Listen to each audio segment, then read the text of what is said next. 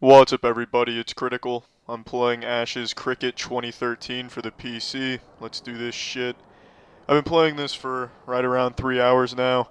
I still don't understand the controls, nor do I understand this sport. But I've managed to get 2 outs, and I think I got like 3 points. I don't know what that means, but out of 3 hours of gameplay, I'm assuming that's quite a spectacle. I've lowered the entire rating of my starting lineup to the lowest it can possibly go, so let's see what happens here. Throw some heat. Oh yeah, look at that speed. It's blistering. Well struck there. Oh, nice fielding. Nice fielding. Catch. Yes. Extraordinary fielding, gentlemen. Keep up the good work. Alright, let's get him with another Lardist. You son of a bitch. Get him with some more. Here we go. Max power. Oh, shit. I'm surprised he didn't explode. Lardiston doesn't even give a shit, though. Look at his face. That's the face of a stone-cold killer. No ball. You damn right, no ball. It's embedded in that man's stomach. Don't even try to find an exit wound. It was indeed a free hit. He didn't even see it coming. Let's keep the top spinner. It's working for us so far. Max power again. Take this, bitch. Lucky hit. Ooh, extraordinary catch, number 33. Welcome to ESPN's top 10. Damn. Oh, fuck, what now? Of course, no ball. For 3 hours now, this golfer's just been standing here calling no ball left and right. Every time I throw the damn thing, he calls no ball. I don't know what it means. Am I pitching right? Am I pitching left? Right, left, right, left? I'm pitching right, you bastard. Oh, I caught him off guard now. Enjoy the noisy cricket. Oh, what the fuck? Is that a phantom on my team? It went right through 66. Either you two want to get that? Alright, no. Alright, he's got it. Good. At least someone has a sense of urgency on this team. Did he eat the ball? What happened? Oh, there it is. Nice catch. From the... Oh! Just surveying the field like any professional would do. You got to keep 360 degrees awareness, ladies and gentlemen. The meat grinder formation. This just isn't fair anymore. I'm going to win, no problem. I can't lose. This is just going to be too easy. But I need an easy victory. I just want to win a cricket match. My troops are in the taking a shit position. We can't fail. There we go. Worked like a charm. What happened to the ball, though? Where the fuck is the ball? No, no ball. It was never there to begin with. What was I thinking? It was just a magic trick, an illusion. What I've really been throwing is my patience. Because I've been sitting here for 3 hours playing Ash's Cricket 2013. And I'm having a blast. Nice catch, number 24. Why exert any effort when you can just wheel the ball to your hand? It's fantastic. You've lost your mind. You have absolutely lost your marbles. You can lasso and throw your rope around all you want, whatever the fuck you're doing with your hands. I just don't believe you. These are legitimately good plays I'm making, and you seem to discredit them. It's ridiculous. Oh, there you go. Now you're interfering. Fuck me, jeez. Interfering with the game. You caught the ball that time, ref. I watched you. Oh, and that ball's there. That's not a no ball. You're holding it, therefore the ball exists. You're the gate between the real world and imagination. Of course, this dude cranks a fucking home run on me. Oh, shit! Where'd this guy come from? I put all my players in the infield. That must just be a spectator that hopped on the field to help me out. Just what the doctor ordered. Can you handle the fastest bowling in the East? Eat this, you shitter of wax. Damn it. And go get it, 66 and friend. We're having a little race between two teammates here. Who's gonna win? Who's gonna win? Oh, neither of them got the ball. Speaking of ball, Mr. No Ball's on his high horse again. Oh shit, 4. A little different than just no ball. Doing a little one-arm sprinkler thing with his hand. I welcome the little change up there. I don't know why he's calling 4. We're not playing golf, and no one was in danger of getting hit by a ball. But at least it's something a little bit different, which is encouraged here. Oh shit! Damn it! A little rematch here between the two friends. Not gonna know who wins because the camera angle's fixated on 99's ass. Goodness fucking me! Number 24 nearly had his head taken off. The ball went right through his throat. What are you doing, number 15? Number 15's just telling me a secret. Alright, here we go, here we go. It's a new ball game out here. It's called Lights Out Bowling. Take that! You stuck-up prick. That pitch wasn't good enough for you? Didn't even want to try for it? That's fine. Just stand there frozen in time. I don't give a shit.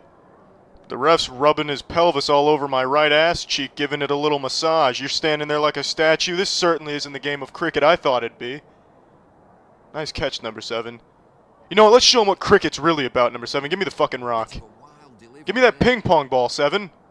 Oh, wide. Yeah, I couldn't agree more. That was absolutely wide. Super duper wide. Wider than the vagina of Zeus's wife, Hera. Oh, here we go. Let's throw some heat. Let's throw some fucking heat. Look at the speed on that. Well, that's a high flyer. Yep, that one is out of the park. At least we have one person determined to catch it. You go, dude. Well, what's this? No ball, of course. I don't even know why I asked. I really don't. At least there's 4 again. I really don't know what that hand signal is. It's like he's patting children on the head, then slapping all of them across the face. I dare you to give me your best bowl. If you hear noises outside late at night, it's probably a horde of crickets! Fuck me. I missed the ball. Damn it, I'll just stand here stunned in disbelief. Stretching in disbelief. You know what, I've fucking had it with this bullshit. I'm walking the fuck out of here. As soon as I have the ability to... There we go. I'm walking the fuck out of here. That was a good hit. I don't know why it didn't connect. Actually, I want to get a piece of this, bitch! Take that, sack of shit. Alright, yeah, I'm just posing for the cameras here, that's all. That's all. Yep, excellent.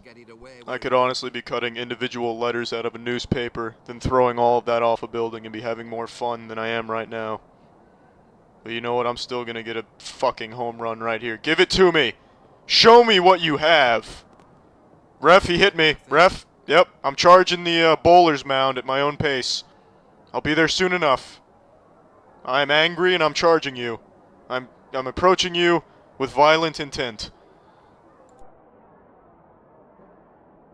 If I'm walking through a field of uncut grass, I'm bound to see a cricket. Here you go. Oh shit, shit! What? Oh shit! We're celebrating, I did something right. Out. Holy fucking goodness. One day is right. One day is today. I got the out today, and it is the only day I will ever get an out. Today is that one day. Holy shit. Alright. Oh, I'm done playing this. That was exciting. Well, that's the end of this video. Remember to rate the video, comment the video, and subscribe if you want to see videos similar to this one. See ya. Roblox is a platform that needs no introduction, yet every time I talk about it, I feel compelled to remind people that this is like one of the most profitable things on the planet. This game has become more popular than oxygen, but I'm sure all of you already know that. There's not a soul on this planet that hasn't at least heard the name Roblox. You could live underground just feeding off dirt, and somehow I'm sure the name Roblox made it down to the subterranean culture. Like, it is actually that big.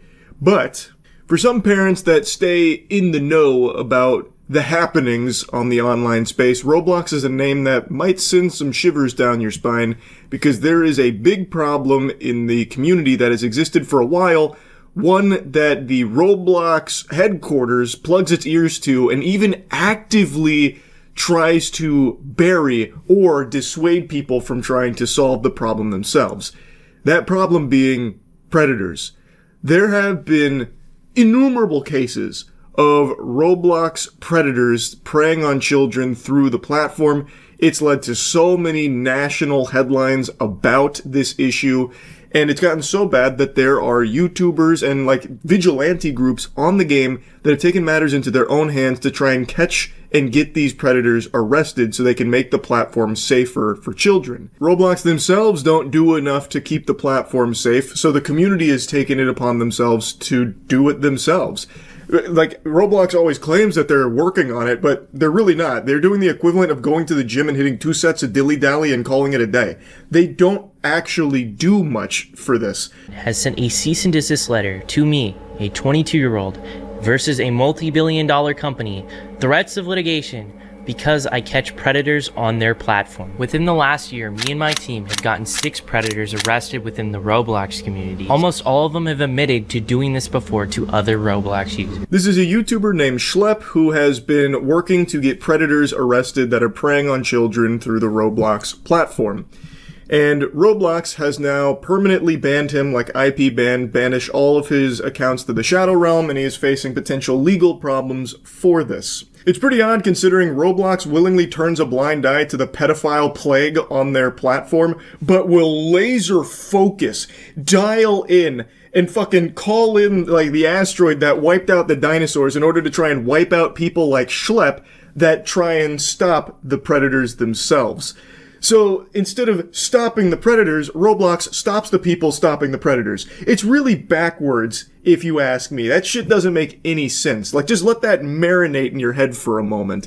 Like, I understand vigilante groups can sometimes be a problem, but when you as the company are doing nothing to actually stop it yourself, what other options are there? The community has to take matters into their own hands and start policing themselves to try and keep the platform safe, since Roblox is really dropping the ball on it. Like, for some reason, they don't even get out of bed when they hear about a pedophile on the platform, but if they hear about a YouTuber doing something to stop that, shit, they fire up like Dracula. They sit up like The Undertaker and they get to business. They go to work. This is not the first time this has happened. They have come after people like Schlepp before, the people that are actively trying to make the platform safer, and it just doesn't make any sense. The CEO seems to be too busy trying to pitch Roblox as a dating platform in addition to being for gaming. I already made a video talking about the lunacy of this idea, but it is like chumming the waters for sharks. The sharks in this case being pedophiles. Anyone who knows anything about Roblox and has a functioning frontal lobe should tell you what a recipe for disaster this is, to turn a platform that mainly targets children into also having a dating site component to it. That he wants to be 17 plus, which is a weird number to choose for that, by the way. But the CEO, Dave fucking Hakalugi Bazuki, really is fixated on trying to make this a reality of turning Roblox into a dating site in addition to its gaming.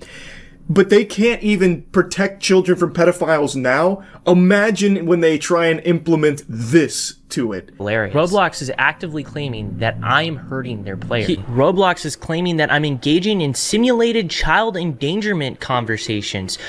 What? So one of the fundamental bases of predator catching is that you cannot talk sexually to predators. Predators are supposed to be the ones talking sexually to you. If you talk sexually to predators, like straight off the get-go, that's entrapment. That is literally what entrapment is. We almost always play a naive kid who doesn't know anything about this stuff, so they teach us about this stuff. If you watch these videos, you know how the chats are going, and they're not even on Roblox. Most of the chat logs are on Discord, and they're accusing me of getting people off of platform onto different social media sites. Let's take a peek at this real quick. While Roblox acknowledges that your stated intentions may be to protect children, and while it recognizes the serious nature of online predatory behavior, your methods, including failing to immediately report suspicious activity to Roblox through proper channels, are actively interfering with Roblox's established safety protocols and critically are exposing Roblox's users to increased risk.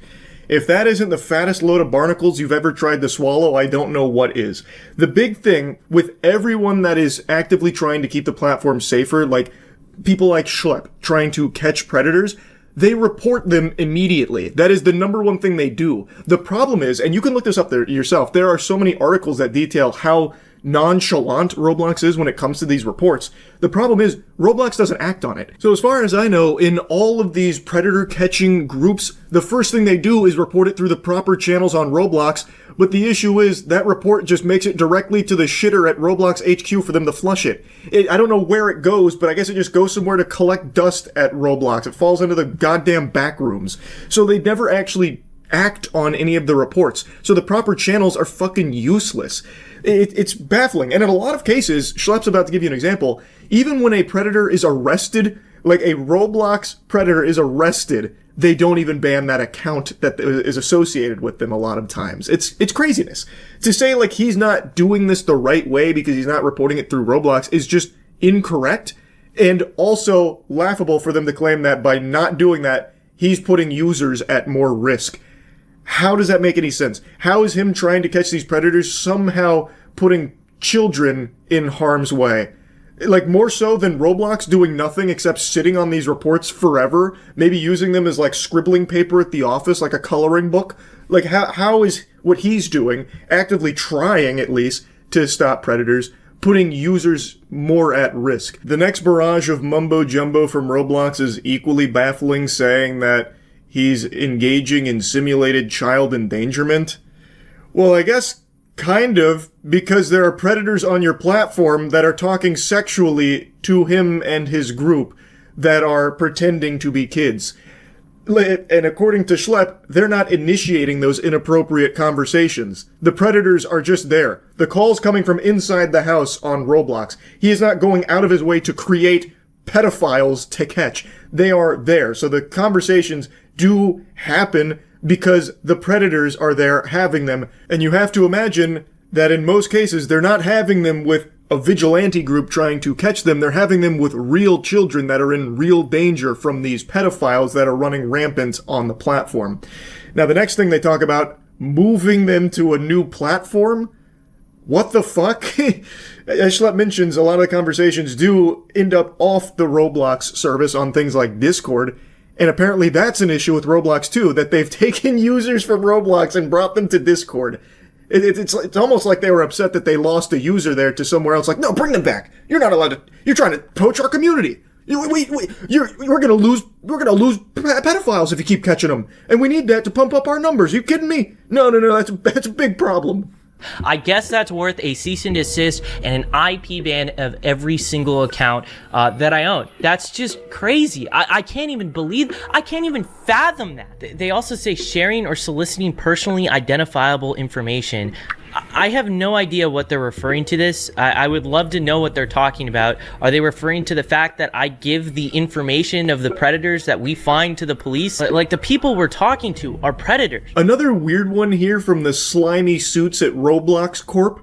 What do you mean personally identifiable information? It almost sounds like they care more about the privacy of the predators than the act of actually stopping them. It's like, whoa, you just shared some of our users' data without our permission. Are you kidding me? You're fucking doxing a pedophile on our platform? Nope. That is not permissible. We do not support that at all. Like, what the fuck? Like, it'd be entirely unnecessary if you would just do your job and give that personal information to the authorities so that way the predators could get arrested, but you're not doing it. So people like Schlepp have to. Like, the most insulting thing is that they told me I'm not reporting people quick enough and I'm not reporting them through the right outlets. Tell me the right outlets. I have been trying to figure this out for like a year now. This here is Nepali Incel. This person actually made credible threats to the Las Vegas sphere in a Roblox game. And I saw this with my own two eyes. And the reason why it's a credible threat, it is because the FBI went ahead and arrested someone for making threats within that same game. I made a moderation ticket about it, and I even actually made a report to the FBI about this. Where is the cease and desist letter for him? Where is the IP ban for him? Are you gonna ban all of this dude's accounts? Roblox uses the proper channels as like kind of this shield, but it's really a myth. It doesn't seem to actually exist because nobody knows the proper channels. They're doing all of like the reporting that they can to Roblox through everything they think is the proper channels. But Roblox, I guess, isn't very clear with what they are because they keep saying, nope, still not using the right channels. Well, what the fuck are they? Nobody seems to know how to access the proper channels. It's like a fucking Call of Duty Zombies Easter egg. How do you get there? Why don't you explain it then? Why don't you make it more clear? Because as of now, everyone is reporting it through what they believe is the right channels, the ones that are readily available and accessible to people to report through, but those, I guess, aren't the right ones. So where the fuck are they and how can they access them?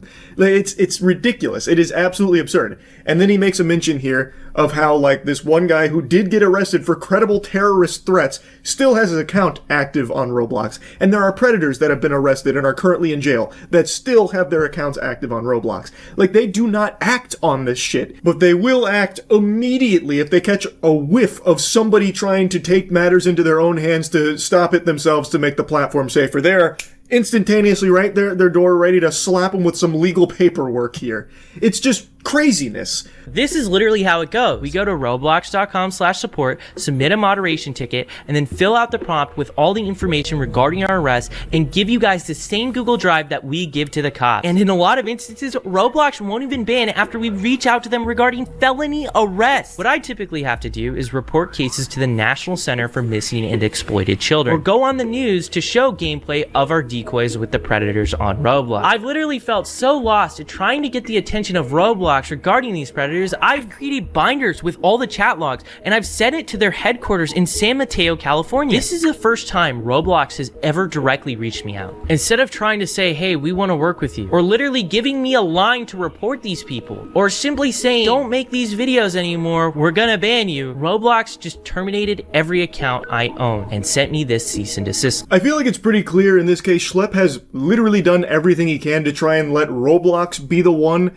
to get these predators off the platform, putting the ball in their court, hoping that they will do the right thing and act on this information, at the very least investigate it, but they're not. Which is why there are groups that are doing it themselves. That's the issue. He has literally exhausted every possible avenue and I guess still hasn't found the proper channel, even though he even sent like physical evidence to their actual brick and mortar location and still got nothing. Like, it's very clear that there is no real proper channels, but they really don't like people trying to stop the predator problem themselves. But Roblox also doesn't want to do it either. So, I mean, what options are left? Just let that continue, let that fester, let Roblox be a platform where children are just completely unsafe? I don't think that's exactly a bright future. This is a platform that does desperately need to be cleaned up. It is a huge problem there, and Roblox isn't doing it. Schlepp then tells a very personal experience he had on Roblox when he was a kid, and how he was also a victim of these type of evil people. And when his mother reached out to Roblox to report all of that and give the evidence about everything that had happened to her son, Roblox didn't act on it, and that individual still wasn't banned until years later.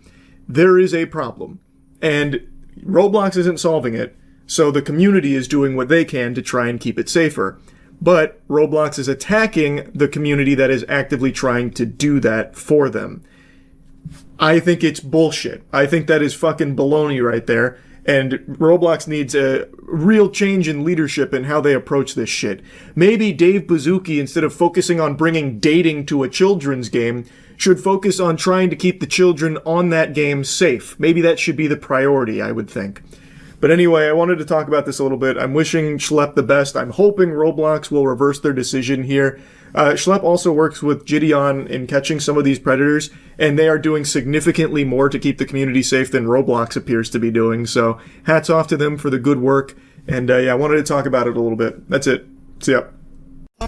Don't know too much about this one. All I know is it's a dude-like roguelike. How many dudes? So, based on what I'm seeing here, it's going to be increasingly difficult challenges like how many dudes to kill a gorilla with roguelike elements. I don't know, a buddy of mine told me about it. Sounded cool from the way he described it. Let's ride, new run. Round 1, 10 toddlers. Oh, one dude could easily take that, right? Oh yeah, this is a freebie. Yeah, did they even touch me? That might have been hitless. I little bro'd them right there, hand out in front of them, giving them the fucking business down here, popping them. Need more dudes. Post a flyer to attract a new type of dude to the ranch. The old Ram Ranch. Okay, so Spartan dudes and Bard dudes. Spartans, 20% chance to block attacks, aim at nearby dudes. Bard dudes, every 4 attacks, Bard dude plays a song that inspires 4 random dudes, increasing their damage and run speed by 4% for 4 seconds. This effect stacks up to 4 times. That feels really good. Let's do a Bard dude. They're tiny horses. They're ponies and ducks. I think we win this. Yeah. I kind of ganged up on my Bard dude, but that's okay. No, I'm assuming he comes back, right? I'll give him like a Senzu bean and he'll be back. Oh, I lost him for good. He's just dead. 36 toddlers. We'll just keep doing the easier fights. Yeah, they're getting cooked. Except this guy might go down. Never mind, teamwork. There we go, good work. 134 toddlers, that should be free. Oh, I don't know, actually, he's really surrounded. And still completely fine. They can't do anything except just like goo goo gaga and fucking throw up tinkle their little britches. God, my bards and clerics do so much. Oh! My God, he fucking blasted my background dudes like a kickball.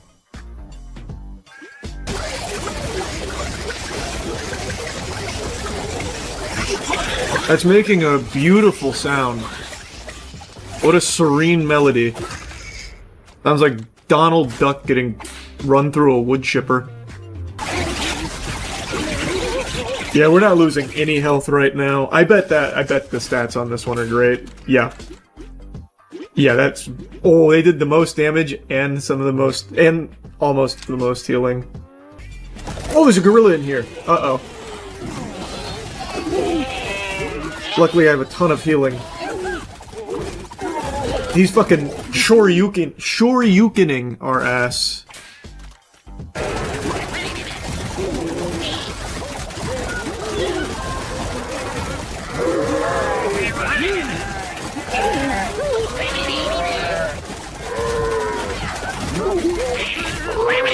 Yeah, in these long sustained fights, I'm basically unkillable.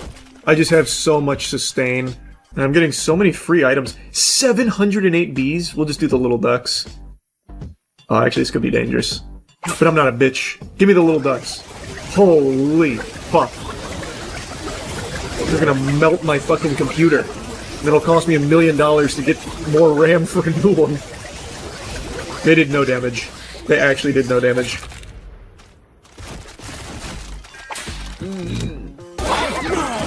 Oh man, this guy's killing us.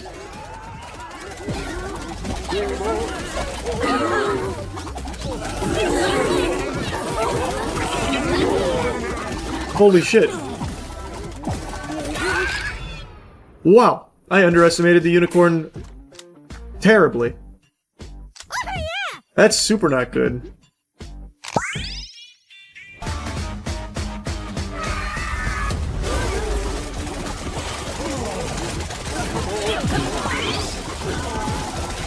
Oh my god.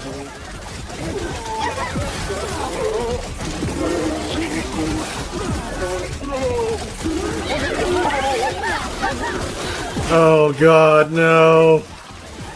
No, my run. Holy shit, these bees were crazy.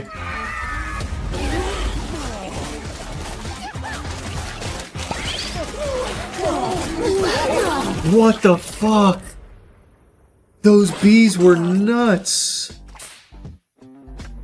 Oh, what?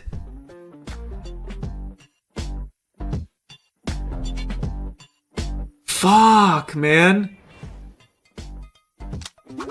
I cannot believe those bees were that hard to kill.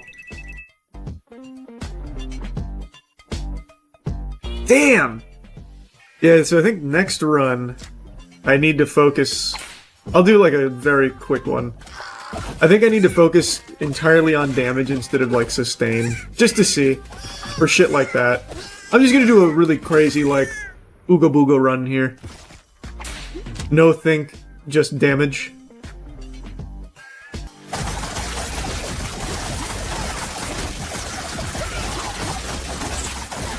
Oh my god, he's absolutely obliterating all of my medics. They spawned right next to the big guy.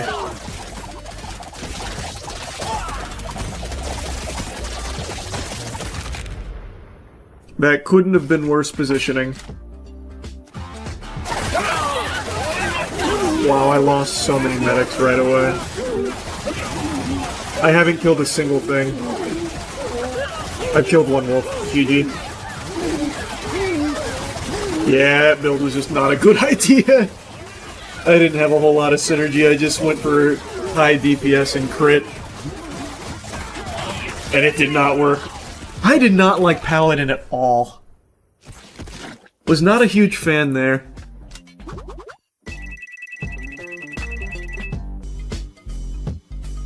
I just genuinely think there is so much potential with Paladins, even though I didn't love them in my last run. Their base stats are so good. I'm going Paladin again. Maybe I just didn't see the good relics. Toddlers will probably actually be easier than this one.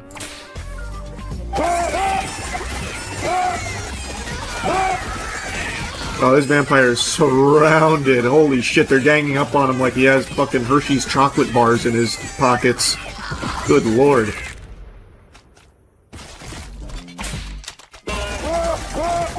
Regular dude just woke up. He just came back from the hospital and immediately died again. And I lost a vampire. Okay, I actually lost quite a bit there, to be honest.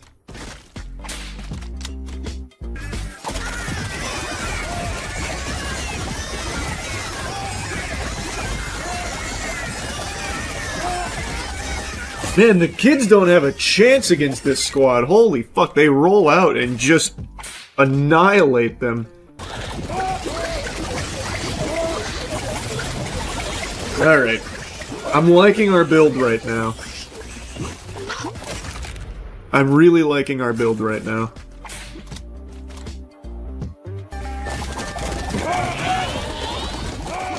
I also have a nice 4 meteors here, which I might actually rip.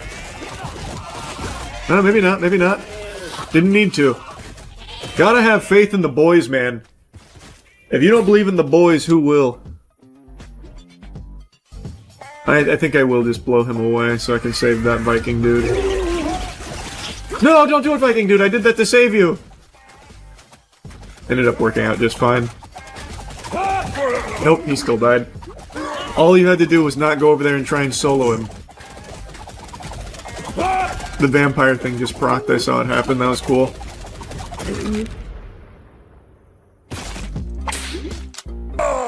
When vampire dude takes damage while below 50, steals 20% health from random dude if that dude has more health than him. That sucks for me. When cleric dude takes fatal damage, he will recover with full health and send out divine pulse with 300% increased range and 1000% increased power. Each cleric dude can do this once per round. Sure. Can't reroll anyway. Oh, my medic's up.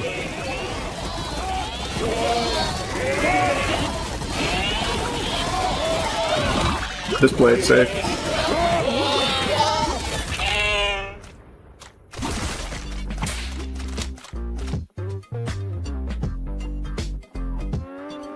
I'm about to have 5 medics come in, so let's do this.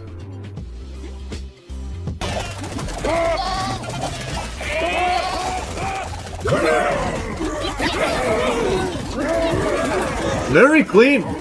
Didn't lose anybody. Oh my god, we are fucking sailing so smooth. Oh yeah.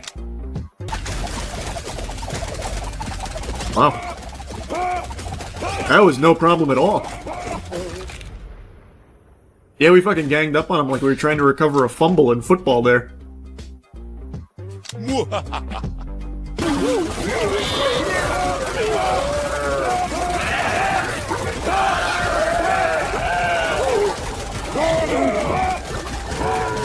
This is pretty clean! This is even cleaner than my first run.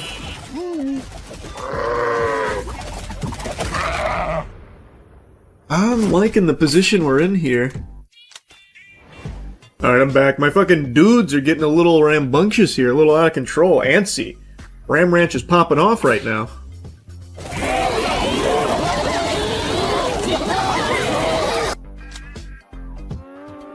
Oh, reduce enemy damage by 1% for 5 seconds, stacking up to 10 times? That sounds very strong. 3 alpha wolves. Fuck it.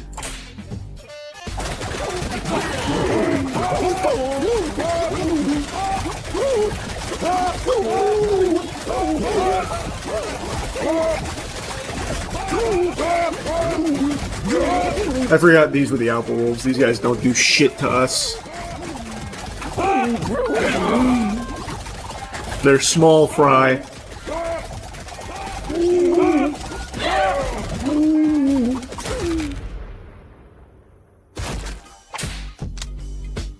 I could give everyone 5% crit chance, like that's probably worth spread across this many dudes. Or I can give my vampire dudes an additional 30% HP. Don't know if I care about that much, let's just do this. This is guaranteed benefits.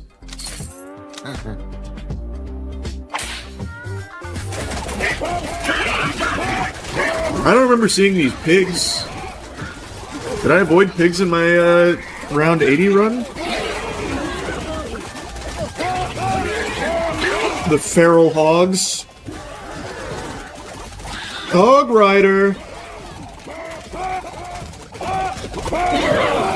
This vampire and this pig were having quite the slugfest there.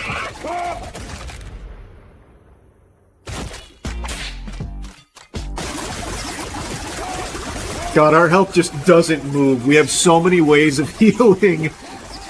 I love the sound that they make, too. It sounds like the Mario Party minigame when you make that song and they just go... Or like Banjo-Kazooie characters. Oh, yeah. I'm just gonna keep load... Oh, that's a lot. 3... That might be a little much. That might be a little too much. If I was a bitch, run it.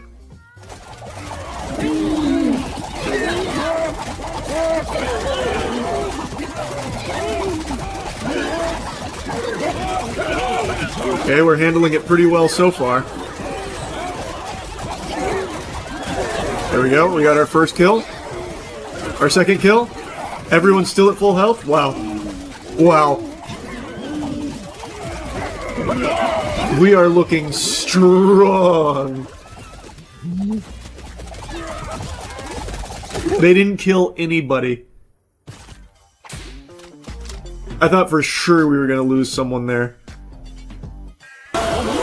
Even the regular dudes are alive and at full health. Even the regular dudes. Holy shit. The God Run. Wow. 29k damage dealt by the Vikings. Yep. Oh, man. The dude crews. Very smooth. You do love to see it. Just more Viking dudes. Might as well. Yeah, we're fucking flipping them like burgers on the grill right now.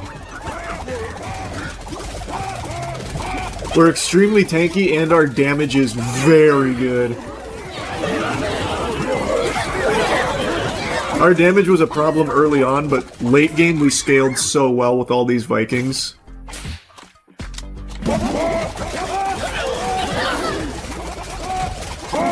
This one's the toughest one so far, but it looks like our vampires stacked the damage reduction on them because they're not hitting as hard anymore. So good, man. So good.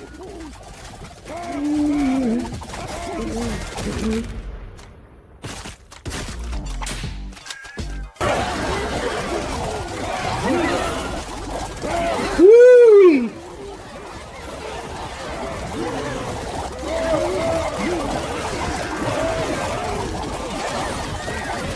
Yep. We got all of the shit stacked, so now they can't kill us. They're powerless.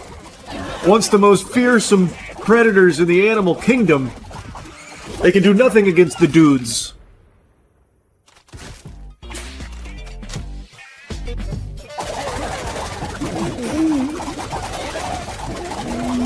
I thought for a second this might have been a tough wave. It was not.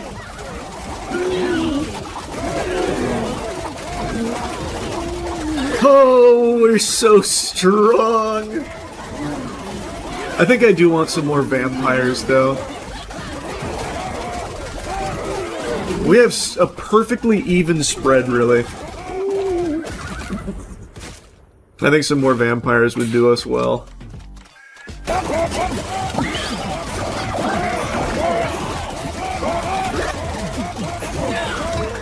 Hang in there.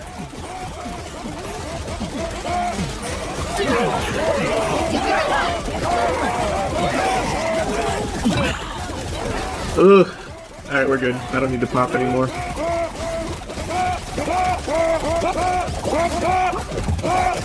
I might have played that too safe, to be honest. I think I might have used too much shit, but whatever.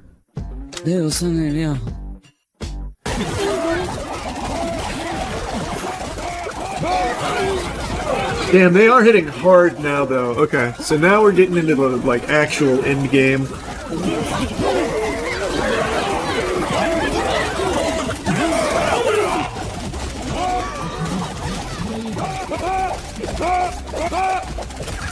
Nice.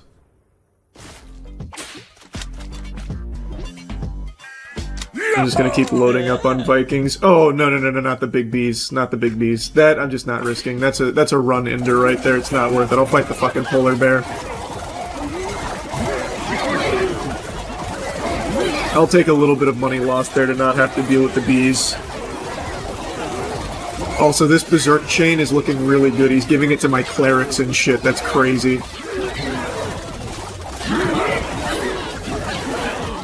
And this one vampire.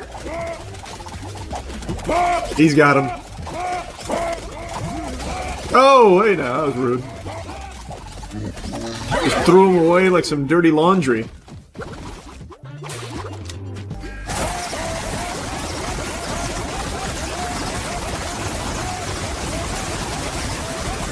Man, the sound this one is making. I think we're gonna get into the territory where it starts fucking melting my GPU. It'll cost me $12,000 to get a new one with the new fucking Nvidia prices that are rumored to be coming out.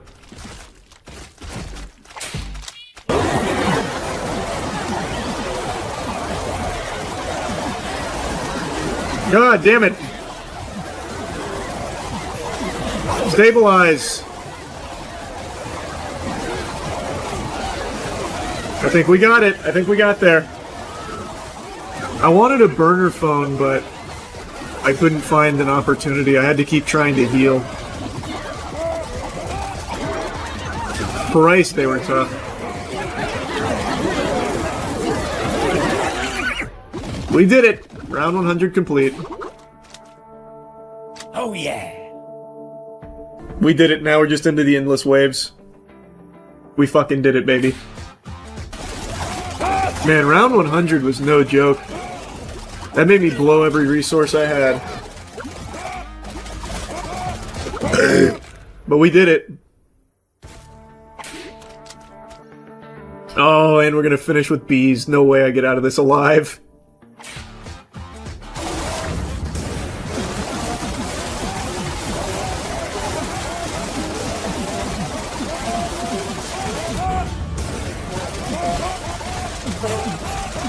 Unless...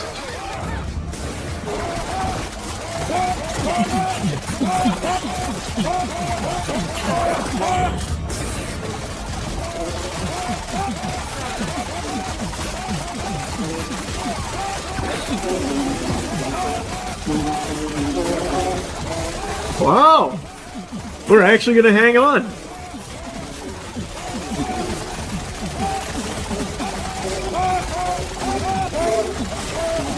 I thought for sure the bees would cook us.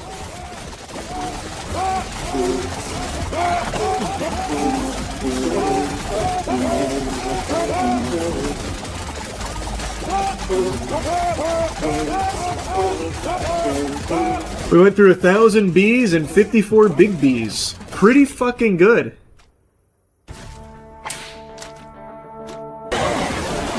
Just keep dropping meteors.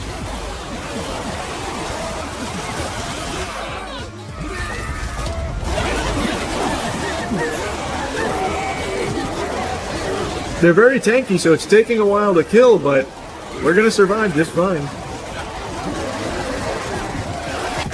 I'm excited to see what else they add to this game. Because this is still just a demo. I imagine they'll get up to things that aren't just animal related.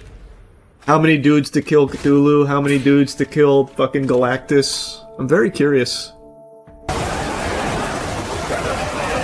Wow, we're gonna fucking survive this too. Really? Wait, we're doing so well. I'm telling you, man, vampires might have been the secret sauce. Paladins and vampires. We already knew cleric and medics were amazing, and Vikings always sounded good, but I had no idea vampires would perform this well. They're unkillable. Even when one does die, it revives itself, and since it has so much lifesteal and shit and overhealing, it probably just like gets itself all the way back to full without me even noticing. Very cool. That's some good shit. Oh my god. I didn't think we'd be able to buy here. What the fuck? This is so good.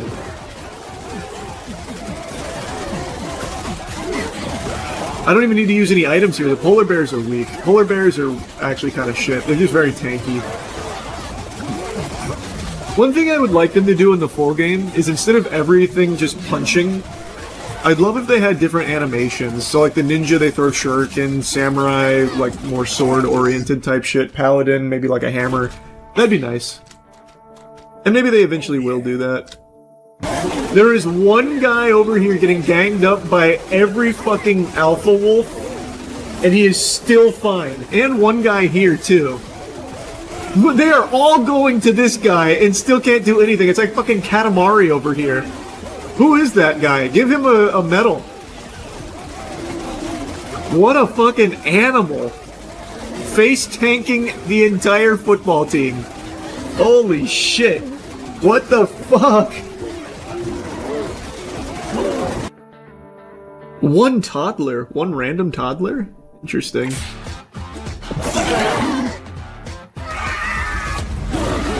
Is he gonna be drunk? Yeah, they just killed a paladin right away. Run!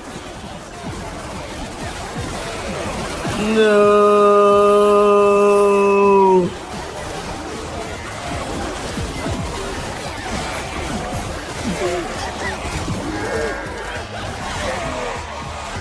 They got us. 1,600 geese. Round 114, that's pretty fucking good.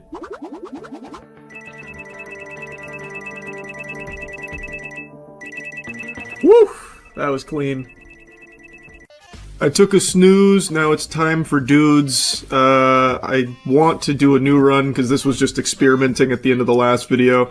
Got up to, what was it, round 114, but I think I can go all the way up to round 1014. I truly believe in myself. Now that I've become the master of men, I feel like I know what to look for, what kind of build I want.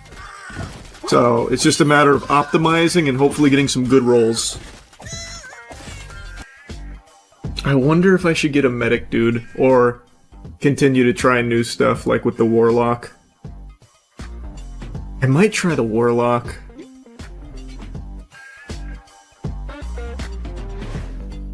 Let's try the warlock. We haven't used them before. Let's see how this goes. Just out of curiosity. I feel like that's going to be really good. Both of these are good.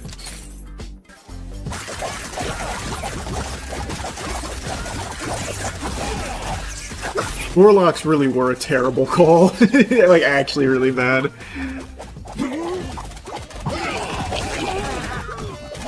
That's okay, though. That's okay.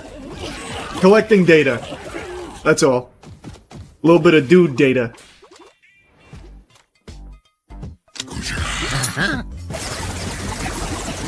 Warlocks were just a really bad choice. I think I'm just going to abandon Warlocks, unless they have a really good relic that I haven't seen yet. This is gonna need to be dude juice for sure. Lost too many clerics. Ooh, the bees. I'm not afraid of bees anymore. I've grown up.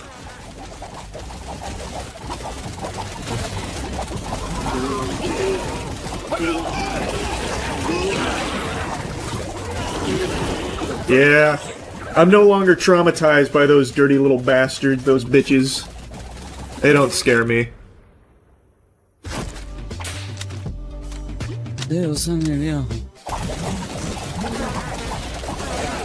That's perfect. They instantly killed 10 skeletons, so now we are so buffed.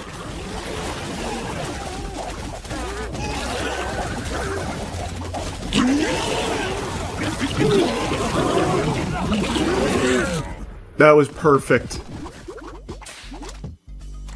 See,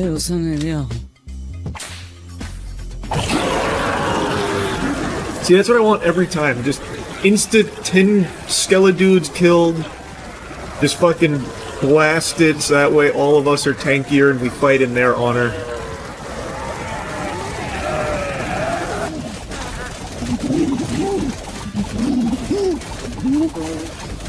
Wow, our damage is incredible because of the skeleton dudes. Holy shit. Them dying just gives us so much. We get so much value out of it. You know, the Warlocks really weren't the worst call in the world. They just don't ever die.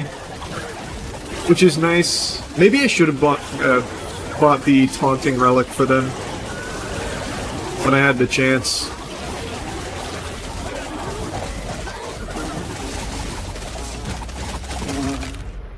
And I think focusing on, like, mainly these 3 units has been crucial. Instead of spreading everything out. Oh my god, the amount of skeleton dudes we can have there if I can just find a taunt. I'm gonna grab this in the hopes that I get a taunt. Because this just seems so good. This is great, but I'm trying to invest for, like, going into 150.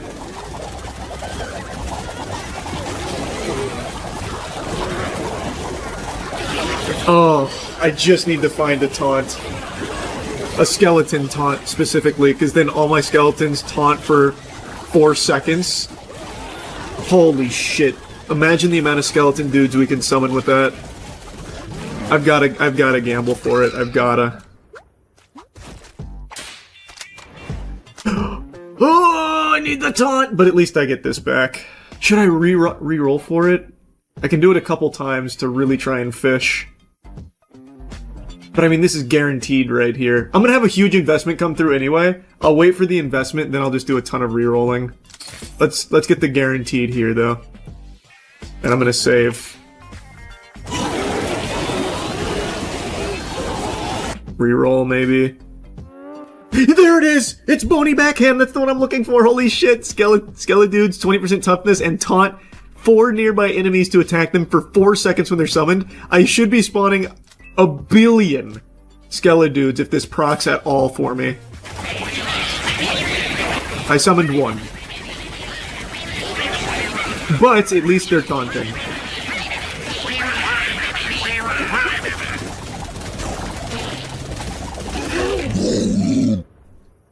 The taunt is still incredible. There's my huge investment.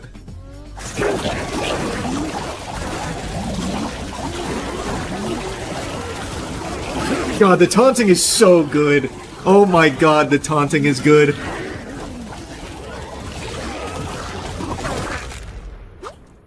Fuck, what a crazy run.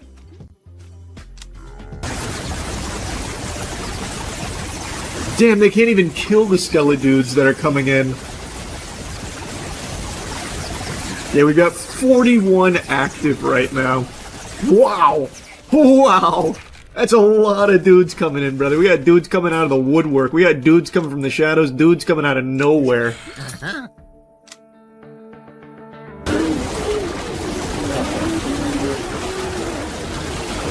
Somehow they're laser focusing on our clerics. What the fuck? I've summoned over 200 Skeledudes. Okay, next one I'm gonna have to pop my phones and get the clerics out. Ah, Jesus.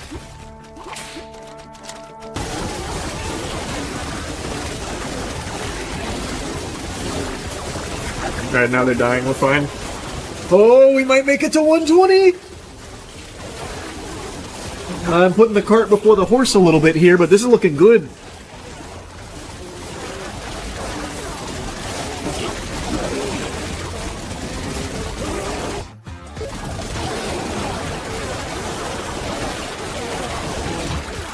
GG.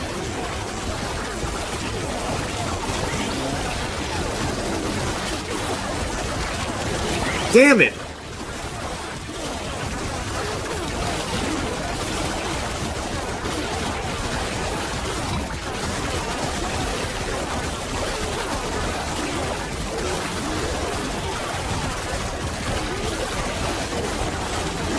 The polar bears didn't really fucking do anything. It was all entirely the gorillas. Fuck, man, the gorillas were strong.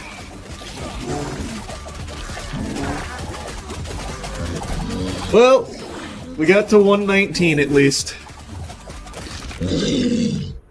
If I hit a store, we're good, but I don't hit a store here. It's next round I hit a store. GG! 119.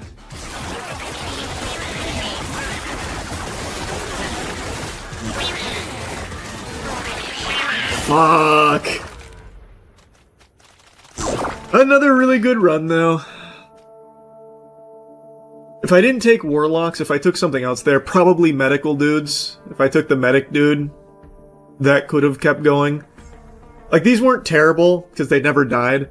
But if I took the medic dude there, oh man. That was a throw here. I just wanted to get experimental. Taking that was a throw, but still cool to see.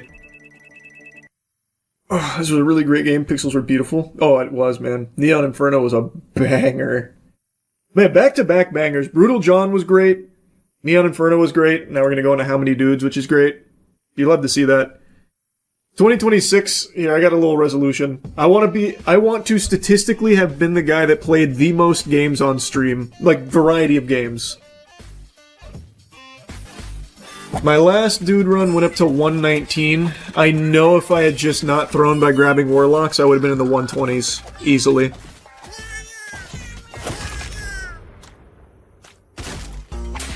I've got a good handle on the fundamentals. A Bard would be great, too. But I think what I'm going to do is I'm going to go Necro Dude, Franken Dude, because I think that's the strongest combination in the game. Cleric for sure. And then maybe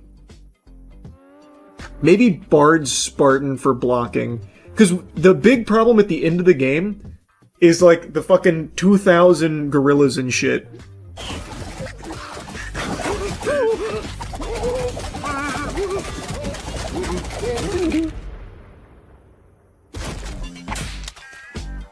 There's the cleric! Oh my god, we're getting everything we need right away! Painless!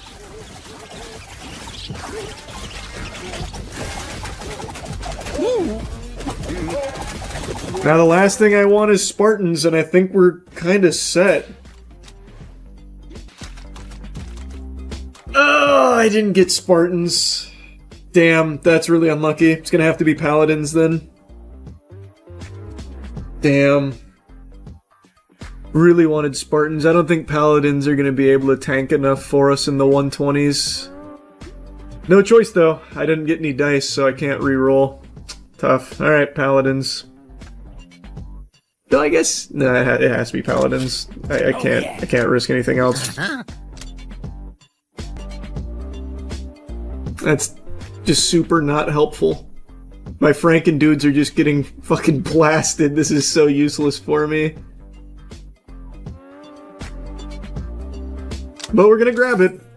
Again, we're gonna try and prep for a 120 run. It's looking unlikely, but oh my god.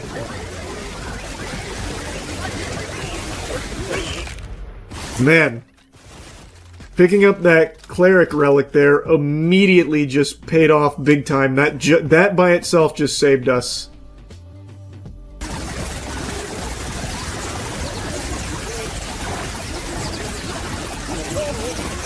Alright, alright. Alright, that's looking good now. That's looking really good now. Alright. Are we back? Are we fucking back?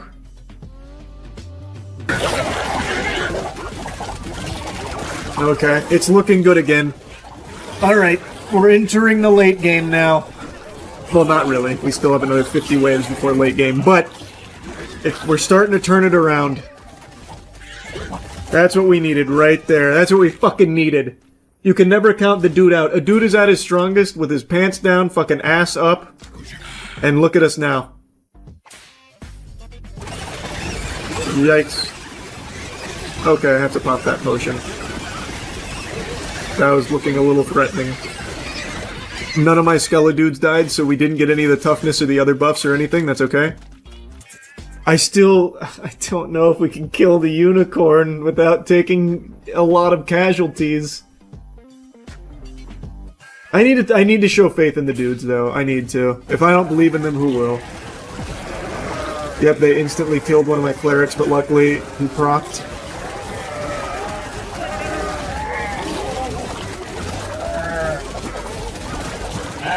Okay, we only lost 3.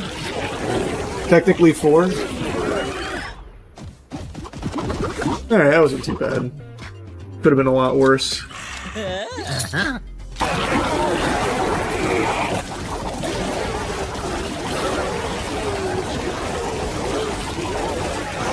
Yeah, I wish I didn't grab these 4 paladins. Like, I had to choose paladins because there was no other option, but I wish I didn't grab 4 more of them. That would have been really nice if I spent it on bards or franken dudes. I fucked up.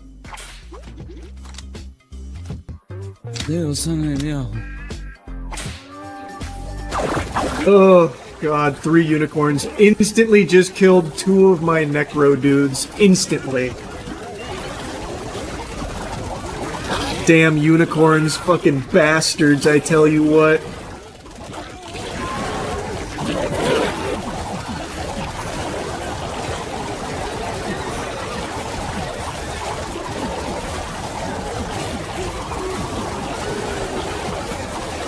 Man, these bad boys are standing strong. Holy. Having a hard time chopping them up.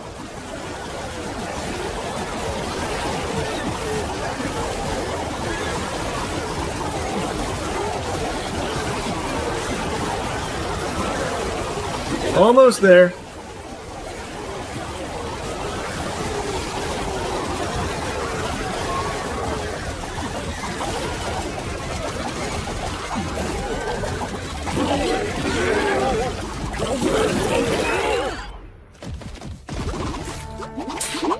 They did not go quietly.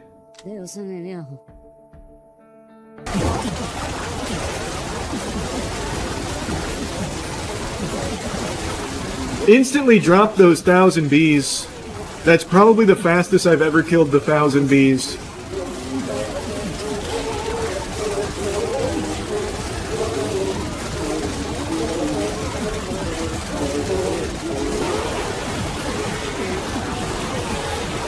Hang in there, you fucking bastards! Please stop dying. My bards are getting clapped. Alright, we're fine.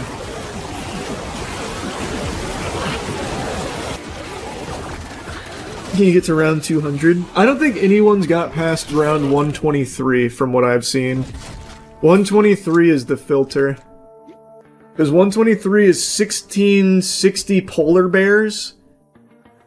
And I think the only way you can get past that is with Spartans.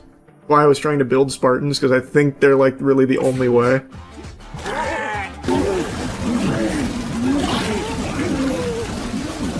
Man, they're tapping my bards hard.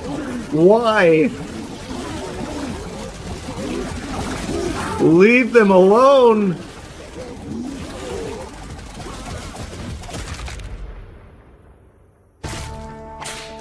The only units I fucking lost were bards. Oh yeah.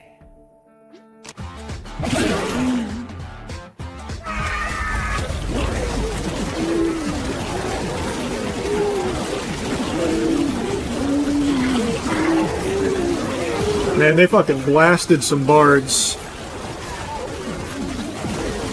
Damn, they're still blasting some bards. Oh fuck, they're really... Oh man, they're really getting after the bards.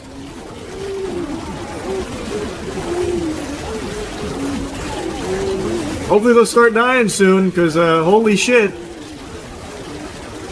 Jiminy Christmas. About fucking time. My god.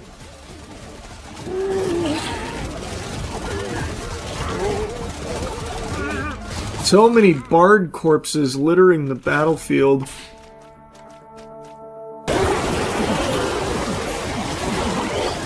Oh god damn. My Franken dudes!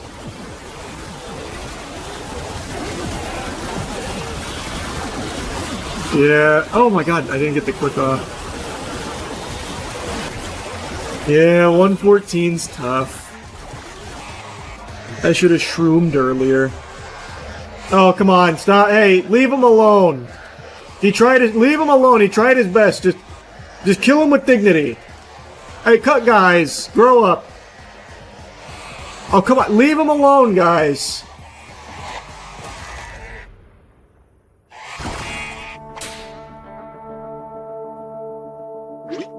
Damn.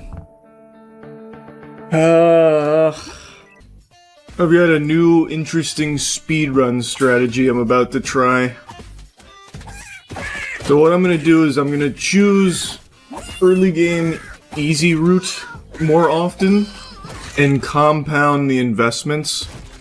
So I'm just going to keep stacking them till it gets hard. Ooh, this is a rough start. Okay, so now I have a decision to make. Do I go Frankendudes or do I go for Bard? I actually think I go for Bard.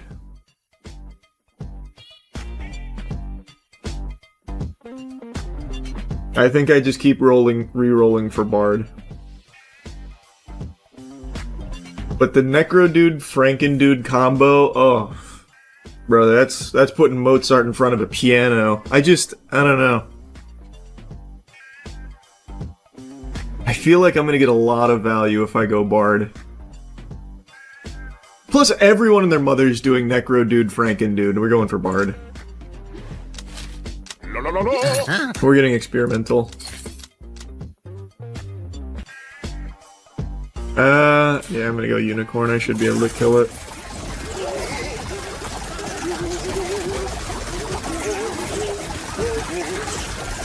Yeah, the taunting was really good here because he's all over the knight. Look at that. No casualties on Unicorn Wave. Oh, fuck, that's nice. That's some good shit.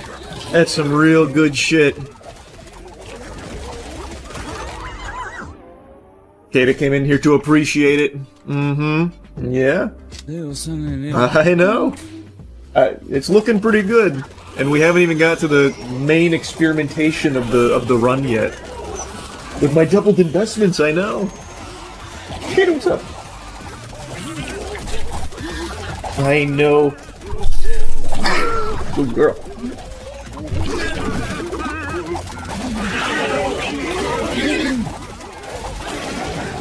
I'm very surprised. Like this, I've been like malnourished this run on relics because I've been saving, and we're still this strong. This is pretty solid. I do think though after this boss, I will need to do the easy routes. Because, like, see, like, now I'm starting to kind of get slapped around a little bit here. We lost a couple units.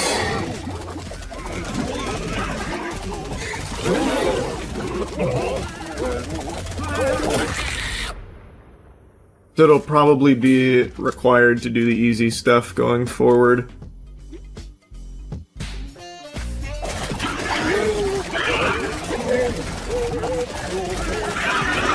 That Unicorn is really looking at that Bard right there. He's being real mean to my Bard. He's bullying him for no reason. What a piece of shit.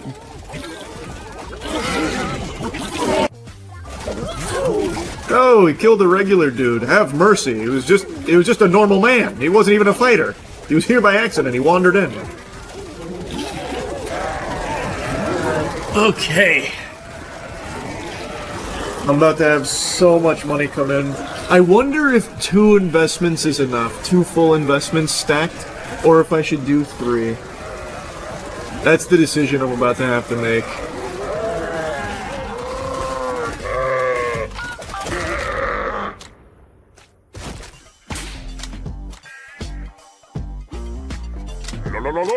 Cha-ching! So there's 12k. That's fucking massive.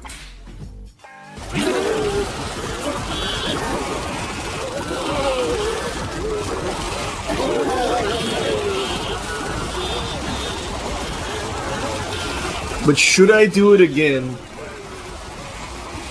Get up to 26,000 by the end. Like, I'm still doing fine. I can't decide.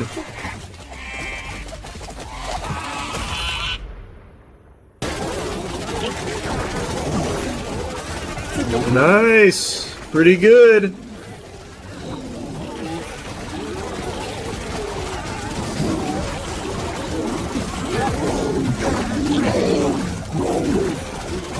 The damn shame still no Bony Buckler. Or bony backhand, whatever the fuck it is.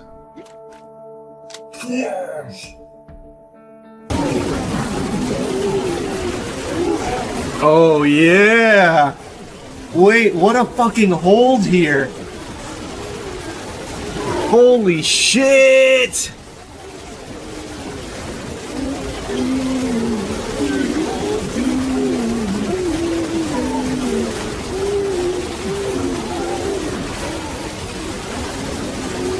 Nice! So good!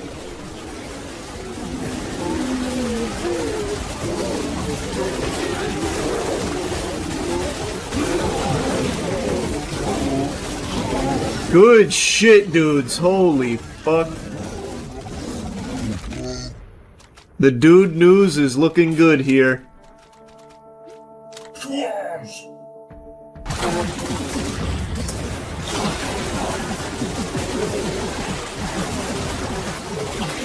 They tried to separate us.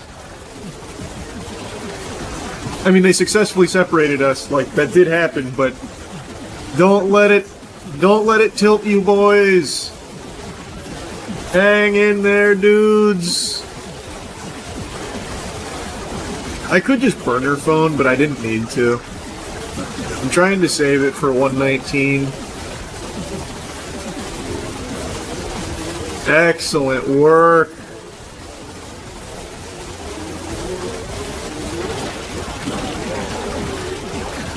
Nice. We lost a couple of bards, but that's okay. That's what dude juice is there for. It exists for a reason. I actually want to see the stats on this one here. I feel like the vampires did a lot for me. Reducing their damage.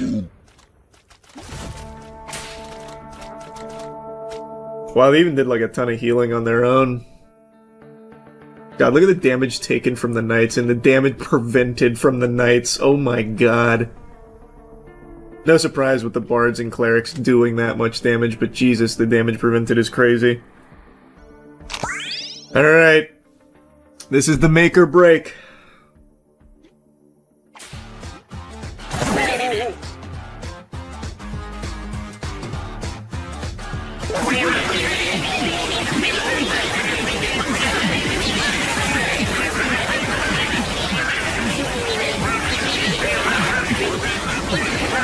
Come on, boys. Come on, boys.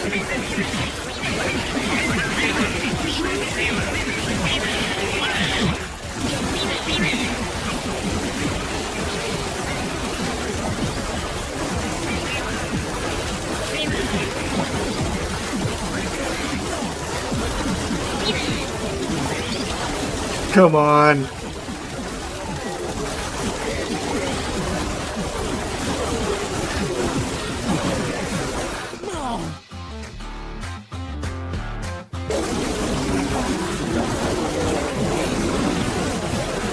Fuck, man, 119 is just too hard.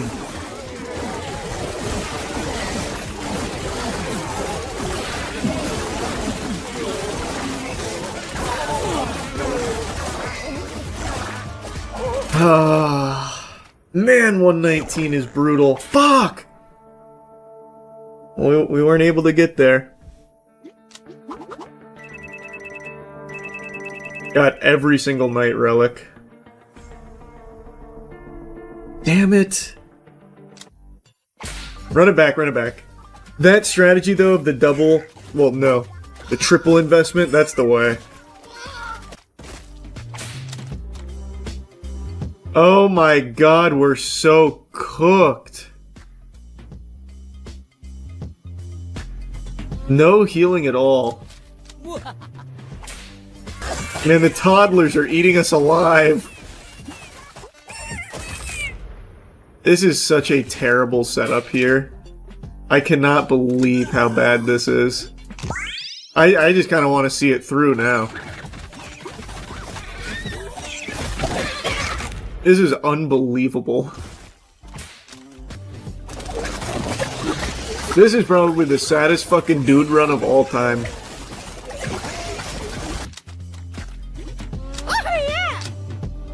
I can't decide if I want Cleric or Bard more. I'm kind of leaning Cleric. Bard's extremely good, though. Thank God I saved my pocket dice. Oh my god, no way. That's incredible. Even double pocket dicing. Well, that's pretty much GG.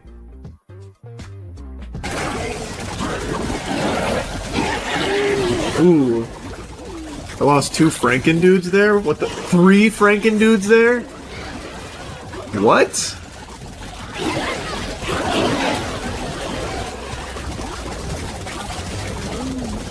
Wow, I didn't expect that.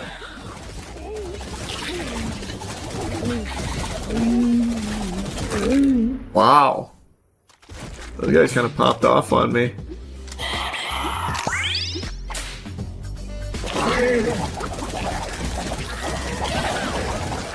Yeah, wow, what they are actually clapping my Frankendudes.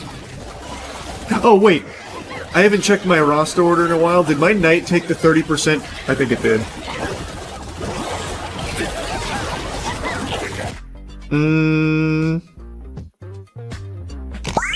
Yeah.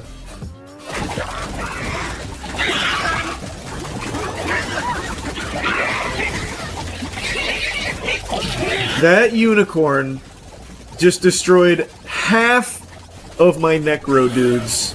That's crazy. What a rampage it just went on.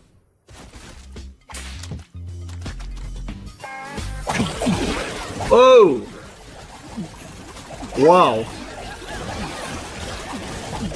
There goes half of my Necro dudes. Wow.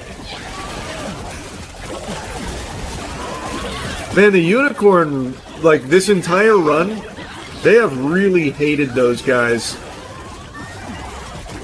They focused the fuck out of them. What in tarnation?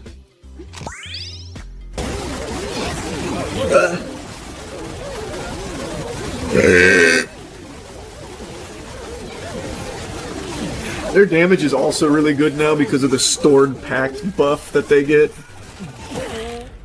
So their damage has been really good. I've been looking at the numbers. They're constantly like second.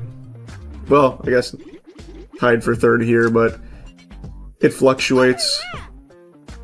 Their damage is really good. That's the important thing. Wow. Insta-killing. Half, yep. The unicorns fucking hate necromancy. Okay, but the free restock was helpful. Oh my god. Oh my god, these are both so fucking good. Ah. I mean, this is better in this situation, but that's also so good.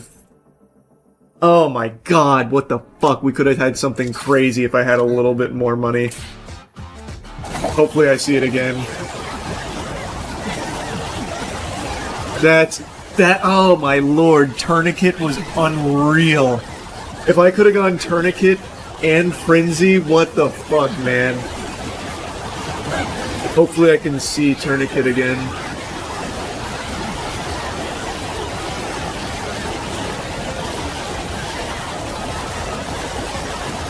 Haven't lost a single non-Skella dude.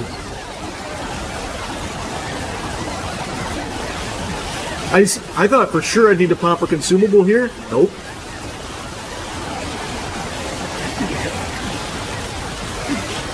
Even my one knight, unrelicked, is still alive. Holy shit.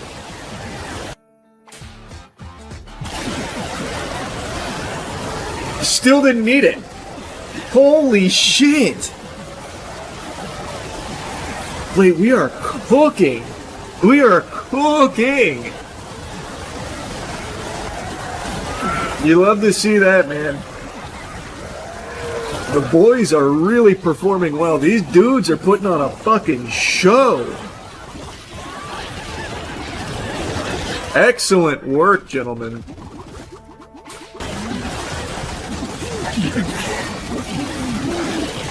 It's fucking unreal. I haven't needed any consumables. This is great going into 114.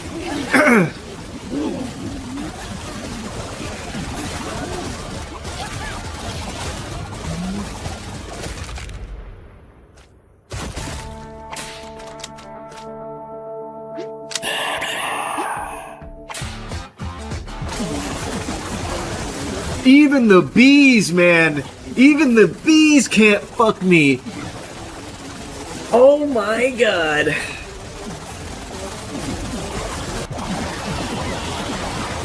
No fucking way! Holy shit!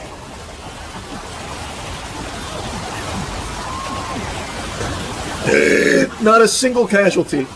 Or consumable.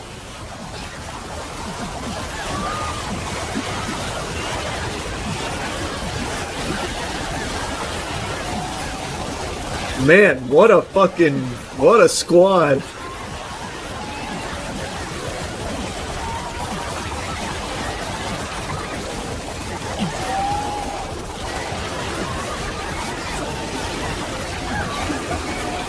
Warlocks did great, man. Warlocks really did impress me here. I'm very proud of them.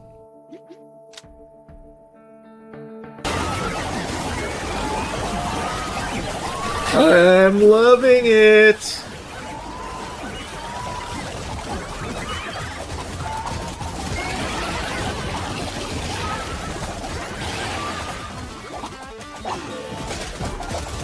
Those unicorns even tried to isolate one Franken dude, bully him, and couldn't.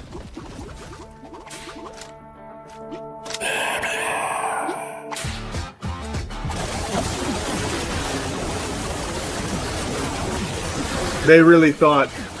The big bees really thought, huh? They were really thinking there for a moment, weren't they? How interesting. How truly interesting to have been thinking. Embarrassing. Embarrassing. Alright, it's 114, baby.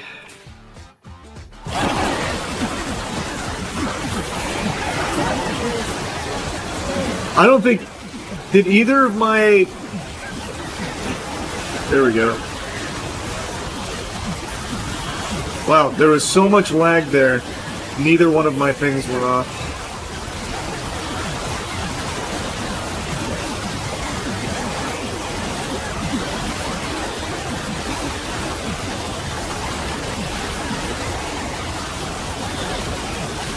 Nice.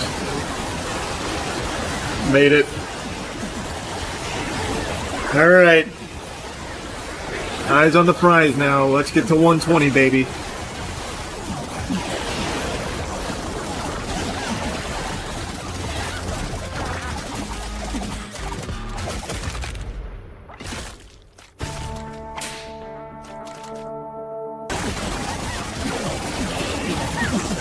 It's crazy how the knight doesn't die.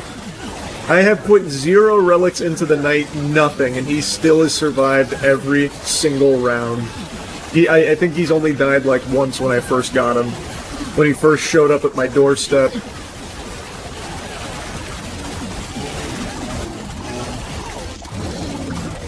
Alright, 119. This has been by far my best run. This is my best chance.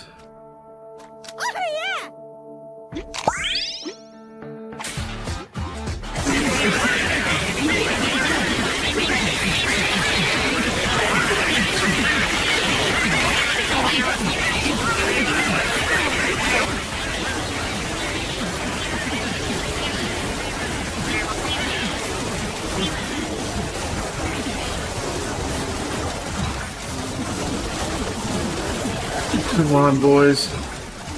Hang in there, hang in there, hang in there.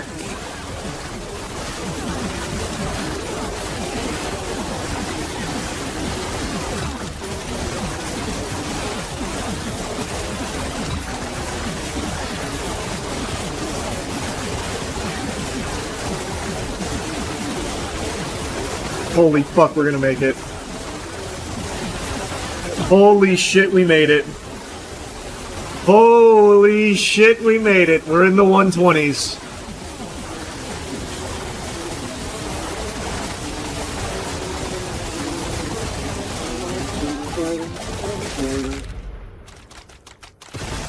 We fucking did it. We're in the 120s. Okay. Uncharted water.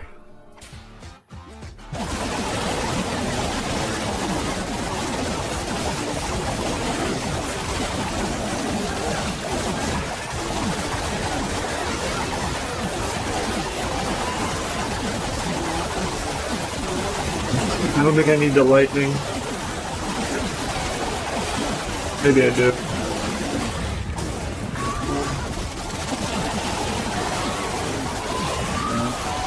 Nice! 121!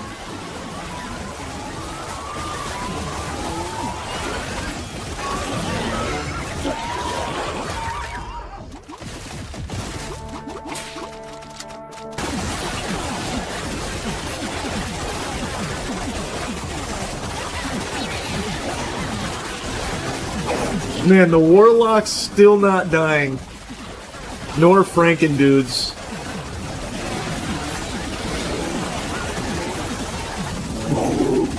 Alright, we're getting to 123. Getting close. I don't think anyone's beaten 123 yet.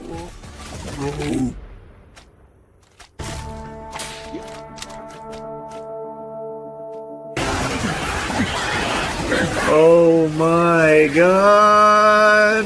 No!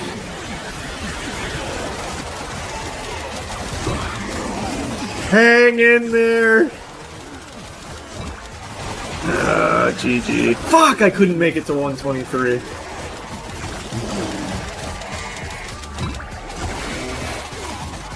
Just shy.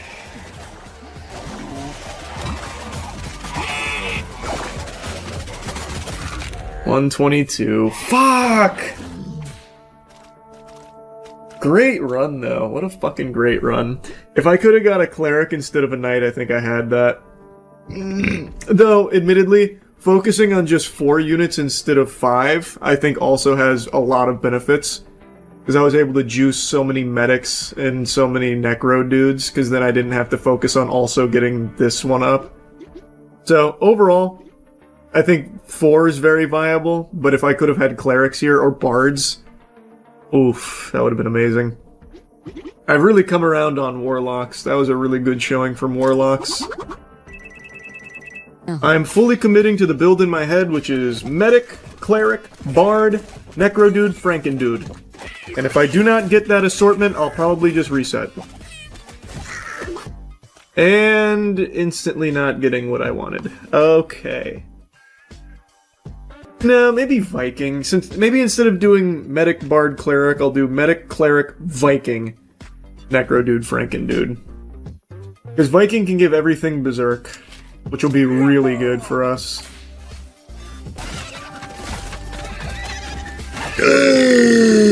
Yep, there we are. That's the sound of a dude. There we go, we got our frankendudes. Nice. This is the one I wanted. That's the exact one I wanted. And pocket dice. Actually perfect. Threw that goose like a football.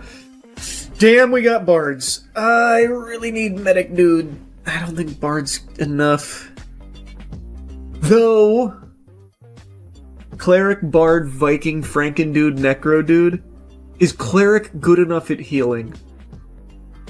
I don't know if cleric can do it. That's the only problem, is I'm not confident cleric is enough healing. Bard is so fucking good. I'm doing it, I'm doing it. I need to save this just so we can get necro dude for sure.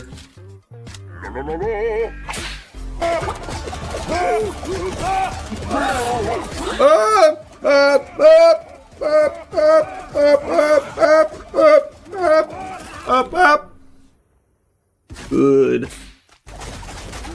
I'm pretty optimistic here about this run. I feel like... Because when we get to 122, their damage increases 2% every second. Oh, come on, not like this. Oh my god, not like this. No way. Okay, I'll go fuck myself. Really? 4 rerolls and no Necro dude. I guess we'll try this, but now my Franken dude is fucking useless.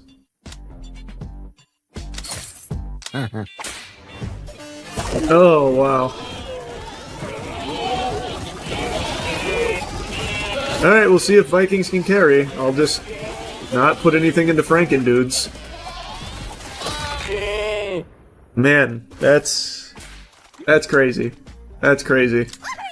That blows my mind. What shit RNG that was.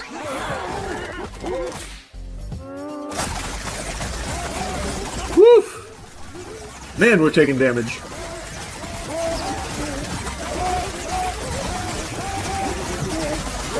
But at least they're saying ha, ha, ha, ha, ha, ha, ha, ha. Like in Chivalry when you spam emotes.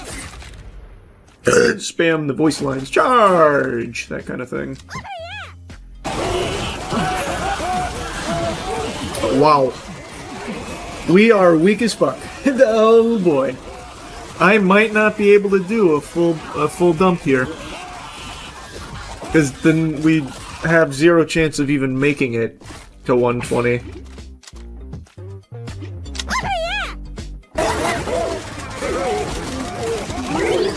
Come on, come on, come on, hang in there, hang in there, hang in there, hang in there. Nah, I was right. I knew we couldn't survive that. Oh well, that was a terrible run. I did not get the shit that I wanted.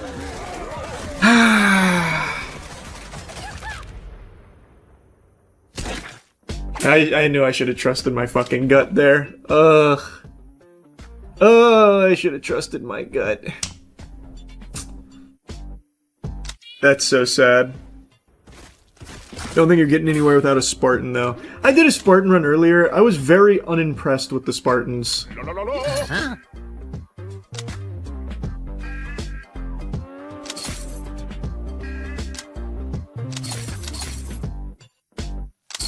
Oh, this is tragic. Oh, this is so tragic. That's crazy. Okay.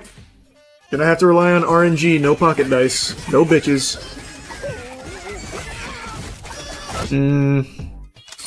Please, I need pocket dice.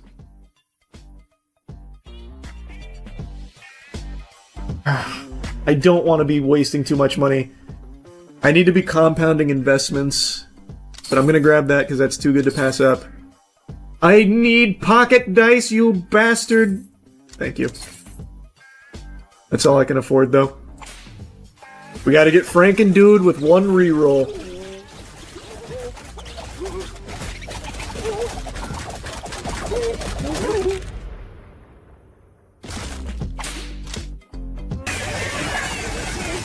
Yeah, I've been kind of addicted to this game. I just want to be one of the first people to beat round 123.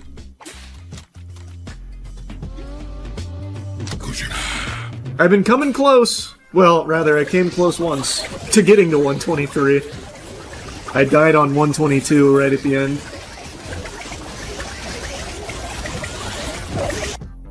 Okay, no Franken dude in our first set here. Oh my god, not like this. No, no, no, we have one more reroll. Franken dude! Okay, we're cooked. GG. Probably GG. I guess just medics. But the run is cooked. The run is actually fully fucking cooked.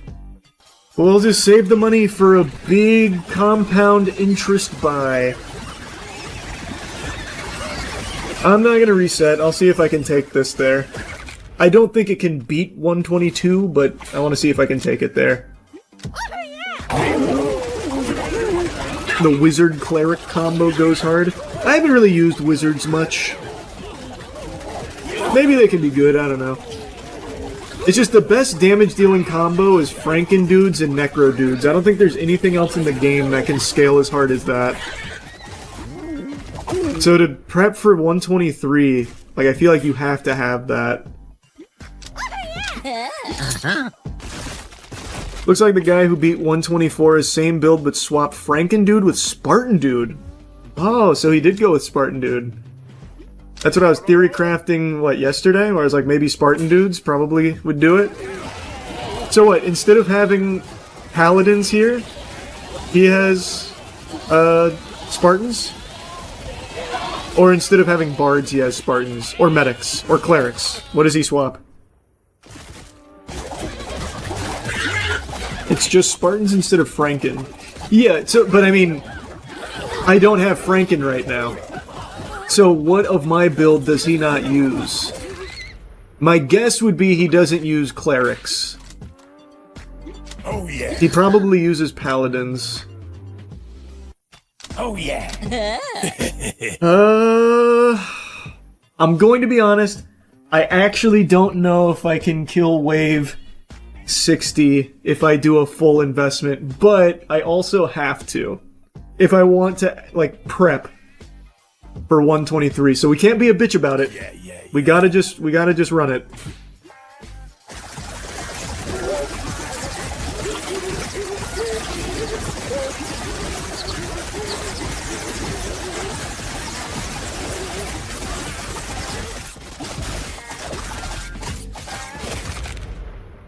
Alright, let's see if we make it. Just give me another bard. Just full buy. We got all my dudes back. Alright. Oh, we're fine. I thought they'd be hitting a lot harder on this build. Oh, we're good. Probably. Bards are dropping a little lower than I'd like, but we're still fine.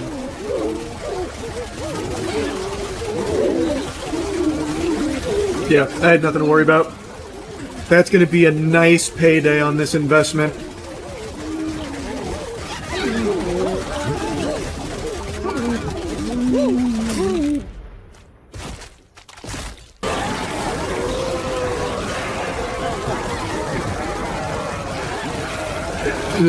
Does this go on forever, or is there an end goal?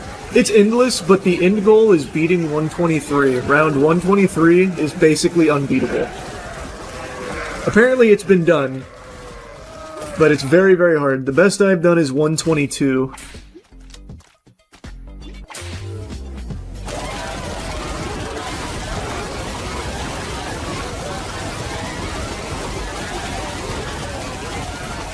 Now we get to cook! Yeah, I know. The bitrate gets absolutely destroyed for this. Nothing I can do about it.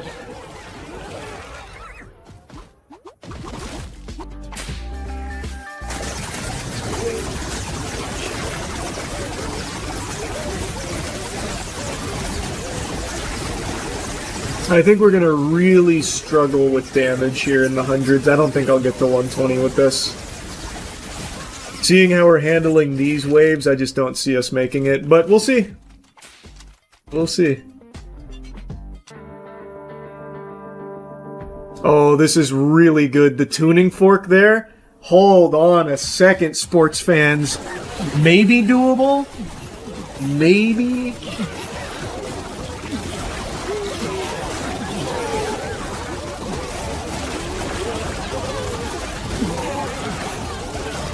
Tuning fork is so good for us right now.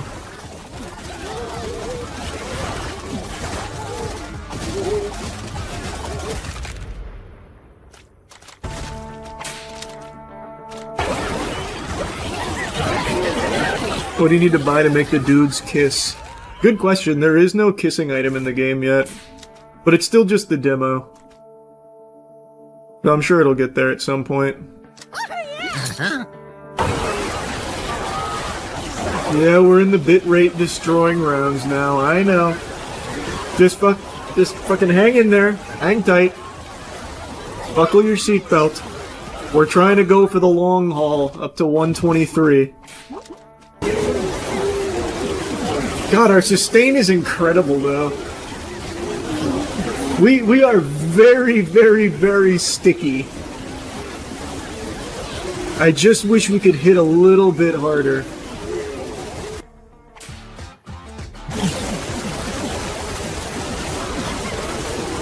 Got a little nervous there for a second. Bees can fucking sneak up on you. They can get you when you're least expecting it.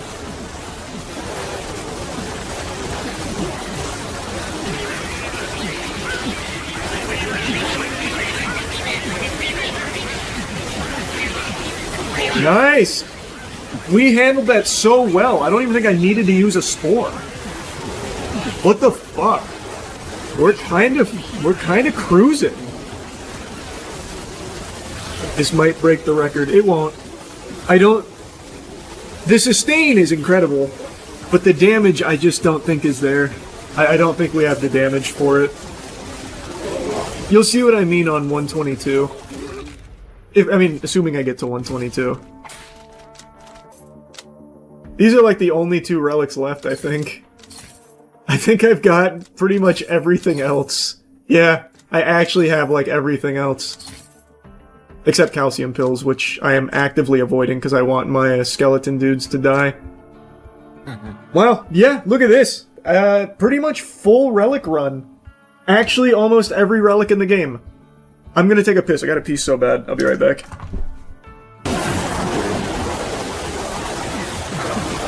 And this is what I was worried about, though. Our damage isn't that good. Our damage is very pitiful. Look how long it's taking us just to kill these bees. Yeah, I don't think we get through 122 like this. Well, if I spam consumables, maybe.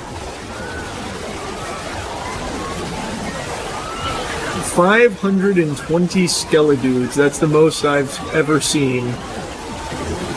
Can you imagine if I had Frankendudes like I wanted right now? Can you even fucking imagine? Now, this is what I don't understand. How would you even kill them without Frankendudes? Kill them faster without Frankendudes. Like, the Spartan run apparently used Spartans instead of Frankendudes. How the fuck is that possible?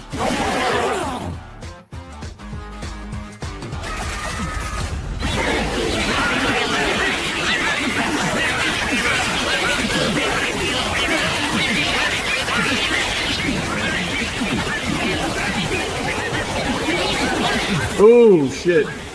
Oh, no, go, go, go. Oh, fuck.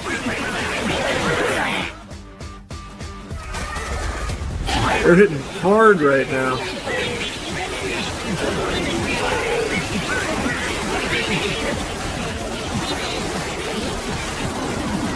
God damn, okay, I'm gonna have to meteor again.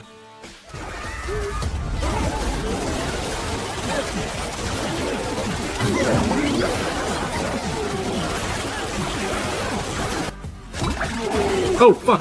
Oh, no, no, no, I wanted to click here, but I accidentally clicked the guys. Oh, Jesus.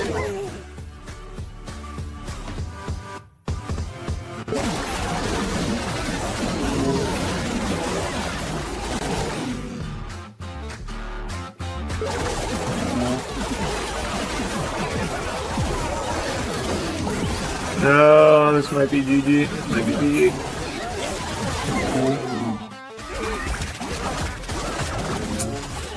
Damn, didn't even make it to 122.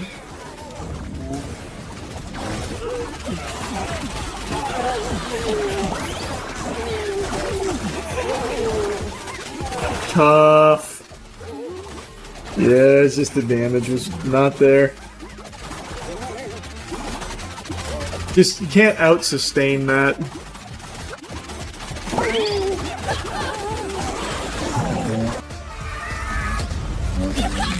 No. Yeah. I don't know how you do that with Spartans and not Frankendudes, to be honest. I think I know the perfect build.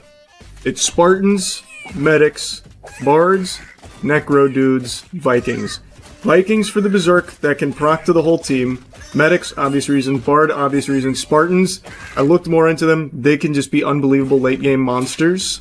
Both damage and tankiness. And I got none of those here. Except the Necro Dude, which is fine. And Necro Dudes I'm going to be running because I want the Skelly Dudes to die, so that way I can get a lot of extra buffs to the team. So that's going to be my synergy. But I'm not going to have a ton of Necro Dudes, I'm mainly going to go all in on Spartans. I'm only going to be using Necro Dudes up to a certain amount. Probably 10. Maybe... yeah, 10. 10's probably plenty. And I don't want toughness because I want them dying. Like, instantly I want them dying. The main thing is Spartans. I think with enough Spartans you can probably just solo... they can probably just fucking solo up to 123. From what I've seen with their late game relics. Spartans. Huge. This might actually be the first time this toddler round kills me.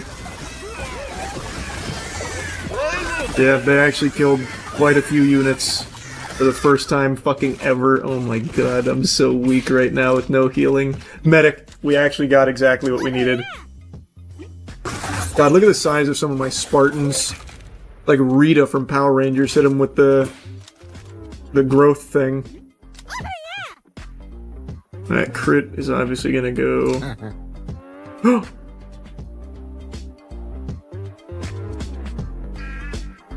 I just made a big mistake by accident. I didn't mean to... I accidentally clicked when I was dragging... It's okay. This could be a huge investment play. Easy route forever, obviously.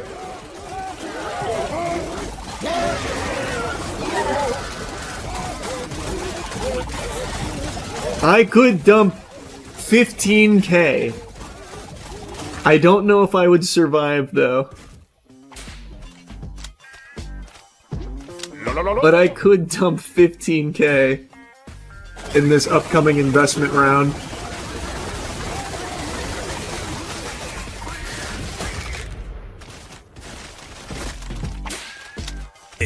I'm really thinking I might do it. Though, if I just do the coward package, I'll still be at very close to the same spot I normally would be. But man, if I do 15k basically in there, holy shit. I could buy everything, which I've already done a few times. But I don't know if I will make it there without buying.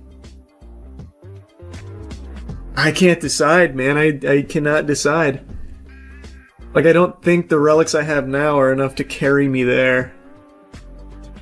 Fuck, this is a tough call to make. I think I've just got to do coward package.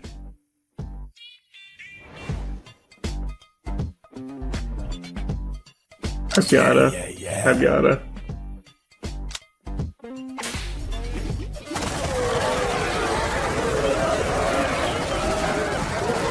I wasn't 100% sure I'd make it there if I did the whole thing.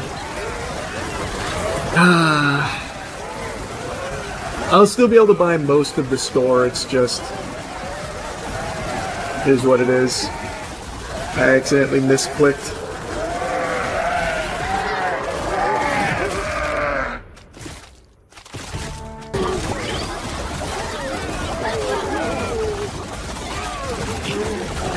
See, I made the right call. I wouldn't have made it out of here if I invested the whole thing. I'm barely gonna make it out of here as is. Holy shit. Yeah, I made the right call. Man.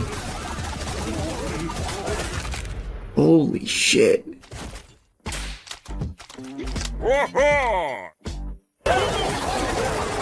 Hop, hop, hop, hop, hop, hop, hop, hop. Keep berserking.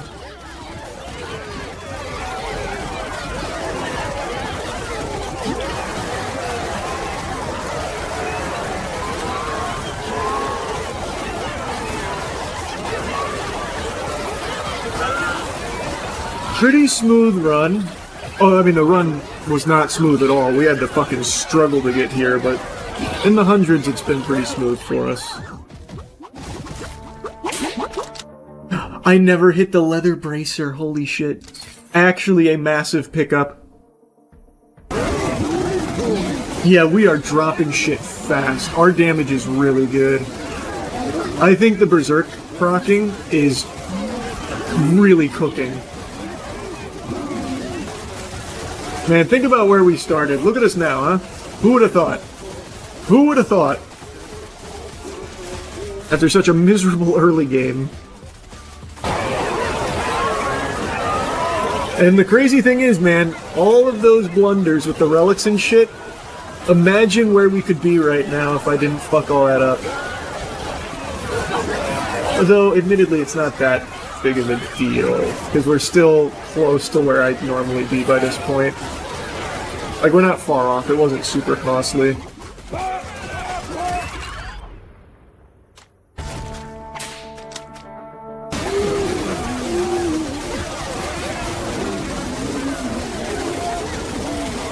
Who's in here right now in the middle of 40 alpha wolves? It's just one random necro dude face tanking all the alpha dogs. Wow. Wow. What a man. What a fucking man. Fucking bees, man. Sometimes they just do it to you.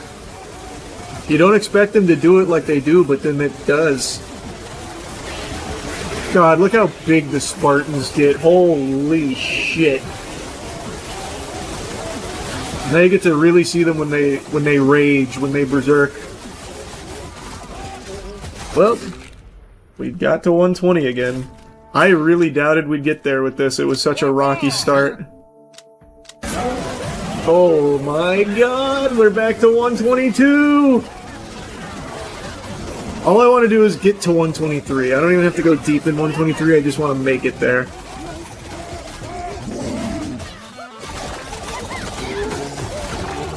Nice, way to bully him, way to bully him. Are we holding right now? I think it's only because the polar bears are stuck. Come on, Spartans. Come on, Spartans. I'm blowing everything here just to see 123. That's all my consumables. It's in God's hands now. Come on, boys. Holy shit, we're gonna make it. Holy shit, we made it. Maybe. Hold on, let's not put the cart before the horse. But I think we made it. There's one goddamn goose still in there. With Spartans, I think burner phone is just so important. If I didn't start evacuating everyone over here, I think we lose. So now I know, going into 123, burner phones, positioning is going to be crucial. God, look at the size of my dudes. Holy shit, it's a kaiju battle. Alright. We made it. We're not gonna get far at all, probably insta-lose here, but we fucking made it. 123. We did it. We fucking did it. Look at the stats that you have to fight through. 3 bees, who gives a shit? 1,000 honey badgers, which, mind you, are unbelievably strong. We've already seen that. And then 1666 polar bears. Oh! Oh, fuck. Hey, we made a dent, though. We did make a dent. They will remember this final stand from us.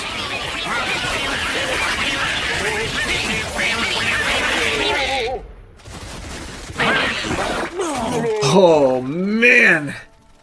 We made it. We fucking did it. Anything is possible. All right. What's up, everybody? It's Critical. I'm playing Phobia, the Fear of the Darkness, for the PC. Let's do this shit. It is now loading. That is what it is doing. Phobia, the Fear of the Darkness. I really shouldn't have started playing this right now. I've got to take a shit. January 20th, 1998. My name is David Norton, and I have to take a shit. I was on the way to my new job outside the town. I was driving my Clifford mobile, it seems. It was my first day in the Clifford mobile. I had still a couple of miles to go before I shit my pants. Suddenly became a fierce snowstorm of shit in my trousers. My car crashed and I couldn't move it anymore. But the shit in my asshole was moving more than a car ever could. The storm were getting stronger and I was losing hope of making it to the bathroom on time. Then I saw a large manor in front of me, and I thought, hey, there must be a toilet in there. I knocked on the door a few times. The shit was ready to make my asshole explode oh shit, I didn't read it. Fuck. I just missed a crucial part of the story, but I've gotta take a massive shit. Alright, I've successfully given my toilet a snack. I'm sorry, I probably should have done that bowel movement before I started playing this. But we're in the house now, so let's see what we have here. What is this? Is it some type of trampoline? I don't think so, it must be like a desk. What is this? Wardrobe? Shitty wardrobe. That's a shitty clock. Controls. You actually think I'm gonna read the controls? Go fuck yourself, piece of paper. I've got it under control. Where am I supposed to go? All of these doors are locked. Every single door is locked. These doors exist to be locked. This is a big ass house. And I'm very familiar with ass houses. This may just be the largest in the country.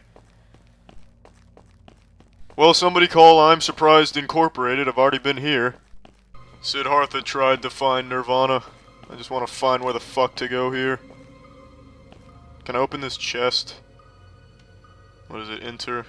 No, it's not doing anything. Holy shit! Did that just land? It landed perfectly on its top. Fucking goodness gracious, that is spooky. Locked. What are the odds? Oh, here we go, finally, something opened. This toilet looks like it could use a good plunging. Yeah, get in there, wine bottle, get it. Get it, fix it! That is an unclogged toilet now. There you are. What the fuck? Alright, what just happened? What the fuck? Oh shit, what the fuck is going on? I just unclogged the toilet and now I'm down here? These lights are on down here though. So I guess unclogging the toilet fixed the electricity. Yippee, that is some damn fine plumbing. I am the fucking powerful plumber. Unclogging this world, one wine bottle at a time. I got the lights on, I'm tired, I should find guest room. Alright, let's go. What the fuck is going on? What am I stuck on? What am I stuck on? I can't leave. Oh shit, the frame rate is fucking itself. What is going on? I've entered into a singularity, shit! Save yourself, wine bottle, get out of here! Go, run! Felt like I was just throwing a Super Bowl winning touchdown pass. My frame rate is at a rootin' tootin' 8 frames per second. Oh, there we go. Alright, why the fuck can I not move away from this chest? There's like a wall here. It's these books, isn't it? They've put me in a cone of isolation. You son of a bitch's fuck, I will rip all the pages out of every single one of you. I have an idea. I'm gonna save the game, and I'm gonna reload it from here, and maybe this invisible force field will be gone. Come on, Papa needs a new pair of nipple sprinklers. Yes! Shit, frame rate's still fucked up, but we've escaped. And I've got my wine bottle with me. We've done it. We have escaped the grasp of some hostile air. Where did my wine bottle go? Pardon me, excuse me. Excuse me. I'm the king of boxes and wire spools. Bingo. Identify yourself, room. Now they want to go to sleep right away, alright. That bed looks cozy. What do you hit to use it? Is it enter? It is indeed enter. How's it going? Zoinks. The lights are off again. And I already unclogged the toilet. Somebody must have went upstairs and tried to flush a tank down the drain. Oh, who are you? Where are you going? Oh, fuck. They just slipped and fell. There's not even a wet floor sign here. That's just dangerous. That's a safety hazard. Goodness, I hope they're alright. They really ate it hard. I'm surprised their titties didn't get mummified on the way down. He really took it like a champ, though. I mean, he didn't say ouch. He didn't punch a kangaroo in the pouch. I'm gonna save real quick, actually. I don't want to get stuck on the air again and then have to go back to the earlier save. Anything upstairs? No, I've already been all fucking over. Oh shit, door opened. Are you cold? Do you need a blanket there? Whose fuck is shitting itself? There are so many loading screens. What is going on? These book fuckers are a different color. They're movable. They're movable, I knew it. I knew it. How am I gonna move them? Oh, I can actually pick them up. I can pick up a whole book fucker. I am the strongest man in the world. Yeah, goodness gracious. You were moved. I moved you. I hope you didn't like your previous area because I moved you from it. I actually knew these bookshelves were movable when I saw them. Because in cartoons and shit, when a object is a different color than the surrounding objects, it's because it's animated. I don't know if it applies to video games, it might have been a coincidence. Alright. Oh, look at that, they left me an army of wine bottles. Outstanding. Open, says Titty. There we go. There we go. Locked doors are no longer an obstacle. Oh, neither is a little wardrobe. Trying to stop me. Good evening. Are you the owner of this house? What the fuck are you screaming for? Why are you smacking me? You piece of shit.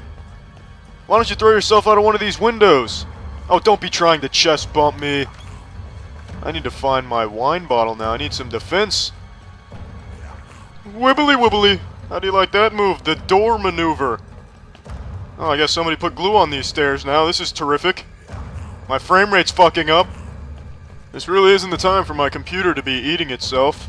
I'm trying to run away from this zombie bitch thing. Where's the kitchen? I need that wine bottle. I need to be able to fight that bitch. Awesome. My frame rate again. I guess my computer is just popping some bubble wrap right now. It's not really paying attention to running this game. This is incredible. Oh, fucking piece of shit. A strategic ambush. Alright. Alright. I found it. The ultimate weapon. My Excalibur. I will throw this like a javelin. I will use this as a spear. I will piss in this and toss it like a grenade. I've got you now. Sneak attack, bitch! Oh, fuck. Alright, well, I'll just take the key then. Alright, why the fuck is the frame rate fucked up again? Damn it. Oh shit, he's still here! Ah, take that. Oh, the wine bottle didn't do anything. Damn it, wine bottle was useless. Run! Run! Run! No! Fuck! Shit! What happened? He fucking dove off the stairs after me. Alright, well, I'm done playing this. Well, that's the end of this video. Remember to rate the video, comment the video, and subscribe if you want to see videos similar to this one. See ya. You all know I'm not a big Nintendo enthusiast. Love their games, hate the company. I have not bought a Nintendo product in a long time now, and I don't have any plans on starting anytime soon. I just do not agree with the company's business practices. Full stop.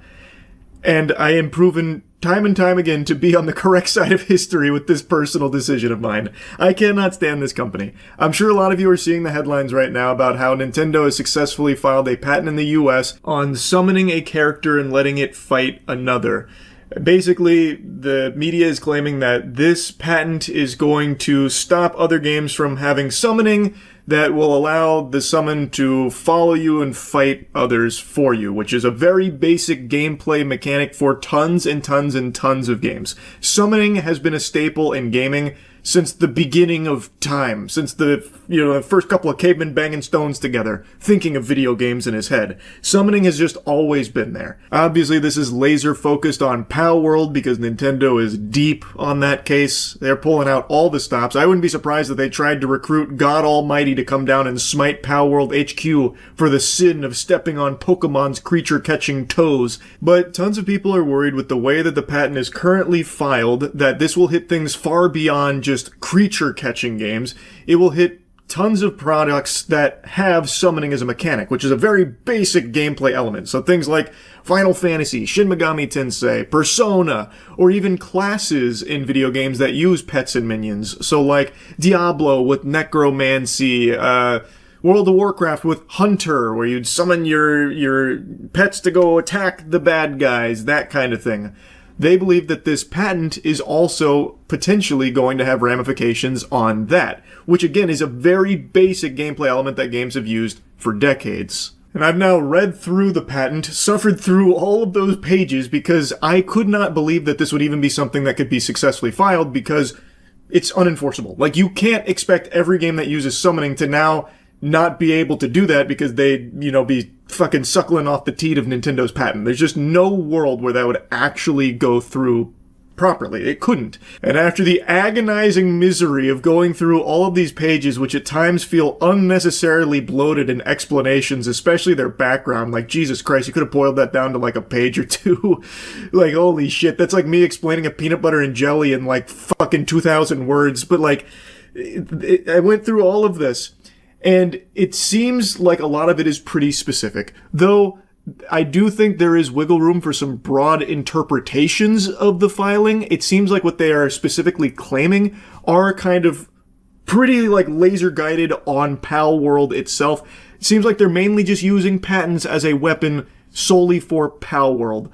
But I do think it opens the door that there could be some problems down the line in other avenues, but I would be very surprised to see this patent actually having an effect on any games currently out there that aren't PAL World, which I still think is just dog shit. And I hate this direction Nintendo takes these days, where they patent everything. Everything Nintendo has ever used in a game, Nintendo now wants to patent to stop others from even thinking about exploring creative options with those kind of mechanics. I think that is so anti-creative expression, and it is stifling to creativity in this medium. I think it super sucks. So even if this is specific enough to only hurt PAL World, I still think this is fucking horrible overall, where anytime there's a game that they have issue with, they'll just patent things around it, so that way they can more effectively take them down.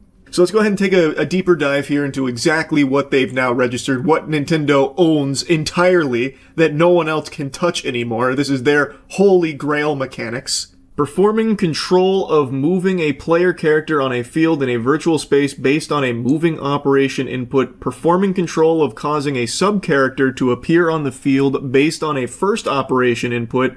And when an enemy character is placed at a location where the sub-character is caused to appear, controlling a battle between the sub-character and the enemy character by a first mode in which the battle proceeds based on an operation input, and when the enemy character is not placed at the location where the sub-character is caused to appear, starting automatic control of automatically moving the sub-character that has appeared, and performing control of moving the sub-character in a predetermined direction on the field, based on a second operation input, and when the enemy character is placed at a location of a designation, controlling a battle between the sub-character and the enemy character by a second mode in which the battle automatically proceeds. I know that jargon can be a little confusing and hard to understand exactly what it's saying. Unfortunately, that's just how a lot of patent filings sound, like somebody overdosing while trying to explain string theory. This article kind of breaks it down into like what exactly it means. So like, move character in virtual space, summon character, call it sub-character, by which means it's not the player character, for example, a little monster like a Pokemon that the player has at its disposal. Then there's alternating scenarios here where the sub-character is summoned in a place where there's already a character, so then it will fight, and then it is summoned in a place where there is not another character, so it doesn't fight immediately. The final step is about sending the sub-character in a direction, then letting an automatic battle ensue with another character.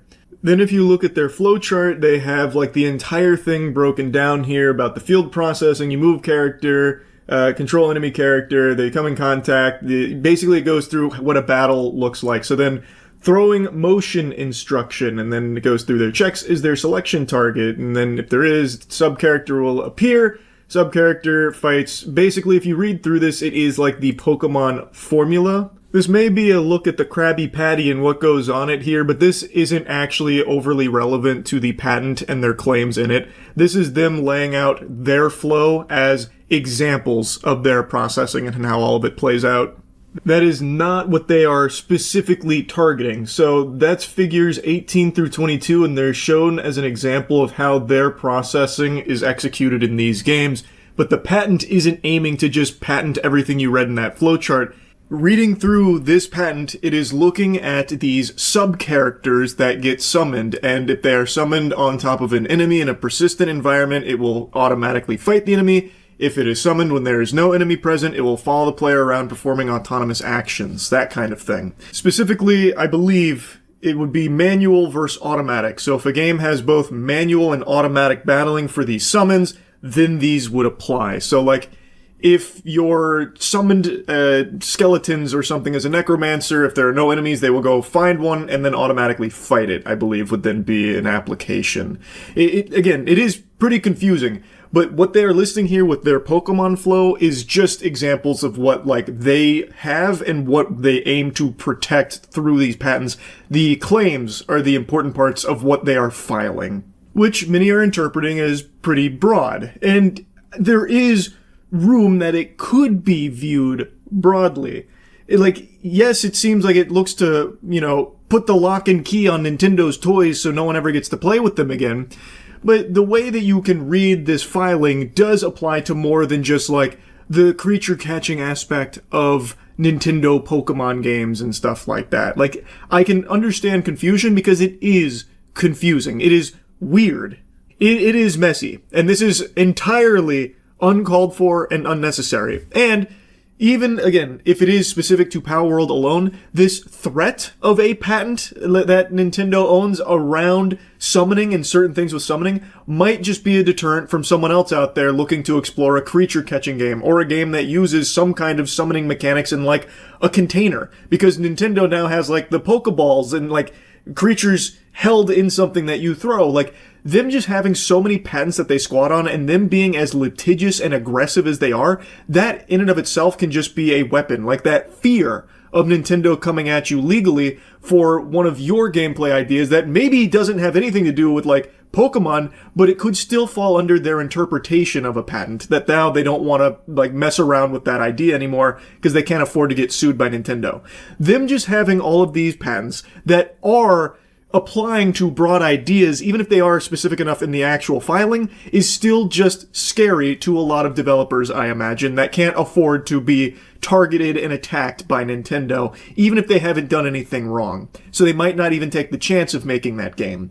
I just think it is just so shitty across the board. I feel like I got a little lost in the sauce of my explanation. Basically what I'm saying is, even if these patents are specific enough to only target Power World, which again I think is already shitty in and of itself, but even if it doesn't apply to other things, the confusion around these patents, and since they are targeting very basic gameplay ideas like summoning, people that are developing a game that uses summoning in some way that is even remotely adjacent to a creature catcher might be hesitant about pulling the trigger on development and going down that path because they could be afraid Nintendo would target them because of this patent. So, like, them just going down this path of patent everything, even if it doesn't target everyone now has to be aware of that and be, like, kind of worried, like, well, what's Nintendo going to do with it, and does it apply to my game? Is my game falling under these specific criteria? Because it might be, I'm not really sure. So it just becomes a big problem across the board, in my eyes. It just attacks creativity. It just makes it harder to explore ideas from other people because Nintendo might come after them. And Nintendo is not shy about going after, like, literally anybody. They will target someone that only has, like, 5 followers on itch.io if they think they stepped on their fucking trademarks or something. Like, they will. So it becomes just a blanket threat. Nintendo with patents is a grizzly bear with a bazooka. Truly just unpredictable, but very dangerous for sure. Like, it is just a legitimately concerning thing for developers because now Nintendo will enforce those patents strictly, and you're not entirely sure if, like, well, does my summoning mechanics fall under these criteria? Potentially, I'm not really sure, it just becomes bad. I don't like it. I think it is super shitty, and I'm so fucking tired of Nintendo's antics. I still have no plans on buying any Nintendo products. That has not changed. So, yeah, that's really about it. See ya. Title's not clickbait. For the first time ever, I have been served some hefty legal paperwork. And there wasn't anything ceremonious about it. It's not like any of the, crazy stories you might have heard about people being served where, like, someone will go incognito like a secret agent, like with the disguise where they have some kind of silicone mask of your mother's face on it, so you open the door and then bang, you get the paperwork served to you or anything. It was nothing like that. Just a normal, unassuming, albeit very large envelope in the mail. Now, it's not a full-blown lawsuit or anything at the moment. It is some demands because there are 2 YouTubers that believe I have stepped on their tootsies and infringed on their copyright. They are Reed Timmer and Brad Arnold. Now, I initially reached out to both of them because the language in this paperwork is very fishy. I'll get into that more in a moment, but I wanted to talk directly with them to see if this is like a scam or something. Like, I wanted to make sure this was like a legitimate thing before I got my lawyers on this. They haven't responded, so I'm guessing this is probably legitimate. Like, this is probably something they are actually trying to go through with. Though I do know that there are a lot of law firms now that are trying to encroach in the space to convince YouTubers to go through copyright law to try and make money. That is something that a bunch of firms have reached out to Matt about to do on my behalf, which is unhinged why any firm would think I would ever do something like that, but it is somewhat normal in the space right now. So I think there is a chance that maybe that's what's happening here and they don't know that, but since they didn't respond, I can't say for sure. So as of now, it feels legitimate, so I will be getting my lawyers on this, obviously, to be going through the next steps of this now most likely very long procedure. But let's go ahead and talk about what the claim is. So last year, during Hurricane Milton, I did a stream in the middle of Hurricane Milton. I'm in Tampa, and Hurricane Milton came through to spread our cheeks. I was streaming during it. While streaming, I would check like weather updates or like some streams to see the progress of Milton and what's going on in the area. Now, I think all of you know this. I don't do React content anymore, so if there's ever any like content or footage on my stream, it's very brief, and the only things I usually watch are game trailers, movie trailers, or news footage, like news broadcast, publicly available news. So for the hurricane, I thought it would be A-okay to show very brief clips of what was happening with Milton so I could stay up to date, as well as, I guess, share with the audience who was asking, like, what's going on? Are you safe? What's happening? And one of the streams I pulled up was a Ryan Hall Y'all stream where he was showing a bunch of footage of Hurricane Milton, and one of the footage snippets, like one of the contributors, was Brad Arnold. You can see his footage there as one of the, on the scene, boots on the ground, reporters there. And I had that section there, that footage that included Brad Arnold's work there on my stream for less than 30 seconds. Unless I missed another instance of it somewhere, it was present for less than 30 seconds. Though I did pause at one point, so if you count the pausing with the image of the footage there, it's a little longer, but I can't imagine a still image counts. If it does, then no bussy is safe, because that would just be fully Pandora's box wide open here. Even this video would be in jeopardy then, because I did just show you a screenshot of that stream that had a still image from Brad Arnold's on the scene work. But it's just a picture, it's not moving or anything, and it's like, I have it here for 5 seconds. I guess we'll see.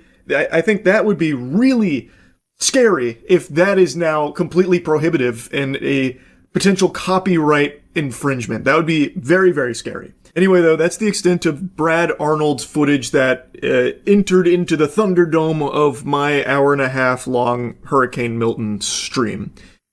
So it was less than 30 seconds. I don't think that's an extensive period of time there, but I'll go ahead and let bygones be bygones on that and move on to Reed Timmer. Reed Timmer and Brad Arnold are both being represented by this firm, so it's a tag team here, a dynamic duo looking to double fist my butthole. Reed Timmer was on my stream for, I wrote these down because it was a couple times. 28 seconds the first time, where I showed some of Reed Timmer's, once again, on the scene footage. It was 28 seconds to see what was going on. And then once I showed that, Reed Timmer's fans came in my chat telling me that I should really check out his tank. He built like this really cool tank, and they really wanted me to see Reed Timmer's tank. So I went to his video that showed his tank, and I had that on screen in total for 1 minute and 10 seconds. I then skipped towards like more of the middle of the video to see the rockets, because everyone wanted me to see like the rockets he has on the tank. So I went there, and that was on screen for 25 seconds total. And then I just paused it, and I just had it as a still image there, so it was there for a bit longer as a still image, not the video playing or anything like that. So in total, less than 2 minutes was Reed Timmer's footage across 2 pieces of his content, one being a live stream and then the other being the tank that his fans really came in and wanted me to see. Maybe that was an elaborate ruse, a big bait from the Reed Timmer community to get me in hot water with him. And if this was a galaxy brain chess maneuver, impressive work. I hadn't seen that line before. The Scotch Open got me good there. Like it worked. The bait was successful. 'Cause now Reed Timmer is here in the squared circle with a copyright notice. And now let's talk about the actual paperwork here. As I said, the language feels very fishy to me. And the lawyer that I had glance over it to take a peek also found it to be really, really weird. One of the first things that jumped out was they claim that I've used it in multiple instances, in multiple locations. They say that I unlicensed distributed their work in the following locations, and then it gives 2 links to a YouTube video. I said a YouTube video because they only have 1 YouTube video there. They list it twice. They do the same link twice, but then imply that I'd done it multiple times in multiple locations. So that's already weird. It's the Hurricane Milton stream. I am not familiar with Brad Arnold's work, nor Reed Timmer's. That was the only time I'd ever even heard of their names, was during the Hurricane Milton stream I did from, well, Reed Timmer's community, and then also just from trying to stay knowledgeable on what the fuck is happening with the natural disaster that's hitting my home. Like, that's the only time I was ever even heard of their names before. And what I put on stream of theirs was there for such a small amount of time, I thought there'd be no issue there at all. The paperwork goes on to, I don't know if I'm allowed to say the exact amount, but it goes on to say that they are potentially entitled to many tens of thousands of dollars per infraction. It makes a mention of damages that could get up to 6 figures, about me potentially posting their content on all of my other socials and my other websites, which is obviously not anything that happened. It was only during that stream for like sub 2 minutes. At least from what I can tell on the stream. Maybe I missed a couple instances, but it's not a long period of time at all. But it's saying, or rather implying, that I may have been blasting it all over the place, thus they would be entitled to more money. And then it says things like, in order to comply, I would need to explain where and how I obtained their client's work to copy it. As if I had some kind of Ocean's 11 style heist where I broke into Fort Knox to steal their copyrighted footage for myself, like I took a fucking Dragon Ball or something. Which is really weird, because what do you mean, how did I find this? Those were 2 absolutely massive streams during Hurricane Milton that were there to try and keep people informed on what was happening with Hurricane Milton. They had like fucking 100,000 viewers, and like they were huge, huge streams. So I saw those streams, and I tuned in to see what was happening with Hurricane Milton for my own safety and to stay up to date on the progress of the hurricane. And the second part of that is absolutely mind-boggling about, like, where and how I found it and copied it. I didn't fucking copy it. I looked at it. I had my peepers on it very briefly. I didn't steal their work. I, like, fucking download it to a floppy disk. Don't copy that floppy type shit. Like, I didn't copy anything.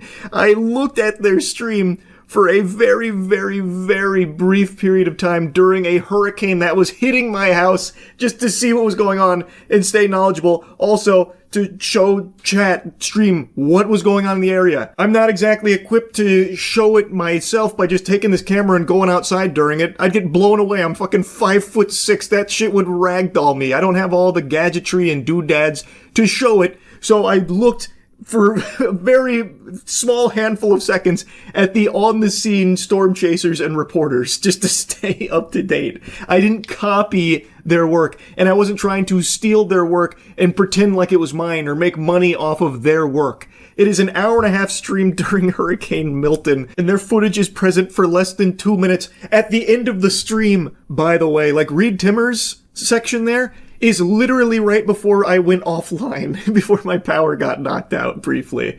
Or I can't even remember if my power got knocked out in that stream. It happened a couple times. I'm pretty sure it got knocked out in that one. I don't even remember now. But, like, it's at the end of the stream. It's... I feel like it is very odd if this is something Reed Timmer and Brad Arnold are legitimately pursuing. Or maybe this is all a huge misunderstanding, and they don't even know that I got served these papers. I'm hoping that's the case.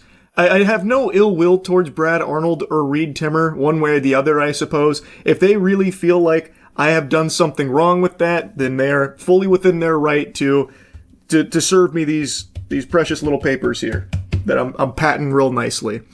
That it is what it is. I wanted to keep you all in the loop here because this, I'm not gonna lie, was extremely annoying. If you follow Moist Critical Gaming, you probably will have seen the League video I posted the other day where I was fuming. Well, it's because I got served those papers and I was talking to lawyers about it. So it was an extremely frustrating day. Anyway, wanted to just keep you all in the loop here on what's going on. That's really about it. See ya. What's up, everybody? It's Critical. I'm going to be talking about a very important topic. That is the shitting anomaly that I'm sure many of you have faced before. Basically, to sum it up, it's when you take a small shit, but then you sit there wiping your asshole for 3 hours because there's more shit on your asshole than there is in the toilet. And there's just no reason for that to happen. This is a very important discussion that I think needed to be addressed during the presidential campaigns last year, but it wasn't, so since they neglected to talk about it, I'll go ahead and talk about it. Now, before I go into detail about the shitting phenomenon, you need to understand what shit is and the different types of shit. And also, before I do that, what you're seeing in the background is just me getting my ass kicked in one of my favorite 360 games, Earth Defense Force 2017. Alright. Now, for those of you that have never taken a shit before, I created a little animation to help show the process and what occurs. Now, these are your ass cheeks. Everybody has them. Your asshole is located in between the ass cheeks in an area known as the ass crack. Now, I'm going to briefly explain how shitting works. Your rectum temporarily stores shit your body doesn't need, and when it fills up, pressure builds up and the pressure opens the walls on your anal canal, which allows shit to enter. Then your rectum shrinks and peristaltic waves force shit out of your rectum. Then your anal sphincters and your pubor rectalis muscles lift up your asshole and allow shit to be blasted out of your anus. Now, this is all demonstrated in the animation, and I know the animation isn't the best. The ass cheeks look like marshmallows and the shit looks like brown Windows logos, but it still shows the process fairly well for those of you that have never taken a shit. Alright, now that you have a general understanding of shit, it's time to get down to business. I created some drawings in Microsoft Paint to help illustrate the different types of shit, so hopefully this will help you understand the shit. The first is the double agent. This is the shit you thought was a fart, but when you decided to go for it, you let out a colossal shit that rattled the earth. Next, the solipsistic shit. The solip shit is the shit you know you've taken, but when you check the bowl, there's nothing in there. This actually has a logical explanation. 9 times out of 10 when this occurs, the shit you took was so powerful and so heavy that you basically dropped an anchor in the bitch and the shit sunk to the bottom of the toilet halfway down the drain and you just didn't see it. There's the harbinger of terror. This is the shit that you have to hold in for whatever reason, but you can fucking feel it get more powerful by the second as it builds up and waits for its moment to strike, and you know any moment could be your last. You're searching for an adequate restroom just to wreak havoc. When you finally find it, you release a diarrhea octopus upon the world. The last type of shit is the two-front war. This is when you're taking an innocent piss and your asshole decides it's time to shit as well. Then you're stuck fighting your wiener and your asshole in this battle for dominance. Sometimes you can stop the defecation invasion, sometimes you can't. When you can't, it's an absolute mess. I know there's more variations of shit in different types, but these are the most common, so I wanted to talk about them before talking about the big issue, which I'm going to talk about right fucking now. That is when you take the smallest fucking shit that you could possibly fathom, but then your asshole is coated, absolutely caked with shit. It's like, as that tiny piece of shit was leaving your shithole, it just started spitting liquid shit back up into your anus. Now I know this happens to other people. Plans get ruined because of pebble-sized shits. Just like, hey, sorry, I can't make it to your wedding, I'm gonna be wiping my ass all night now. Or even fucking worse is when you have plans and then you decide to take a precautionary shit 10 minutes before leaving because you don't want to risk shitting yourself, but then you take one of these fucking monsters, these pencil eraser-sized shits, and then you're fucked because you decide not to wipe because it was such a small shit there's not going to be any shit on your asshole, or so you think, and then 30 minutes later your asshole feels like it's made out of sandpaper because it's so damn itchy because there's shit on your asshole you didn't think would be there. But then you're stuck, you have to endure the itchiness because you're already halfway to the mini golf course, so there's no way to fix that problem. It makes absolutely no sense. Why is it so difficult to clean up after a small shit? There needs to be scientific studies conducted to explain this bullshit because it makes no sense. Now I know some of you think that those toilets that use a fire hose to clean your ass would solve this problem. But those are expensive, probably still wouldn't work, and really they don't make sense either. Like when a woman accidentally propels milk from her titties, does she run to a sprinkler to clean them off? No, she grabs paper towels. Same concept with a dirty asshole. You use toilet paper. There is no explanation as to why a small shit leads to a massive cleanup, and I believe this is the most prominent mystery in the world. If there's never going to be a solution to this problem, I hope eventually someone will be able to tell us why this is, why a small shit leads to a massive cleanup. Alright, well that's it. See ya. Say whatever you want about Court, but don't you dare besmirch the good name of Zoom Court. It's an entirely different beast. The gift that keeps on giving. Zoom Court has given us golden nuggets of content. It is the perfect combination, like peanut butter to jelly. Zoom and Court. What a wonderful thing. Giving us access to incredible moments like this. You cannot be driving, ma'am. What are you doing? Come on. I'm not driving. I'm a passenger in a car. You're still not, I'm not hearing cases with people driving or as passengers in cars. Okay, I will pull over right now. Short of us coming out to everybody's house and doing these on boats and stuff in the summer, I don't know. I'm gonna be honest with you. I replayed that statement from the judge close to 10 times. I don't have a fucking clue what he said. Door to butts coming out and doing these on boats and stuff, maybe? But I've never heard that expression, door to butts. So it's probably not that. I don't know. There's something about that sentence that is not computing in my brain. Anyway, I'll lore dump so that way you can understand what the case was about. So this woman was in a bit of a messy situation here, some hot water, and an attorney named Brian Groan was seeking a default judgment here for a total of $1,921, and Carol was not on the call initially. Later on, though, a mysterious iPhone joined the call. Who is this 4chan hopping in? And it was later determined that this was the woman they were looking for. She was just late. The judge then instructed her to turn on the camera to ensure she has her name listed on the account. Her defense for the tardiness was that she was sitting in a room and didn't realize that she wasn't in the right spot and apologized for it. Now, even though they had already got the farty sharded without her, her presence there did postpone that default judgment, and she was given the chance to, turn on her camera and participate here despite being tardy. Now, that's where the clip starts. She turns on the camera and it's pretty clear she's driving a car. And the judge calls it out saying, come on. This is a little absurd. Why are you driving in the middle of this right here? And that's when she cooks up the Galaxy Brain scheme here. She starts playing a little bit of chess while everyone else is playing checkers. She says that she's not driving, she's a passenger in that vehicle. And then she really plants her feet. She buckles down in lat spreads and she starts trying to complete all the quick time events here to wiggle her way out of this one. I'm sorry, I have an emergency. I'm going out of town for a family member, but I will have my driver pull over. Hang on 1 second. I'm sorry. I didn't know that I wasn't allowed to be in a car, but hang on 1 second. Am I crazy, or does it not look like you're driving that car? I'm not driving the car. I'm a passenger in the car, sir. Now it's time for a little LA Noire style investigation from the judge here.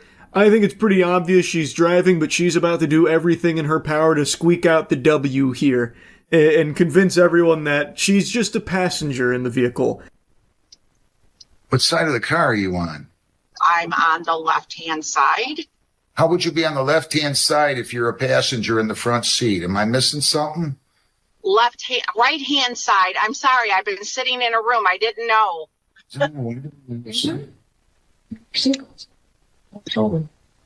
Yeah, the seatbelt's coming off of the driver's side. Right?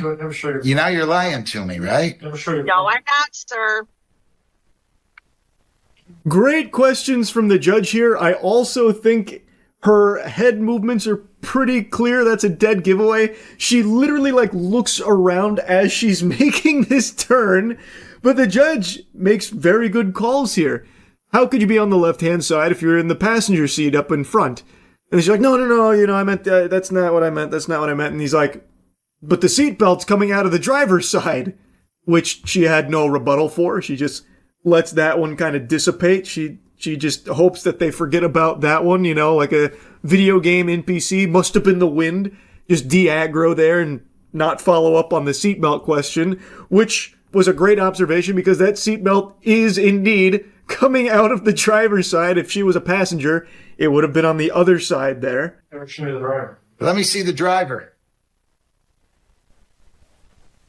Let me see the driver. Hang on 1 second.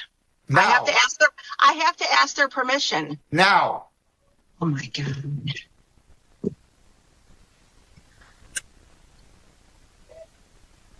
That look she gives when he requests to see the driver is fucking perfect.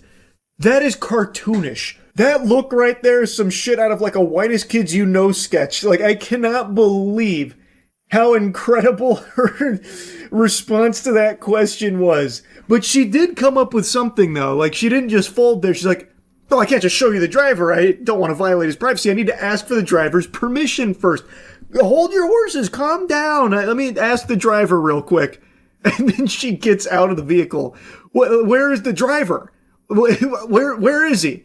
Is he riding on the hood of the car or something? So now she needs to go track him down? Why did she get out of the car in order to try and ask the driver permission to show him to the judge?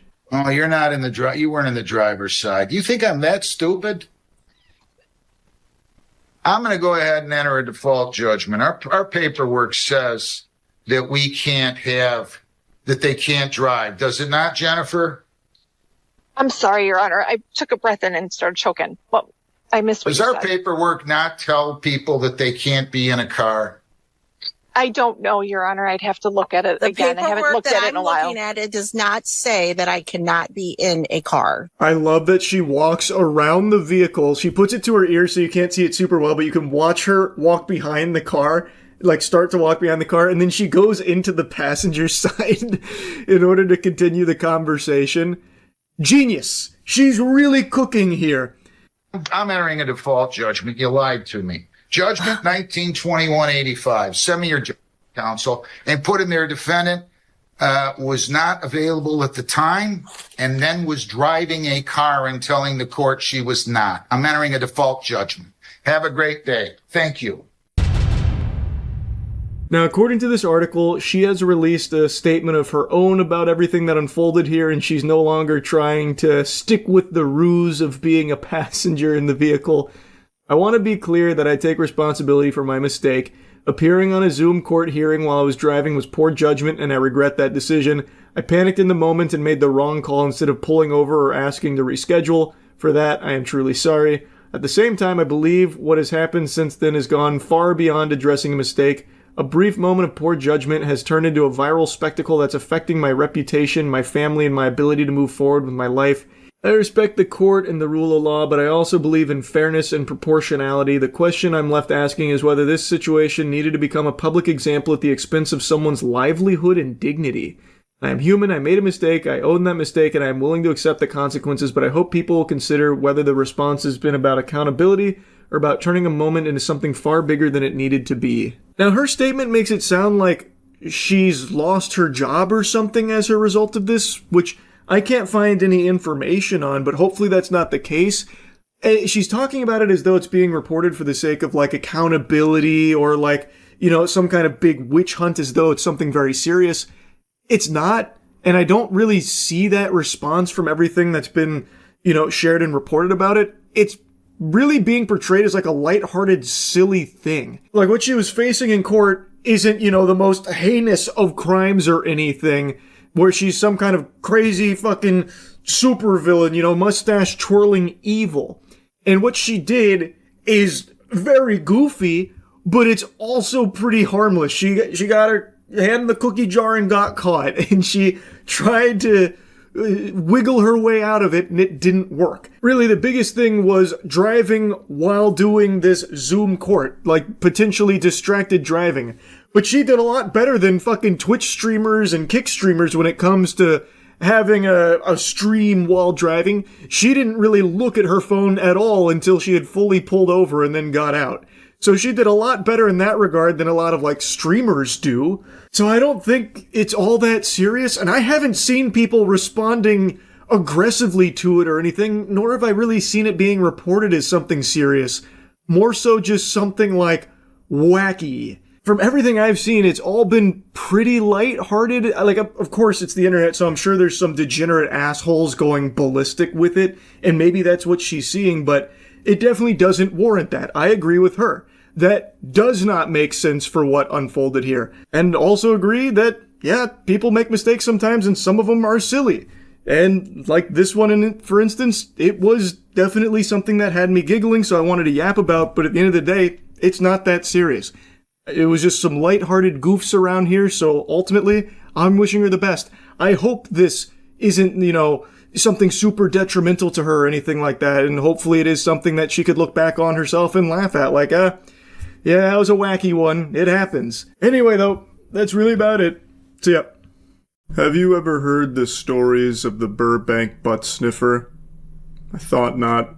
It's not a story the Jedi would tell you. The Burbank butt sniffer is a menace who's been on the prowl for a long time now, but rose to infamy about 2 years ago in the public eye with a TikTok video that captured him in the act at a Barnes & Noble's on a serial sniffing spree. Staring at me. It felt like anywhere I moved, he kept following. I couldn't tell if I was being paranoid or if he was just reading a book and he just happened to be in that little corner. Anyways, I recorded just in case he was trying to say anything or do anything to me. But I definitely didn't expect him to do this. Like, what the actual fuck? And the whole time I'm thinking I'm fine because he hasn't said anything or touched me or anything. But then you notice that he goes over and does the same thing to this girl. And he'll crouch down low and pretend like he's doing something and then smell? I don't know. What are you doing? I was so freaked out. His voice when she asks him what he's doing, where it's like trembling and panting almost. My shoe. Like, that right there is haunting. He literally sounds demented and evil. Like some kind of conniving creep from a cartoon. He sounds like a villain from a CW production, but he's not make-believe. This is a real sex offender. So in this video, you can see him sniff her rear end and then go to another woman in another aisle doing a similar thing where he's like on the ground, you know, tinkering with some books, but then he like sneaks a smell in. He's basically treating Barnes & Noble's like an all-you-can-eat buffet of whiffing tookuses, and he got caught here. He got arrested. He's actually been arrested multiple times. He is a sex offender, but it feels like they just don't really take his crimes all that seriously because this guy gets caught and released more often than a bass in a lake. You can find articles and even videos of this guy doing this shit for years. Like, here's another one from quite a while ago. Also, prowling the local bookstore. Hi. Are you following me? No. My bad. Yeah. In this clip, you can even see he had hair. Kinda like how One Punch Man trained so hard he went bald. This guy sniffed so much ass he went bald. He does not stop. He is a maniac on the loose. And he continues to just get set free to keep repeating this over and over and over again. You can find almost countless reports of him going to multiple different locations, just huffing as much fumes as he can from strangers' keisters. It's so fucking weird that the authorities just let him out so willy-nilly. And surprise, surprise, the reason I'm talking about it again today is he has just been arrested again for doing the same thing, this time in a Nordstrom. Before showing you his newest degeneracy, I'd like to make a brief mention that today is Forge Day. So Starforge is doing its biggest sale of the year where you can get up to $1,000 off PCs. So click the link in the description below to get yourself a Starforge PC. And previously captured on a TikTok video lurking too close for comfort near unsuspecting women has been caught on camera again committing a similar act. The suspect has been arrested, this time for following women inside a Nordstrom rack in Burbank. Real quick, I've got to just make a mention of something here. Take a close look at his mugshot. Anything look out of the ordinary here? His fucking ears. What is going on with those puppies there? He's got Shrek ears. His ears look like Fred Burger's nose. Man glued 2 bugles to the side of his head and thought people wouldn't notice. Like, what in tarnation? Micah, it's almost too creepy to talk about, right? A man sniffing women inside local stores. I talked to Burbank police about it tonight, and they told me they consider him absolutely dangerous. So dangerous that they keep letting him out with just a slap on the wrist. Yeah, it really seems like they take his threat very seriously. He is dangerous. This guy is a sex offender who is preying on his victims, and the authorities keep letting him out to repeat that cycle over and over and over again. They're not doing a whole lot to protect people from this guy that they consider to be very dangerous. 38-year-old Khalees Crowder of Glendale was arrested, but now it appears he's been at it again, this time preying on women in the Nordstrom rack in the Empire Shopping Center. Wandered into the women's section of the store. There's a solo female and a female standing there alone shopping, and he's did the same kind of behavior that you'd seen in the past. Get close to the female, crouch down, pretend as if he was looking at items or, searching for something, and unfortunately conducted in some lewd behavior. The officer describes his MO. It's the exact same tactics that he's used at so many other locations in the past. He apparently crouched down, fiddles with some items to make it seem like he's looking for products, but what he's actually doing is just getting into optimal olfactory position, crouching near a woman, so that way he can stick his nose near her rear end and take a huff before leaving. It's concerning that the authorities don't, actually punish him for a meaningful duration. They just let him out so willy-nilly. I don't know if the authorities just expect the women to plan for this as some kind of everyday occurrence, like, listen ladies, Burbank butt sniffer's back on the loose. He was in jail for the last 3 days, but our hands are tied, so he's out there, so maybe don't wipe your ass this morning. Go ahead and let it crust, because if you're at a store, there's a chance he's there, and maybe you'll scare him straight with a pungent stench, You gotta take matters into your own hands, because we're not doing anything. Within minutes, Burbank police caught up with the suspect in a nearby Walmart. Crowder has a long history of peeping, prowling, and burglary. He's a registered sex offender and was on parole. Tonight, he's locked up again, being held on $100,000 bail. He's all over Burbank, Glendale, who knows where else. We talked with women at the Empire Shopping Center tonight who say Crowder should not be on the streets. It's ridiculous, and it's such a violation of privacy and space, and I can't believe that they let him out. He needs to stay in there. I think she's right. I think it's very clear that if this guy is not in jail, he is nose deep in strangers' asses. And not only that, he has a long history of other things as well, as mentioned in the report. He is just a career criminal. Like, it is absurd that they keep letting him out so fucking frequently, and then they always have to go arrest him again because he is preying on more victims. Like, come on, it's absurd. In 2023, he was arrested on suspicion of peeping and prowling at a Glendale home where children were present, and had previously served time in a state prison on burglary and robbery charges, being sentenced in February 2023 to a year in jail for indecent exposure in Santa Clarita. However, he was released early anyway. Witter feels he never should have gotten the chance to victimize anyone else. Court documents show he was out on parole with a history of convictions for lewd conduct dating back to 2021. It's crazy to think that someone like this, who's constantly stalking and violating these people, is allowed to be out and about. We took those concerns to police, asking why he wasn't behind bars. Yeah, I mean, obviously it's frustrating, but we can do what we need to do. That's really all he had to say when asked about that. We do what we need to do, which I find to be a bit of a peculiar response. Like, not really. Like, you're not really doing what you need to do, which is protecting people from this guy, which you've had the ability to do by actually punishing him accordingly instead of letting him out early. Like, which seems to be a common occurrence. Like, you're not really doing what you need to do.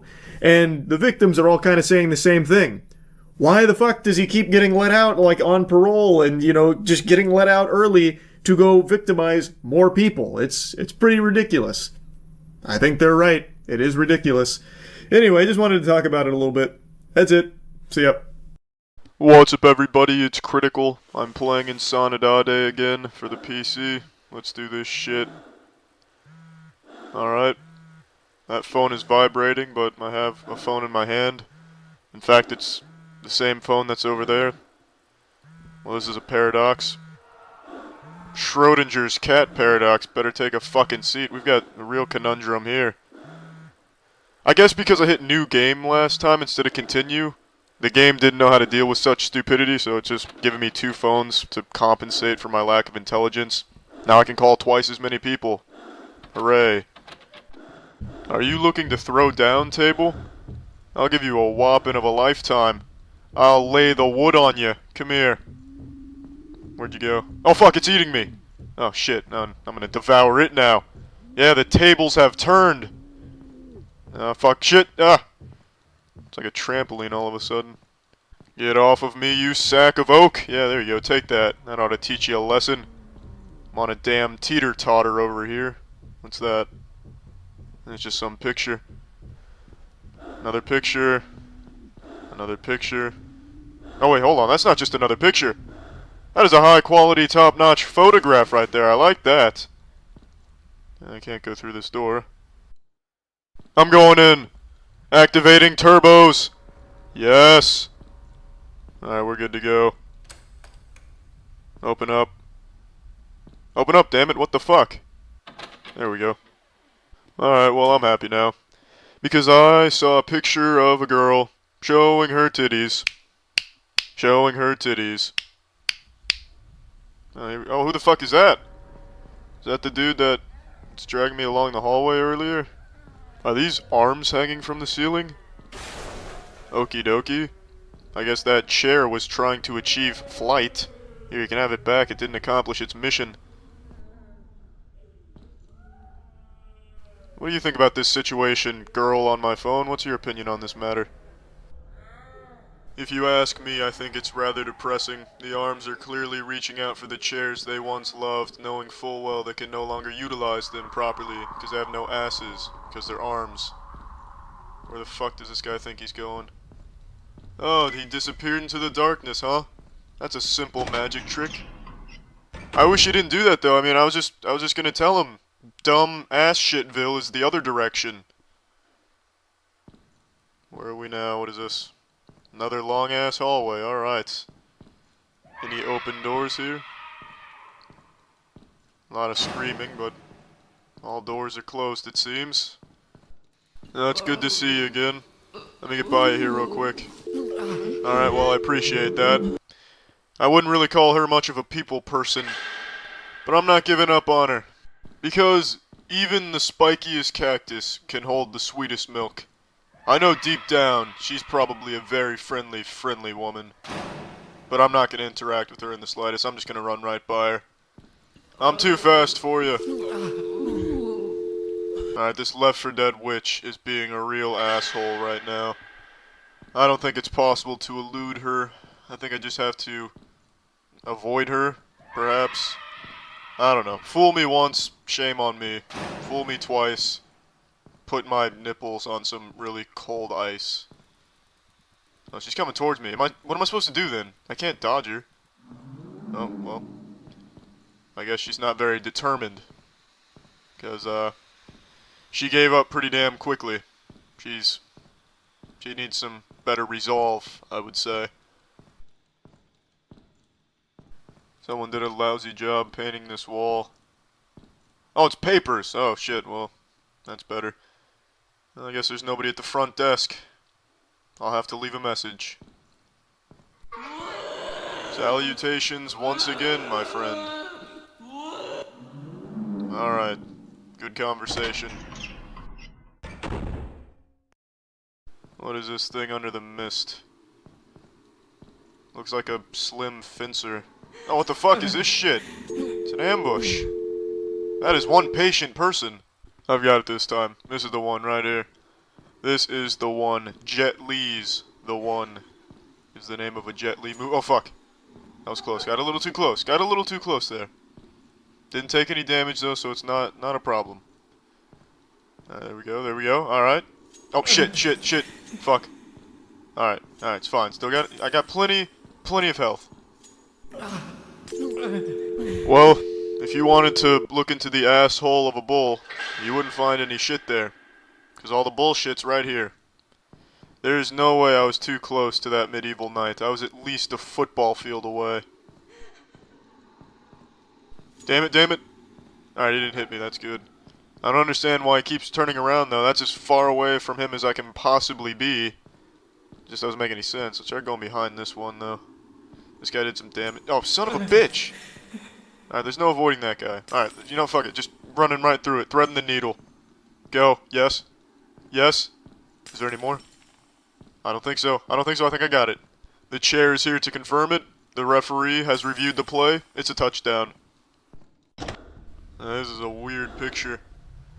That's a very disturbing portrait of Barnacle Boy. An arm in the box. That's like one of those, oh fuck. Light, there we go. It's like why the fuck does he keep looking at the phone? I'm trying to get the light. There we go. It's like one of those Halloween candy bowls that when you try to take a piece, the arm comes down. So I guess if you try and take the package, oh, there goes the door. Alright. What's this? Oh, hey there again. Alright, good to see you. Is this some whey protein or something? Let's take it. Oh, phone, fuck. I don't know how to use this phone. I can't make it be a light when I want it to. I can't look at the phone when I want to. I don't know the controls. And I think that stems from the fact that I just don't know this language, so I can't really read the control instructions. Here's this fucker again. Walking like an astronaut. I might be able to catch him. Oh, no. Well, he disappeared. It's hard to catch somebody that can disappear. What the fuck does it say? NATO Aki? North Atlantic Treaty Organization here? Aquí means here in Spanish, so NATO here. Well, I guess that makes sense. I'm going to assume I go down here. Let's rock and roll. Alright. Is that what I was supposed to do? Oh, looks like it. There we go. Alright, well, this is a good stopping point. Alright, well, I'm done playing this. Well, that's the end of this video. Remember to rate the video, comment the video, and subscribe if you want to see videos similar to this one. See ya. Initiating moisture.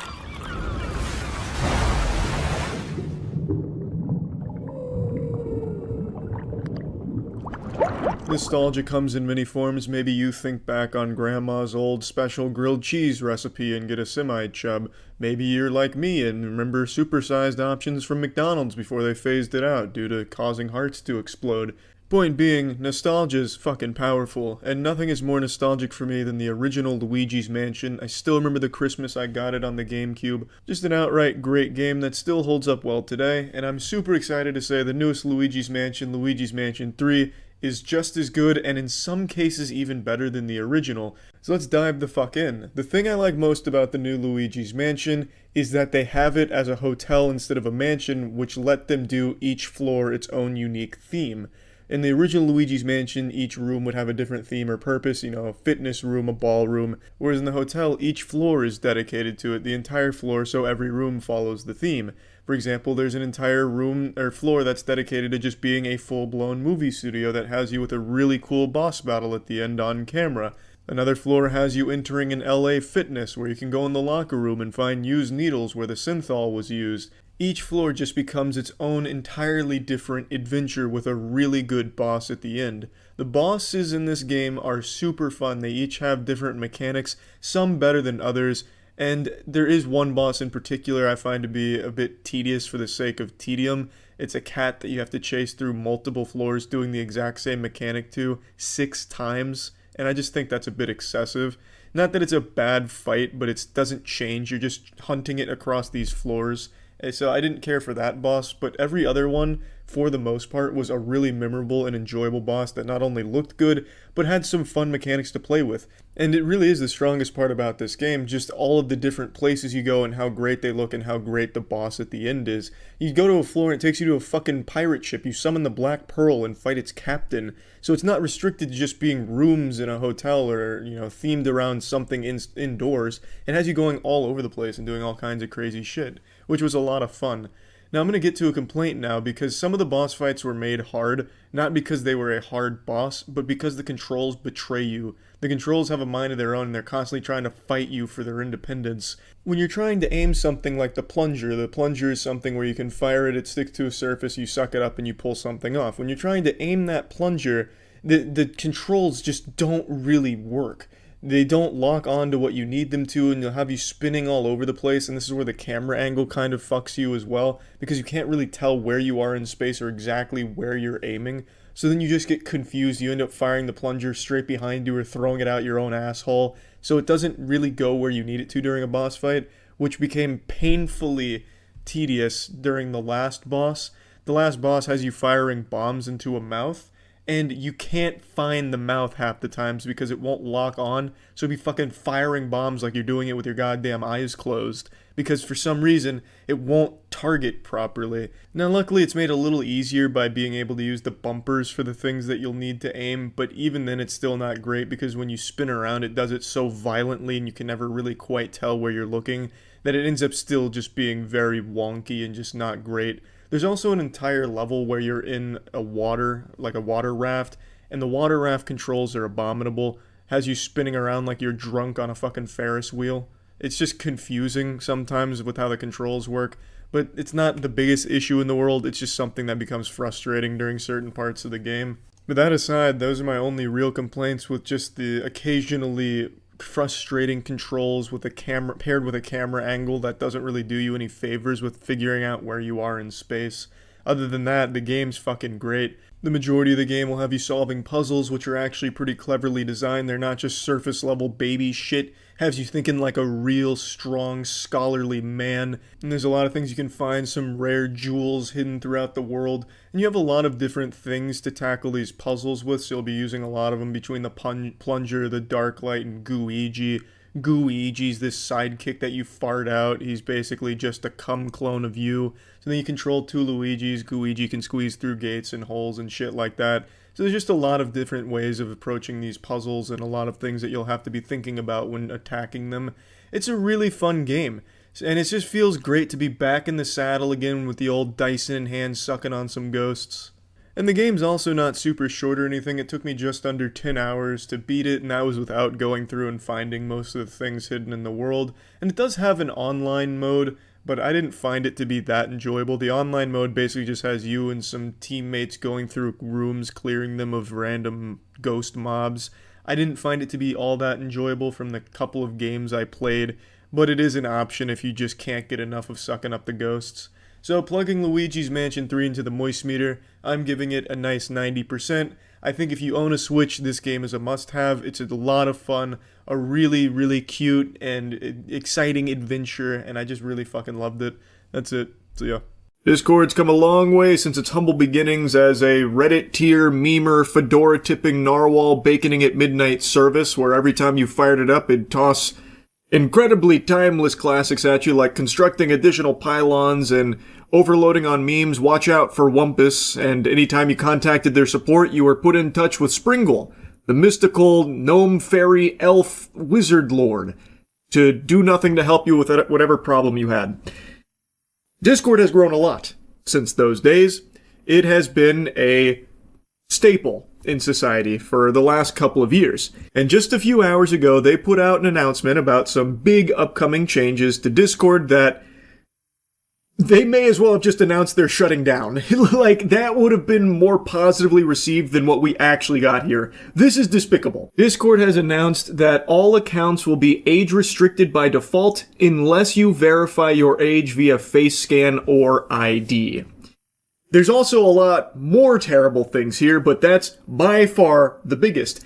Discord, by the way, is like the least trustworthy place to be giving your data to. Only a couple months ago, Discord had a huge data breach where hackers got tons of data as well as 70,000 fucking government IDs.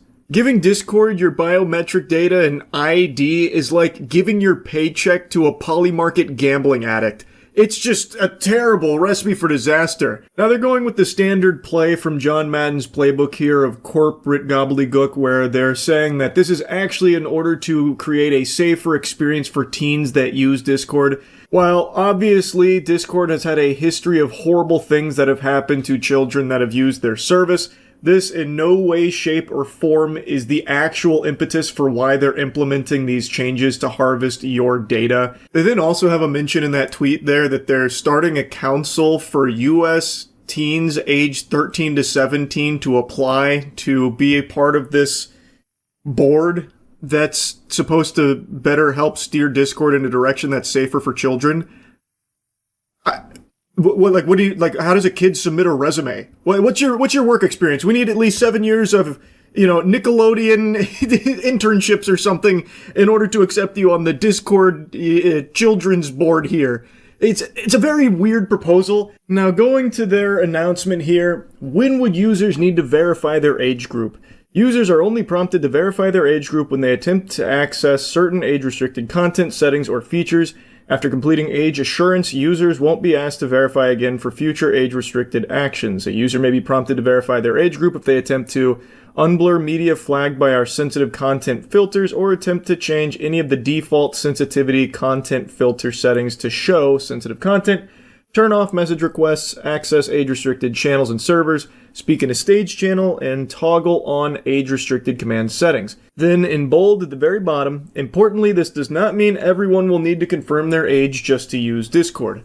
Not yet, at least. I'm sure that's right around the corner. But they knew that they would catch a big load of fucking poop from this for all of their users because nobody wants to just be willy-nilly giving all of their data, their fucking face scan, ID, and everything to Discord, of all companies. A company that literally just had a massive data breach, by the way. Many people can use Discord exactly as they do today without ever being asked to confirm their age. Now, here's the default safety settings that if you attempt to alter, you will then most likely be prompted to fork over your data, whether that's an ID or a face scan. So they're calling it Teen by Default, because these settings establish a clear safety baseline designed with teens in mind, with flexibility for adults to customize their experience. Adults can always choose to verify their age and change them or leave this setting as is. Unless a user is confirmed to be an adult, these safety settings stay in place and can't be changed. So they're immutable unless you are giving, of course, your precious data, which is a currency more valuable than money, which is why every company is scrambling to do everything they can to try and roll out some changes that require you to give them your data. So that way they can sell it to other entities. At this point, it's most likely going to AI-based companies, but it goes all over the place and it always has. So then it goes into lay out the default settings, such as the content filters, age-gated spaces, message requests, friend request alerts, and stage restrictions. So the wacky new philosophy over there at Discord is everyone's a child unless proven otherwise. Children by default. It's a pretty interesting strategy. I don't know if this is what Wumpus has been cooking ever since they banished him to the back rooms or what, but fascinating idea. Brace yourself, because maybe this is a controversial take. This perhaps could be spicy. Do you know how you really protect children on Discord?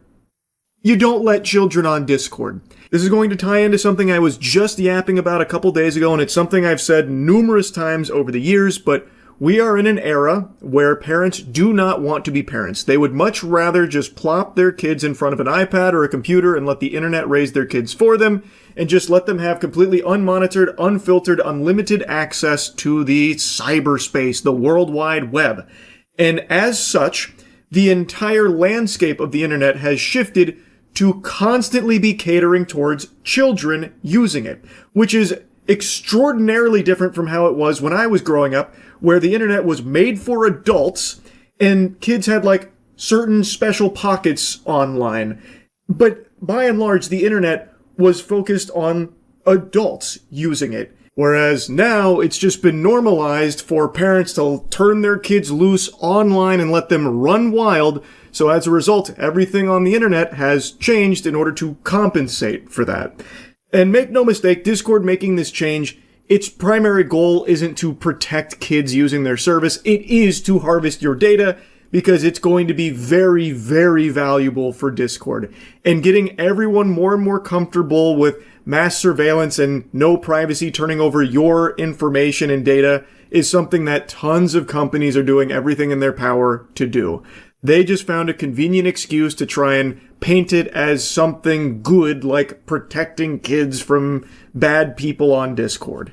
Now, something else in their announcement is this about a toolkit that's going to be introducing age inference to help determine with high confidence whether a user on the platform is an adult.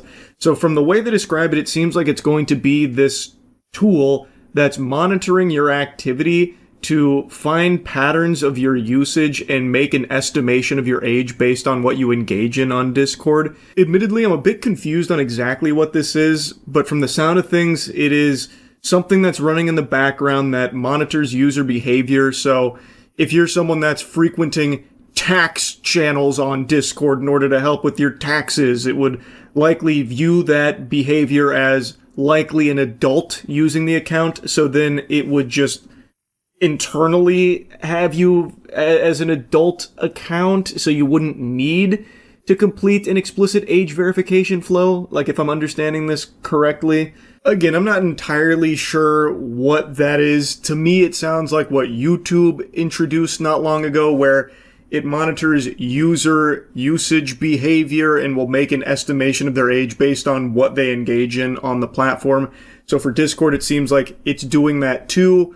And if it determines that you're an adult, you might not have to submit your facial scan or government ID. But again, I could be totally wrong. Now here's Discord treating its users like dogs, trying to coat this pill in peanut butter to make it easier to swallow. We also offer other assurance methods through our collaboration with trusted, privacy-forward partners such as facial age estimation and ID scan, all designed to minimize data use and maximize user control. There's no way of dressing that up in any way that is actually privacy-forward, by the way. We will continue exploring and validating additional age assurance approaches with the goal of expanding options and giving users choices that work best for them. After completing a chosen method, users will receive confirmation via direct message from our official Discord account. A user's assigned age group can be viewed at any time in My Account settings. Users can also go to My Account settings to appeal by retrying the process. We currently only prompt users to age assure when they are in the Discord app and trying to access age-restricted content or update specific safety settings. We do not send emails or text messages about our age assurance process or results. So then they go into the key privacy protections. On-device processing. Video selfies for facial age estimation never leave a user's device. Quick deletion. Identity documents submitted to our vendors are quickly deleted, in most cases, immediately after age confirmation. Not in every case, by the way, just most of them they're like immediately deleted, but usually it's like real quick. Like I'm talking lickety split. Straightforward verification. In most states, users complete the process once and their Discord experience adapts to their verified age group. Users may be asked to use multiple methods only when more information is needed to assign an age group. Fuck, Jesus. Private status. A user's age verification status is only available to that user and cannot be seen by others. We're intentional about selecting and working with age assurance partners with strong privacy practices and limit data collection to what's strictly necessary for age assurance. There you have it. That's the big changes coming to Discord right around the corner. And don't let Discord deceive you into thinking that this is a change that they're making for a positive reason, like protecting kids that use Discord. That's not actually why they're making this big pivot here at all.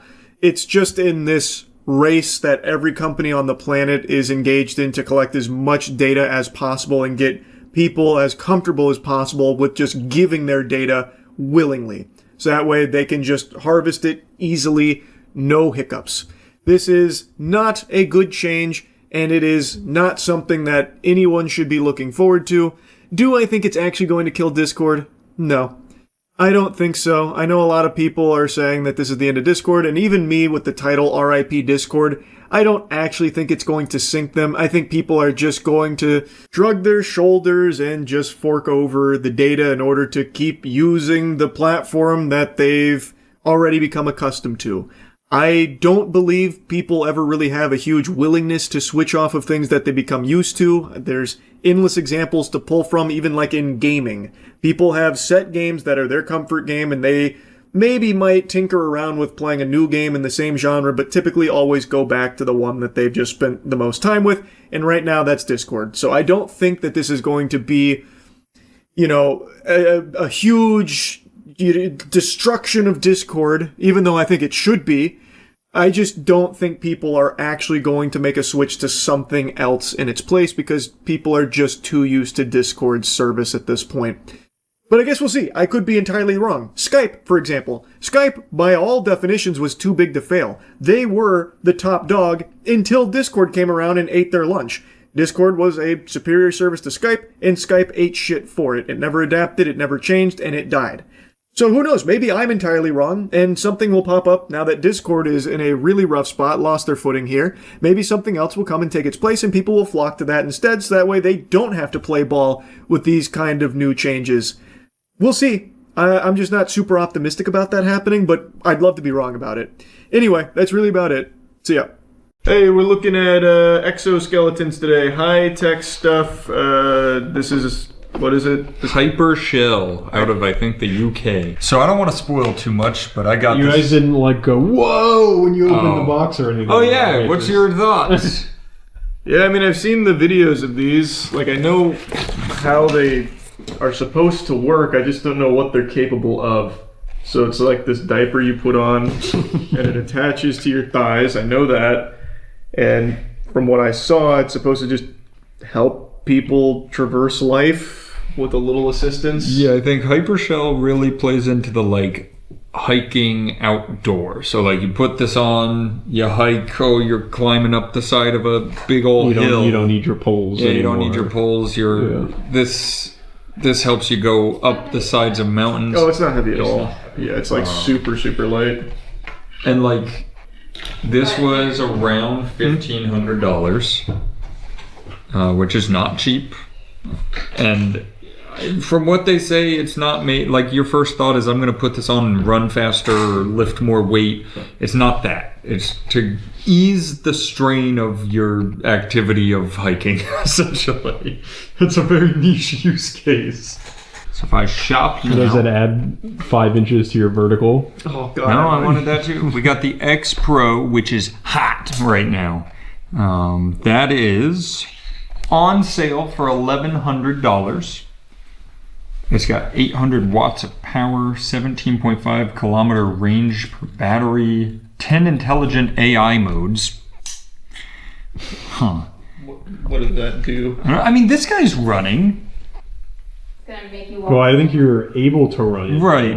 Is it helping you? Yeah, I think the whole thing is it takes strain off, and it feels how much power you're putting in, and it adjusts its power to help. Okay. Here's real quick. Oh, I forgot to tell you, there are height adjustable things back here. All right, let's get into this. I'm gonna open the app. That looks pretty cool. I feel pretty cool. I'm opening the app, and I'm going to... Can you make Charlie run with your app? I cannot. All right, we're gonna turn this on. So it's not like gonna take control of his body, like freak out, and then he doesn't have control of his legs anymore? It shouldn't. It might try. That would be cool, though. I'm ready if it does. It'll be like QWOP where I just... Oh, could you imagine the full circle, real life QWOP? Yeah. Here, take it off for a second. Actually, no, it's fine. I'm just gonna work on your butt. Yeah, it's fine. Yeah, just get in there. See what you find. My ass is known to hold many cool secrets. That battery should be on. I'm gonna...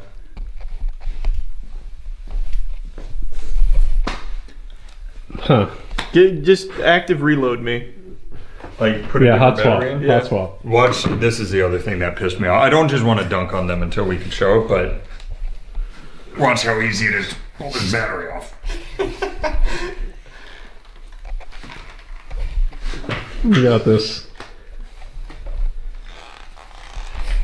I'm sure it's easier when there's not someone in it. Well, you're also supposed to have the upper body exoskeleton and I'll rip it off. There we go. All right, let's see if there's any charge in this battery. Assuming that one's dead. Charlie shoots through. That feels like it clicked on. That's the control battery. All right, let's see. Oh, there we go. Oh, that one was just dead. Oh. Careful. Yep, it's... Do you feel different? Well, it bended me a little bit. Now bend the other side. All right, so it was just green, now it's red. Yep. What does that mean? It says low battery and update your firmware. I did this 3 days ago. We're not gonna update right now. Yeah, let's get me moving. It's got 2% battery. All right, well, I better go quick. So much. And you have to have it plugged in to charge this? Yeah, maybe we can... Is that one just dead? Is that what happened? I guess. Truly, I'll tell you after, I can't plug it in if it's not. We can try another hot swap. All right. I guess just walk. All right, let's go. Do you feel it? I can hear it. I can hear it working a little bit. I can hear it and somewhat feel I can it. bump up the power if you want. Yeah, give me max power. All right. Oh, it won't go above 50. Okay, give me 50% power. You were already at it. Wait, this is the highest it'll go? This is what happened when I tried it too. It wouldn't let me... Maybe it's the battery. Oh, I'm giving you resistance now. Oh. I'm giving you resistance. Maybe it's so we can't walk. It's in fitness mode. It's so you work out while you're walking. So try walking. Is it harder to walk? No. It's at 100%. All right, I'm going... Go up to 200%. Yeah, plus ultra, please. Like, I won't really be fucking... Maybe it's because you didn't update your firmware. It's not talking. It said it's an experimental mode and I had to opt in. Oh, okay. This is like backwards. It won't go above 50, I'm assuming, because the power is low. We got 2. It's gonna go, oh, you're at Less than 1% burn. battery now. Quick. Oh, shit. Oh my god, it's telling me your speed. How fast am I going? 4 miles per hour. How about that? Oh, shit. 7.5, 8. That was crazy. Yeah, I was pumping there for a minute. Hey, we're back with an exoskeleton. I'm strapping in. We've charged it for about 96 days. So it should actually work today. Alright, so remember, you're gonna push and hold. Push and hold. Oh. Yep. There it Boom. is. You are powered up. Oh, activating. Can you feel it? Yeah. It's blinking yellow. I don't know what that means. That means full charge. It's also only 2 bars charged. How is that possible? It's been plugged Legitimately? in for like 4 days now. Or no, maybe that's not bars. Maybe that's that's oh, bar. yeah, that's Green, bars. I think, is the amount of... Oh yeah, we're at 92%. Oh yeah. Where did we lose the extra 8? When we walked over here, yeah. So, just give me a little walk to the door, walk back. I can hear it working. Yeah, I can hear it. I feel it working. I mean, it feels like a little guy pushing at my legs when I lift Right, them. just, it's like a... Yeah. It's a little push. Like, I feel like how the Neo robot moves around in the demonstration. Do you feel like it's tight enough, like on your legs and stuff? Yeah. Here, 1 sec. You're on 50% power. Yeah, give me a... How about this? Come back to the beginning. If I don't jump up these stairs at 100, then it's a scam. I'm gonna turn you to 0. Okay. Oh yeah. Baseline. You are at 1% power. Go up these first few. Did that look hard? Yeah. It looked like you were straining. Did it feel hard? Yeah, it felt pretty tough. I feel hard. All right, now I'm gonna all the way up. You are now at 100%. Whoa. Okay. Oh, it's loud now. I can hear it moving. I'm gonna go to. Just watch what happens Yeah. when you're moving. I don't know if you can see it, but what's here? Let me do that again. Slow motion. It is kind of freaking out. So like when I'm coming down like this, it's hitting both of these while I have one leg in the air, so I feel like I'm about to fucking fall. Oh yeah, I can see that. Yeah. Here, it's on eco mode. I'm gonna go to hyper. It's dynamic power for intense activities. We're on 50%. I'm sending you to 100% hyper. You're gonna. Okay. Does it feel different? He went up faster that time. I You see did. that? I had no choice. It's still moving. It's still moving. Gonna get flashbanged? Oh my god. Oh my god. Oh my god. Oh my god. Stop. Oh. So it's making you walk? No, it's not making me walk. When I'm trying to stop, it's still wanting me to I walk. think it adapts, so it's like, oh, okay. If he starts running, after a little bit, it goes, oh, we're running. So then when he stops, it probably takes 2 or 3 seconds to be like, oh, we're not running. I think that's exactly what's happening. Breaks his kneecaps. Yeah, run that way. You wanna go for a jog? Do you want me to do the running since you're in slides? I'll go around like this. Oh, he's too fast. I can't keep up. Okay. He's flying. I'm flying around. How does it feel? Really good. Real good. This is how I normally run. This is crazy at 100%. You see this happening? I can't tell if you're like It's me when pretending. No, when I'm stopping, it's doing that on its own. So That's crazy. going backwards is interesting, but like here, this is me just now trying to full stop. It does make you do like a little Yeah. like hip movement there. So I got just a baseline feeling for jogging. Oh yeah! Oh my! It's making me fucking step! That's what I'm telling you. That's crazy, actually.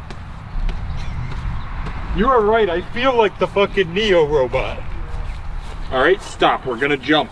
We're gonna jump. Stop. Let me do a slow stop like that. Are you doing a standing jump? All right, go ahead. Yeah, go ahead. How does that feel? I don't think it's doing much. I don't think it's working. What if you, like Charlie said, get some like steps in so it's doing its thing and then jump? Bro, this shit's moving. I'm not. That's crazy. All right, let's get a little running.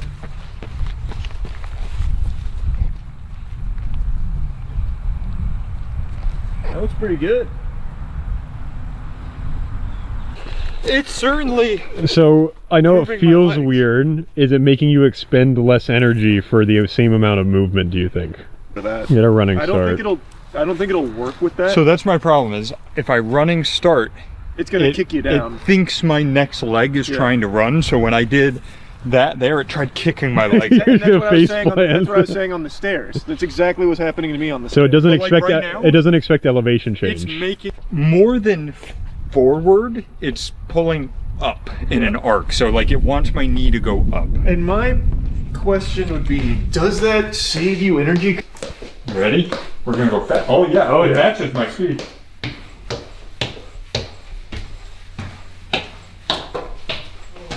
Hello. I would say. Oh God! Yeah, the going down. Coming down is a nightmare. Yeah, the going down's not a lot of fun.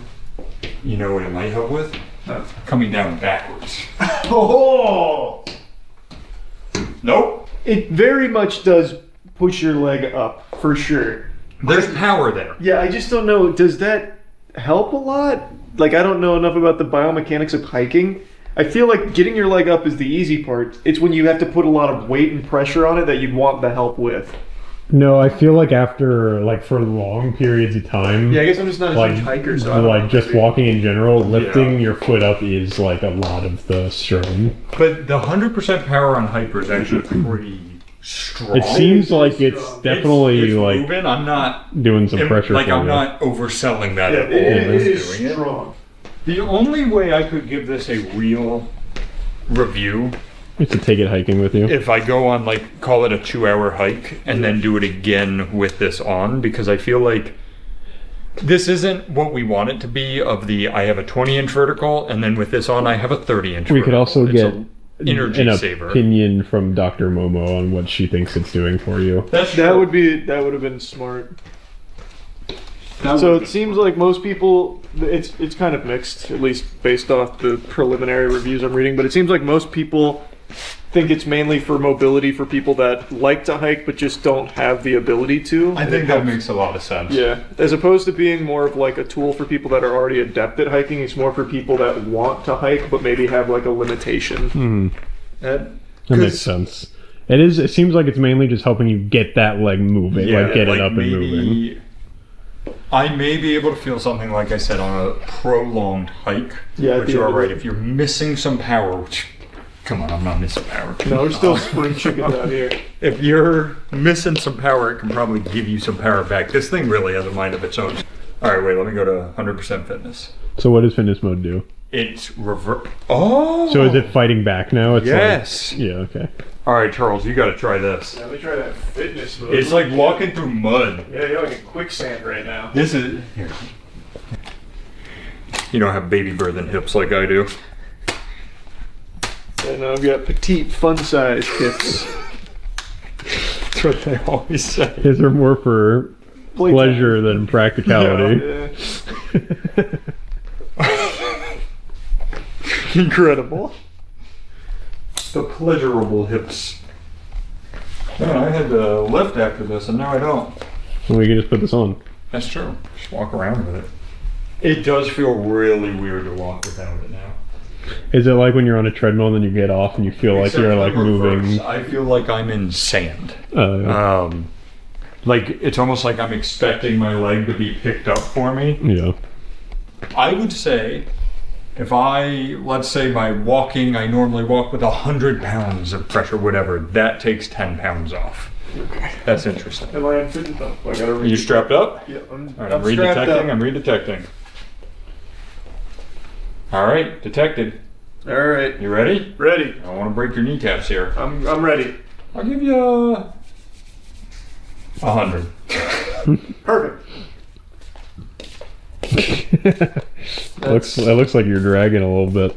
You feel it? Yeah, I can definitely feel it. Doesn't it feel like you're walking in mud, basically? Yeah, it feels like when you're at the beach and you start walking into the deep water, where it starts fighting back a little bit. That's pretty interesting. Yeah. I don't think I'd get much of a workout from it. I don't either. But it might not be for us. Maybe it's just for like joint health, where you want. But it might be the kind of thing where, like, if you're an older person or someone who doesn't move super well and your main exercise is walking around the block, it probably adds enough resistance to amplify that a little bit, I would imagine. Absolutely adding a few pounds of resistance. Oh, no doubt in my mind, yeah. Oh, wow. Yeah, it's your little body there. Yeah, it's really moving this time. It feels like, isn't there a cartoon or something where the pants got taken over? And Jimmy Neutron? Yeah, Yeah. that's what I'm saying. It feels like that. It's so goofy.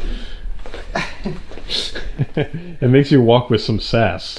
Yeah, with gusto. He entered the room emphatically. Is there a way to maybe... I'm trying to take... Here, I'll put you on eco. I'm trying to take tiny steps, but it still wants me to take giant steps. Does eco feel more normal? Not really. Overheat protection control is only set to 80%, so be careful. Yeah. Adjust I feel like I'm really wearing it out. Whoa! Wait, alright, be careful for a second. I'm gonna put all the torque in your right leg. Alright, go ahead. Okay. Yeah, it's definitely like a little different, but not. Switch to left. Yeah. Mid-step. Although it seems like the battery Final might just be test kinda- here. Yeah. It tracks your speed. If you want, I'll put it on. We put it to 0%. I'll sprint. then I'll put it up to 100, sprint again. That's a really good idea. Does it make me faster? The answer is yes. I could barely see you when you were sprinting out there. I was seeing. So here's the thing for me is I feel like. Okay, please. I feel like. Turn it off. Ow! Ow! Jesus Christ! I feel like it's almost certainly not going to help with speed. It will help with distance. Yeah, because it's definitely more of taking a the strain distance off of thing. your. See these? Touch it. I don't want to. Just so. This one was hotter. It's not gonna burn. No. It is hot. Oh, it is. Touch hot. that one. Yeah, That one's hotter. Oh wow. Well, overheat protection's only at 80%. Yeah. I don't know what that means. Another 20% and that explodes. Yeah, Matt's sprinting and just combusts. I'm just strapped into a fireball. Oh god, that would take this video from good to great. That'd be an incredible shot. Matt just runs off into the distance. You see. Holy fuck! You're 5 miles per hour. That might be kind of close. Alright. Here he goes. 15, 16. He peaked at 16.3. 16.3. Yep. That seems. Is that really fast? Probably. That feels like it's really fast for a person to run. Alright, 100%. How I feeling?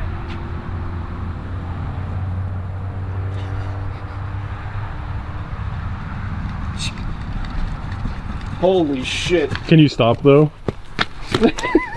You got up to 18. Now, was I warmed up or was I at 100%? Right now you're at 2. Like, it just makes me question the. Now you're, stats, you're at 3.5. You're at 4.1. 6.4. How fast did Usain Bolt run? Probably not 18 miles per hour. I think he was in the 20s. Probably. So you're just right behind him. You were making a deal. You're right behind him. Man, never say that I can't run 10 yards fast.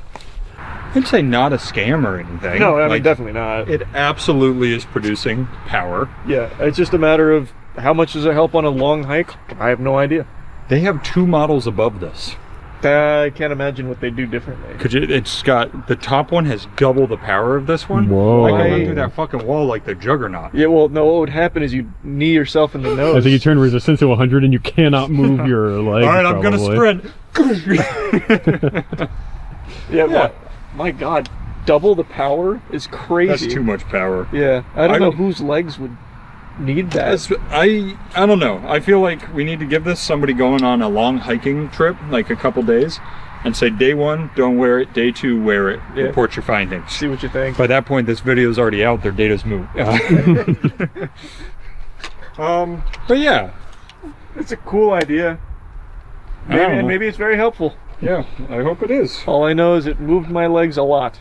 They were moving. They were moving. Did that help anyone? On their decision. Science done. Yeah. We did it again. Yep. Yeah, I had no idea this existed. Call me naive, I suppose. I don't typically go on TikTok, but I was going to take the plunge this afternoon because I was reading and watching so many videos about, like, Swiftie meltdowns and, like, parties being thrown, tears being shed, like, the happiest moment of their lives all over Taylor Swift getting engaged to Travis Kelce. And I just wanted to take a peek at some of it to see what all the hoopla was about. And before I even had a chance to type in words to the search bar, this video started auto-playing. I'm free bleeding in the grass right now. And it's occurred to me that a large collective of women are bleeding right now, and whatever this cycle is, whatever we're moving through our blood together feels like one of the most potent bleeds, and I sense more women are synced up now more than ever, so drop a rose if you're bleeding too. Not gonna lie, that was a crazy hook. I'm free bleeding in the grass right now. It reminds me of Ty Lopez's infamous ad, I'm in my garage right now. There's a lot to unpack here, so she is on her period right now and letting the blood leak out from her and soak into the grass around her, returning the blood to Mother Earth. Now, shocker, I don't have periods. And I'm not going to pretend to be the preeminent expert on how they function, so this is a legitimate question. Is there really that much blood that comes out all at once? Because the way she's describing it makes it sound like the blood is pooling around her. Like in Grand Theft Auto when you kill someone and the blood just like starts to fan out deeply from them. I would have imagined that if you sat here spread eagle for like an hour, you'd have some blood getting into the grass and like on your thighs and stuff, but not like the quantity that she's expressing here, making it sound like a fucking crime scene or something. And a reminder that your blood is not an inconvenience. It's actually one of the most magical gifts in the entire world. Whatever you experience before your bleed, in luteal, when you feel like you're moving through different emotions, different challenges, gets to come out through your blood. You get to die every month and be reborn through your blood. And the earth takes it, if you give it to her, and alchemizes it. So the sooner that you can give your blood back to the earth, the more alive that you become. This must be a pretty common thought process in the modern day about like how period blood is magical and has like divine properties. You remember a few months ago I was making fun of that goober, that goofball who's like, I actually love to eat pussy that's on its period, or like have sex with girls on their period because it's divinity that I'm touching with my wiener. I get in there and there's like that period blood. Ugh. And then his sidekick loser who's like, yeah, you know, I'd have sex with a girl on her period, you know. If I'm afraid to get my sword a little bloody, then I'm not a good knight. And it's not like exclusive to just those douchebags' perspectives. Apparently, like, it's somewhat of a common thing on TikTok about like period blood being magical with arcane energies. So she is in that camp about like, this is magic, and by free bleeding on the grass, you are quenching the thirst of Mother Earth to make yourself more powerful. Not only that, you get reborn. So every month when your period starts, you die. You flatline. You go straight to Valhalla. But through your period blood, you are born anew. As long as you're bleeding on the grass, I guess. I went to her page, and this is her entire channel. It's so fascinating. You have a bleed the most powerful and potent thing that you could be doing right now during this eclipse portal, during this last half of 2025, during forever your time on Earth, is to offer your blood back to the Earth. Why? Because your blood has the ability to end war. It has codes and instructions for the Earth to reprogram the collective grid. And I know that sounds powerful, and I know that sounds like a lot, because it is. What kind of fucking anime plotline is that? Your period blood can end wars by feeding it to the Earth? That... who knew the secret was right under our nose the whole time? Now, far be it from me to poke holes in the theory here, but let's go back in time. Let's rewind the clocks. Before tampons existed, periods aren't something that just got, you know, introduced in new patch notes over the last 100 years and came packaged with tampons. There was a time where periods were here with no tampons. That period blood was hitting the soil back then.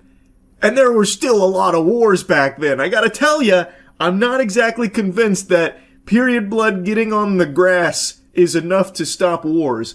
And what in tarnation is the collective grid? That sounds like a secret society like the Illuminati, the fucking New World Order or something. It sounds like a villainous group out of a James Bond film. How is that reprogramming the collective grid, and how does that stop humans from starting wars against each other? I have so many questions. Also, what codes are in the period blood that are absent from every other blood? So, like, if I go out right now and I cut my hand, like a ritualistic cut with a ceremonial dagger on my hand, and drip some of that blood on the soil, what codes am I giving it? The Konami code? Like, what am I hitting it with? I don't know how there's a huge distinct difference there. Why does that have different energy and instructions and code? Also, why would the period blood even have instructions for stopping war in the first place? I just don't see how free bleeding on the grass is somehow going to drop a tutorial to the Earth on how to stop wars.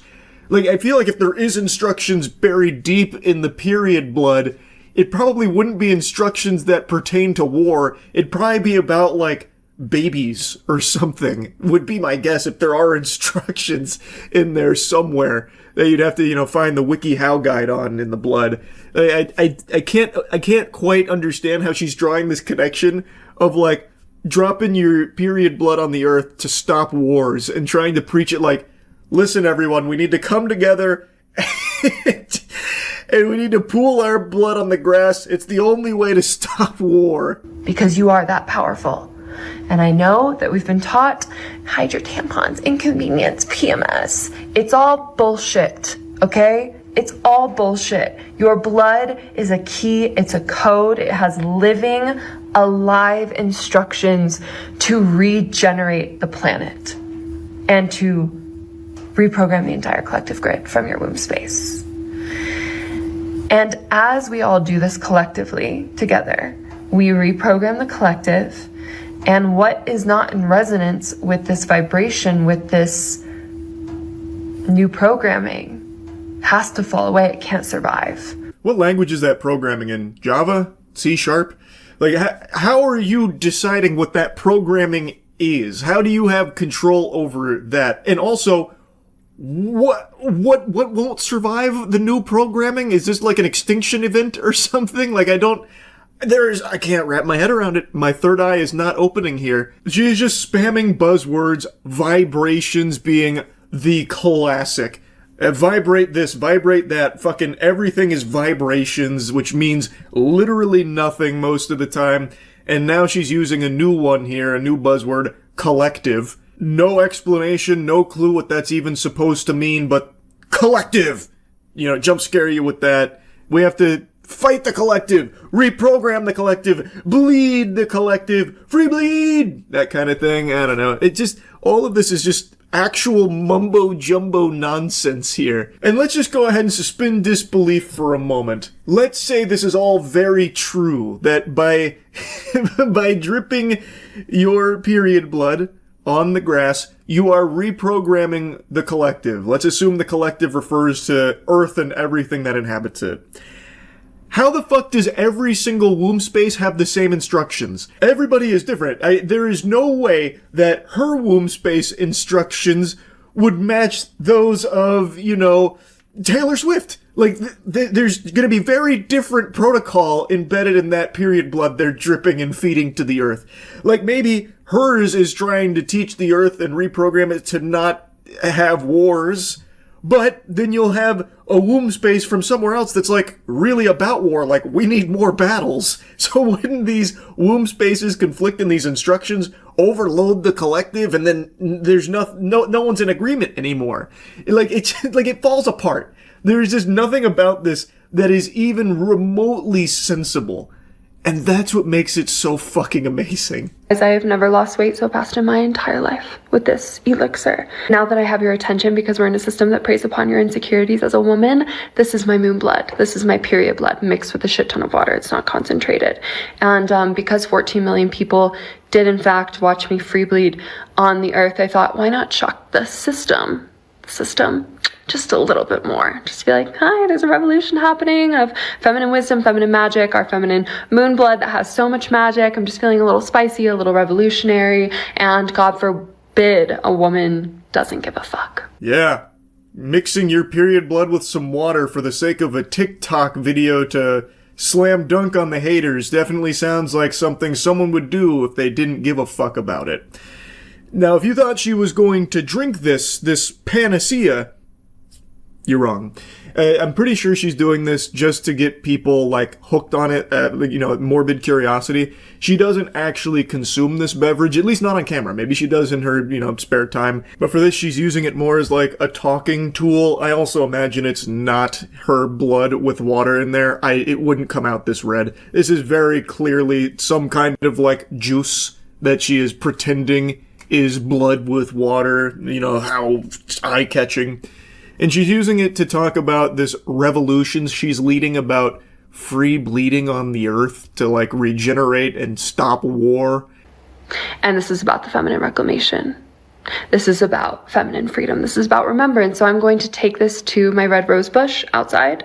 And you might be entirely annoyed and pissed off by this. And I might be too if I was stuck in the system. But anyways, I'm gonna go offer this to the earth, and she's going to take it and alchemize and transmute whatever I've released through this blood, through this cycle, and then she's going to repattern and upgrade my energetic and physical field. So that's the gift, and that's on being a daughter of the earth. Pissed off or annoyed is definitely not the right way to describe the feelings after watching this. It's more just confused, and it's very laughable. Like, it's more silly than it is infuriating. Also, the way that she presents this here sounds far more selfish. How she's going to go dump her blood onto the earth so that way she can reap the benefits of basically leveling up. She's treating this like it's a Call of Duty lobby, and she's prestiging by dumping this period blood into her rose bush. So what, is it no longer about, reprogramming the collective to benefit Mother Earth so that way we can stop wars? Is it now just about your personal gain from doing this? I don't know. That no longer seems like this altruistic act of free bleeding on the grass to improve and regenerate Earth. To me, it just sounds far more sinister. I think she let the mask slip a little too much. You might be feeding her power by free bleeding on the grass, because now she's only talking about what she's gaining from it. She's getting her energetic pattern, reorganized and, reflaffitated. Also, her physical field is being upgraded, so she is now reaching like a cosmic level that she wasn't at previously. She's getting up to like Thanos galactic threat now. It doesn't really seem like it's about improving the Earth anymore. It seems more about what she gets to gain from it.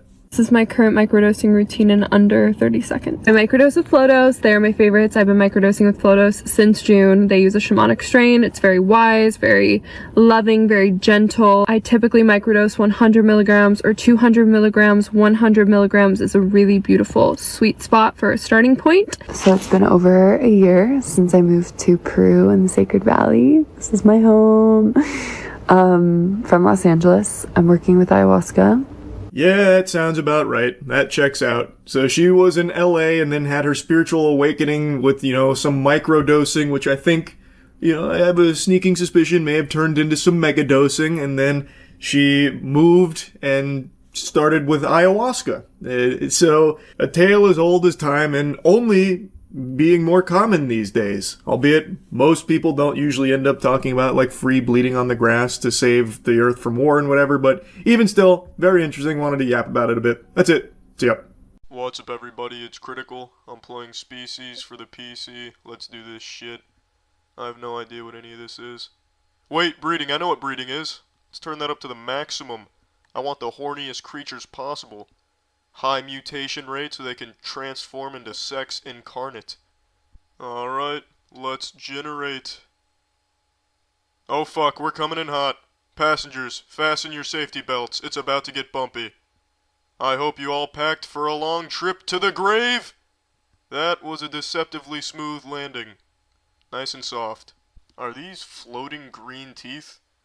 Or like a partially unzipped zipper? Well, this is a rather large piece of shit. What's it doing here? Is this indigenous to the area? Oh, fuck! It's out for blood! That's sentient. And mobile. And lethal. I've got my eyes on you, assassin. Let's get some information on this bitch. I guess that about sums it up. It is rather self-explanatory. It's a giant wiggling hunk of shit. Now, here's another one. They're everywhere. Oh, fuck! It's reproducing at an alarming rate! It didn't even fuck anything. It's reproducing asexually. If giant squirming logs of shit can't find true love, what hope have we? These bitches are everywhere. They have invaded this planet, taken it over. Why is there a raw hamburger patty over here? Oh shit, that's a decomposing carcass of one of the shits! Mutiny, they're turning on one another. It's pandemonium. This is a cactus. Are these bullet holes? Or is it a face? I can't really tell because it's following me around, not letting me look at it. Fine, I'll give you some space. Surprise! Ah, shit. Go fuck yourself, you giant cowboy hat. I'll go back to my scientific research. I'm gonna shoot this bitch with a radiation gun, see how it reacts. Perhaps it'll undergo a sudden gravitational collapse and create a supernova. Did it just fucking give birth while being doused in radiation? To a speeding mushroom? This is preposterous.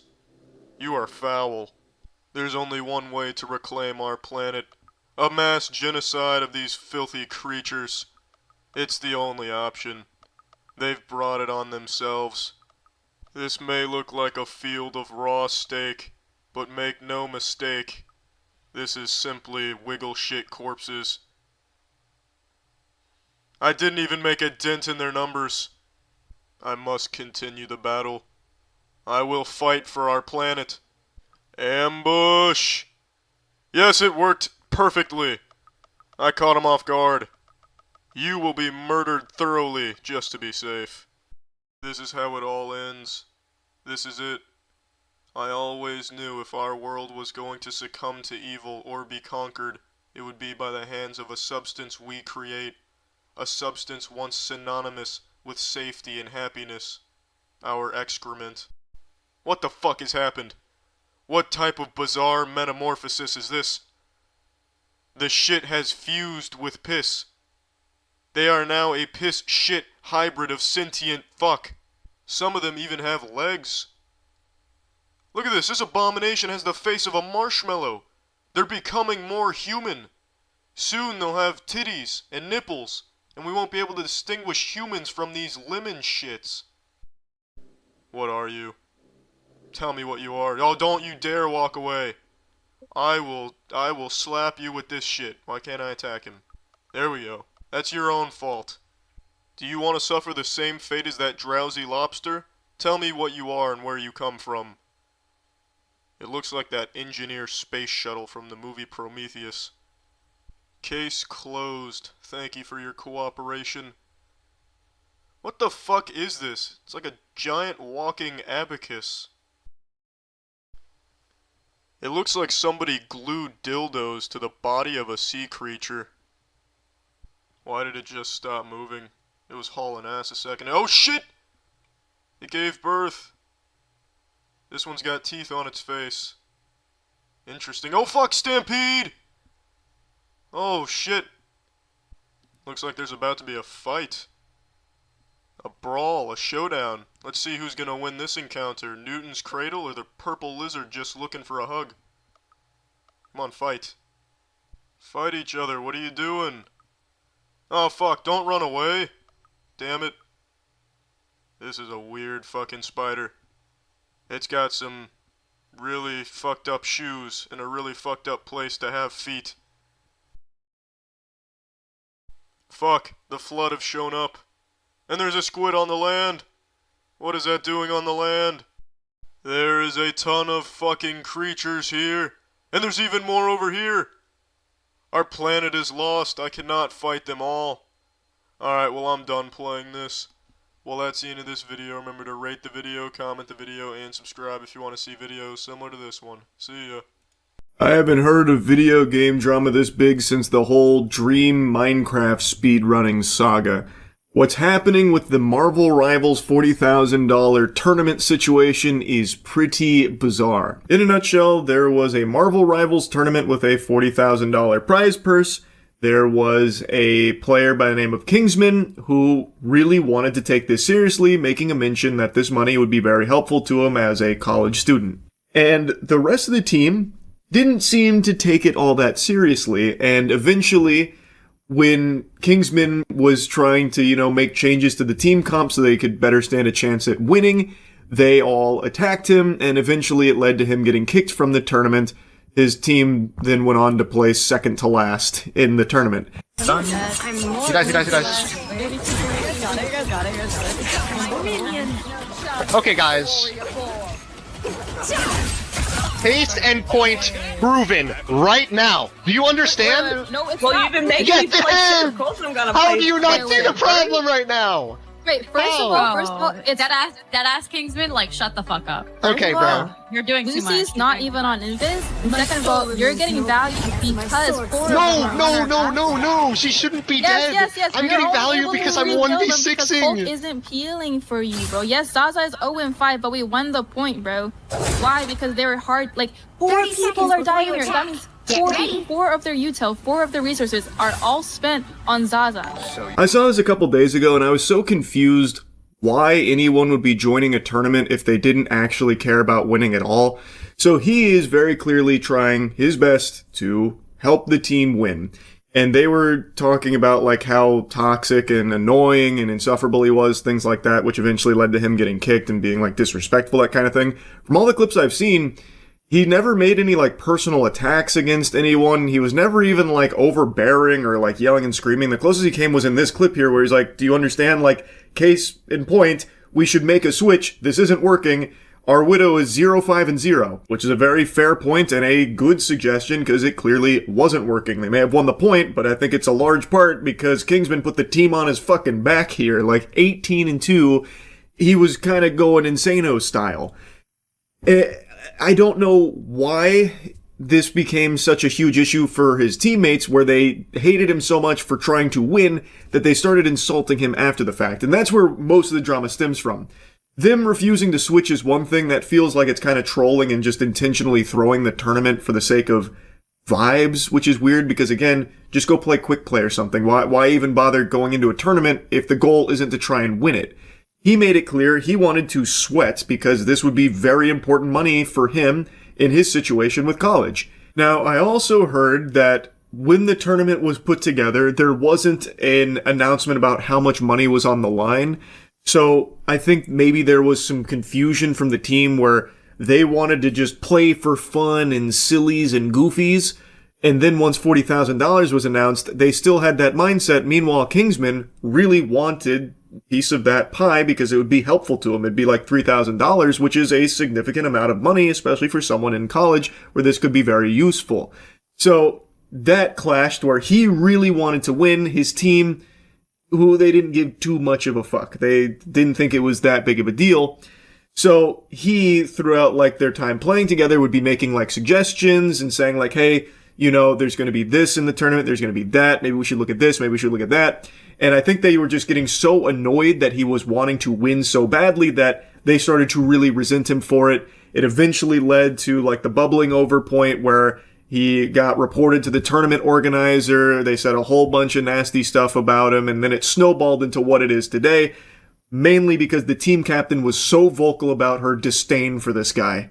She said things like, I'm pretty sure he spent all 20 years of his life inside playing video games, which is why he lacks social skills. You are also spending your time inside playing video games. You're a streamer. Why are you using that as an insult against him? I didn't really detect a lack of social skills throughout any of the footage I saw of them playing together. I guess you could make an argument that, you know, maybe his attitude could grind your gears because he was offering like a lot of advice on potential team comps, and he did multiple times mention like, hey, the Black Widow's probably not going to work here. We've got to be mindful of like dive comps, that kind of thing. Would you be willing to try like Bucky perhaps? And they would always kind of like roll their eyes at him and be like, shut the fuck up. Like, there's a clip I saw where one of them was like, you've got to just drop this. That's enough. Stop making suggestions, basically, about, you know, switching. It's not happening. Look, which I think is a pretty hostile response to that because this is coming from a place of him just trying to help the team win. I don't think he was being like necessarily overbearing with it or anything like that. He certainly wasn't really being aggressive about it. Like, he never got personal. He was never like insulting his teammates. He was never doing anything like that from what I could tell. So I truly didn't see like a lack of social skills. I just saw someone who really wanted to win because there was a significant amount of money on the line. And if you're in a tournament, why would you not be trying to win? Team captain even made this statement saying, I don't want to win with someone who can't take no for an answer, which is a certified stinky comment for sure. That's a big time PU moment right there for the Jumbotron. I don't know where that's even coming from. His suggestions weren't heeded. Okay.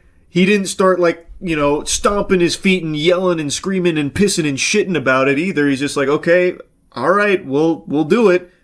We'll run it. Fuck it. We'll do it live. And when it didn't work, he did eventually say like, look, told you so. Can we please make this switch? And then still got attacked for it. I didn't see any examples of him not taking no for an answer. Like, yes, he did make a suggestion multiple times. Like, would you be willing to try this? Would you be willing to maybe switch here? What about this? But that isn't not taking no for an answer. That is coming from someone who wants to win a fucking $40,000 tournament. He then continued to insult Kingsman and I guess anyone that was supporting him in her Discord saying, yo, Kingsman cocksuckers, screenshot this.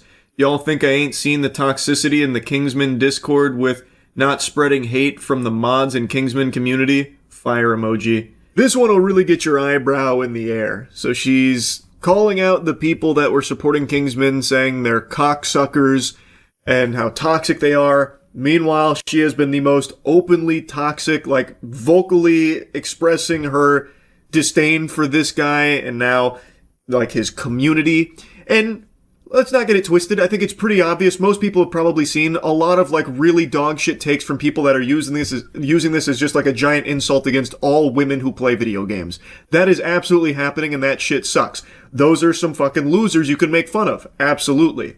But she, from what I can tell when this message was sent, was talking about like anyone that was expressing support for Kingsman, and I'm sure there probably were some like absolute greaseballs that went through and said some terrible things, sure.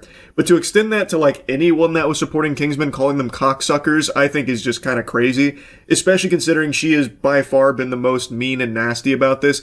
Kingsman, from what I saw from the clips that were during this time, he tried to like actively say like, hey, don't go harass anyone and don't be mean. You know, it is what it is at the end of the day.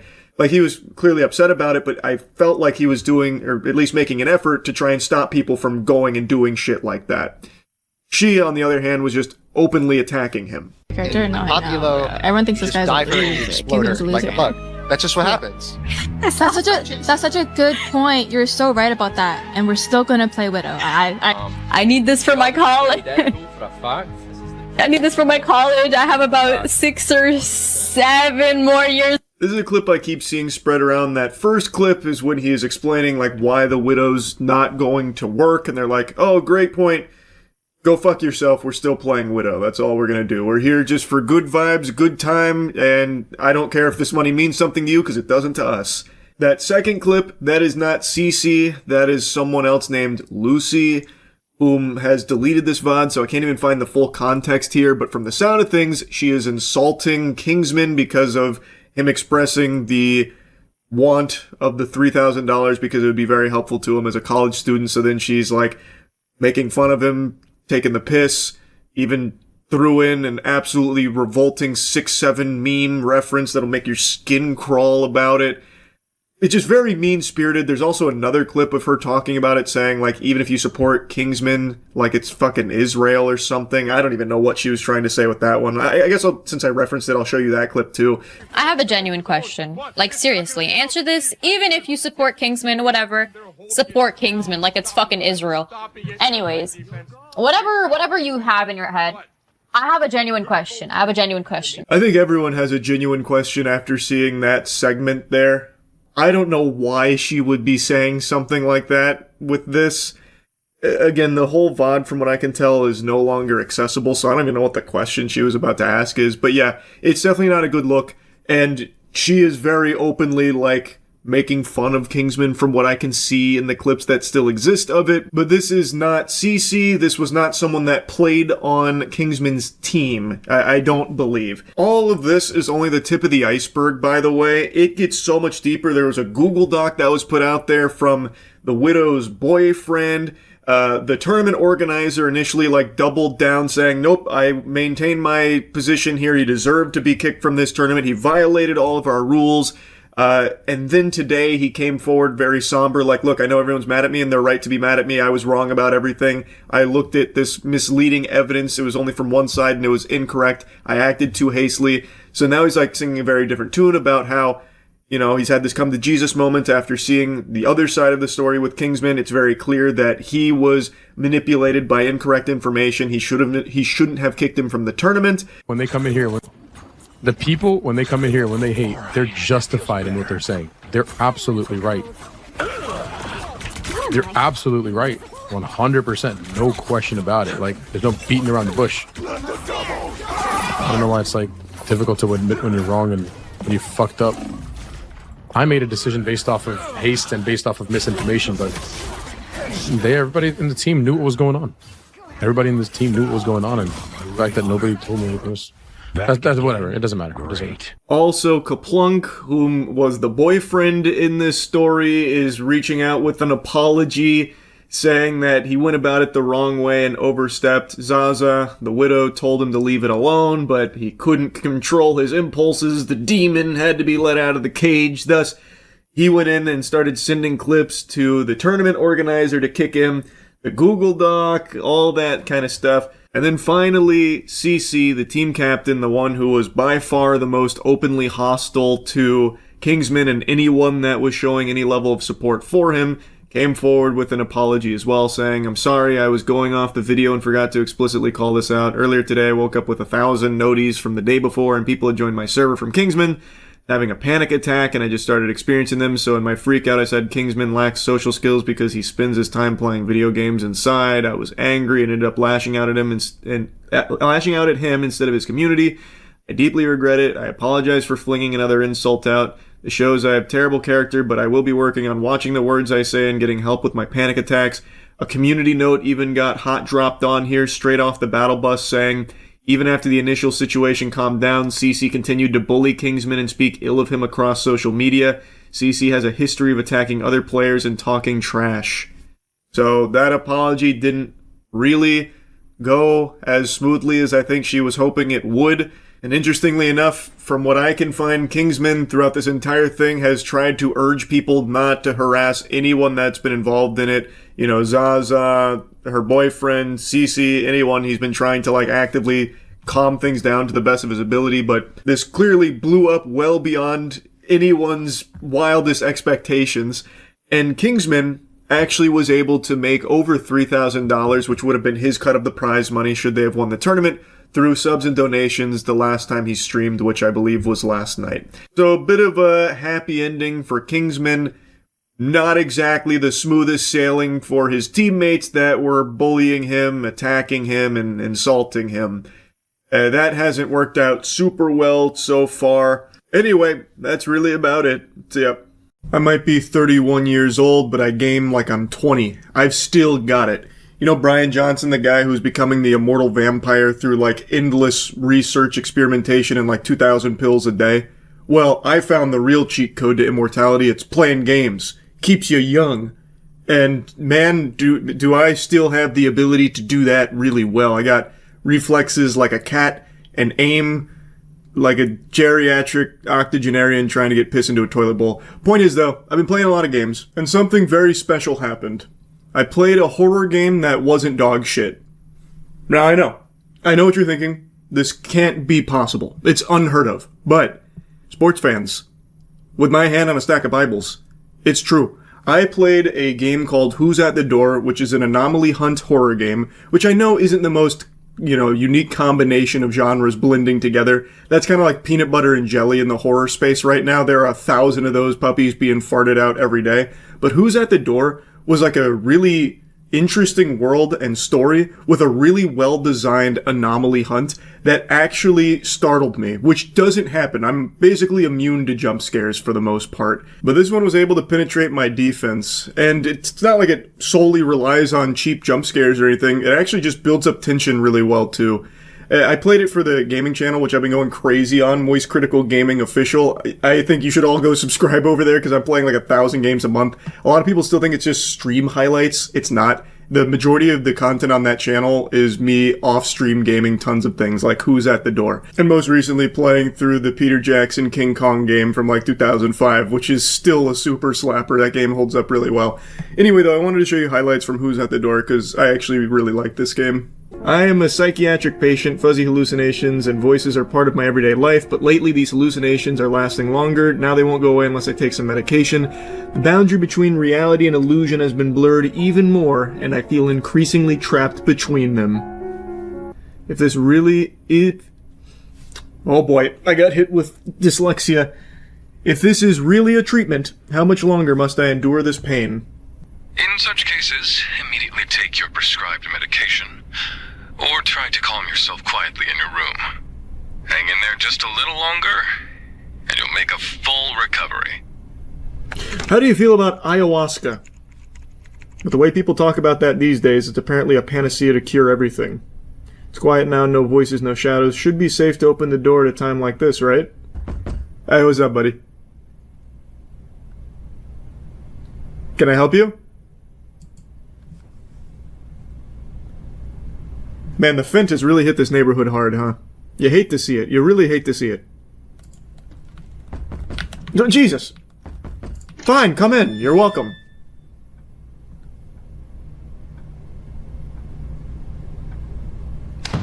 Thank you.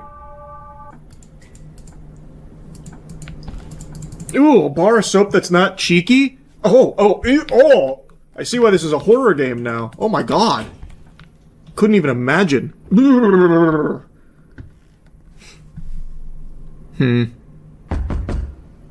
Hallucination? Or is he choking on... like a giant hairball? He could need assistance. This is a tough deduction. Kinda looks like Gollum from this angle. Man, what the fuck do you want from me? Here, come on in. I got some brewskis in the fridge. I'm not gonna let him in. This ought to banish you to the Shadow Realm. Come on, come closer. What are you waiting for? You know my door's always open for you. Come on. Come say hi. I miss you. TV's working now. I get a new station. Well, that's not good. You could have just knocked on the door. Just a minute, I'll be there in a second. A little tied up here. Hold on. I think she's got me. No, maybe not. Now, you've made a mess of yourself. You've got ketchup all over your face. Do you feel embarrassed yet? Would you mind if I went and answered the door? I don't mean to be like a rude host or anything, but there was someone trying to get my attention. Just give me a second here. Come on in, join the party. I don't even need to see you.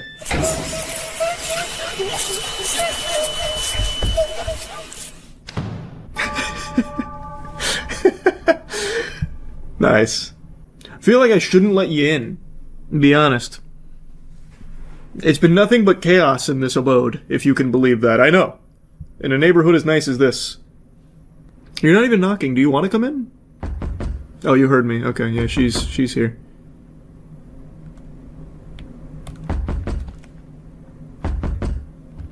I mean, last time you gave me medicine, so I think you're safe. You didn't hurt me.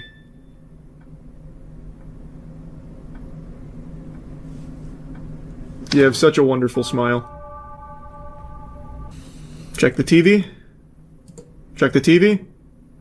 Check the TV. Check the TV. Okay. If after 4 times nothing changes, then you know it's safe.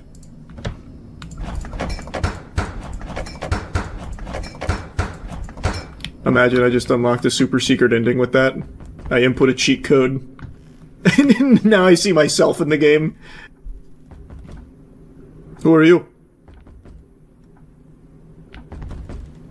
Dr. Manhattan? What are you doing in here, man? Some Donnie Darko shit. Pardon me. Oh! He can touch me. I assumed... since when can Ghost fucking tweak on my nipples like that in the fucking physical world? Now, does every day start the same? With my friend? Yeah, it seems like it. Okay. Nope. Okay. I guess not. Okay. So because he's up there, that tells me if I open it for you, who is a very sweet lady, by the way, I will get fingered. So I need to just pop these again, because the bad hallucination is here as well. Down the hatch, into the old gullet. Oh, that's cool. I'm looking into my own apartment. I'm hallucinating.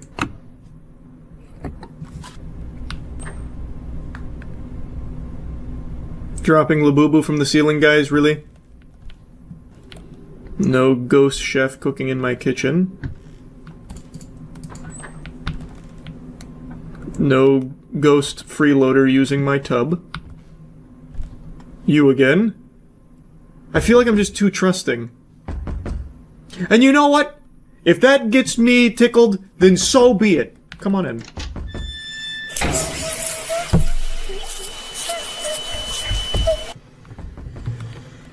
My furniture is attacking! I can't let it touch me.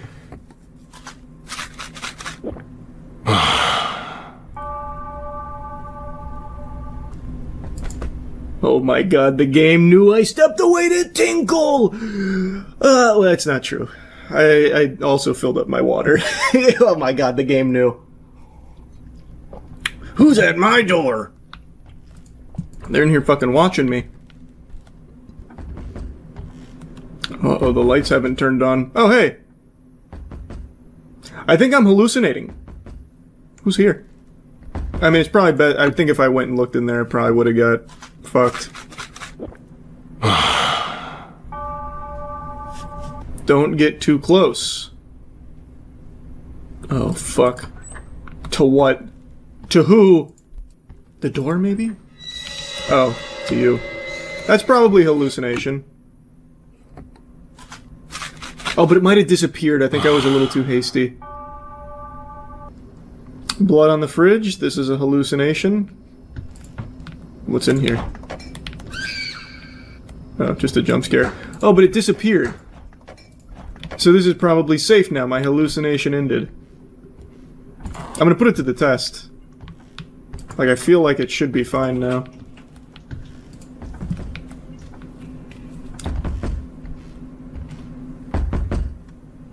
It disappeared, so I think we're okay.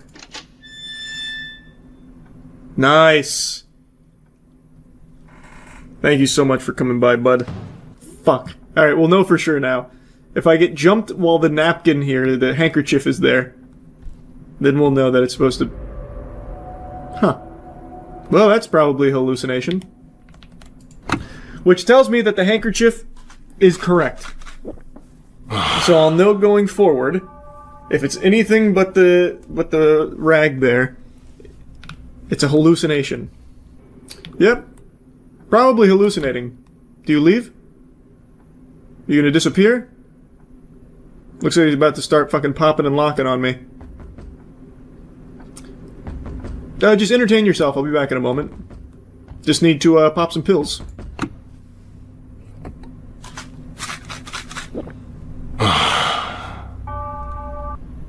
I see you invited yourself in.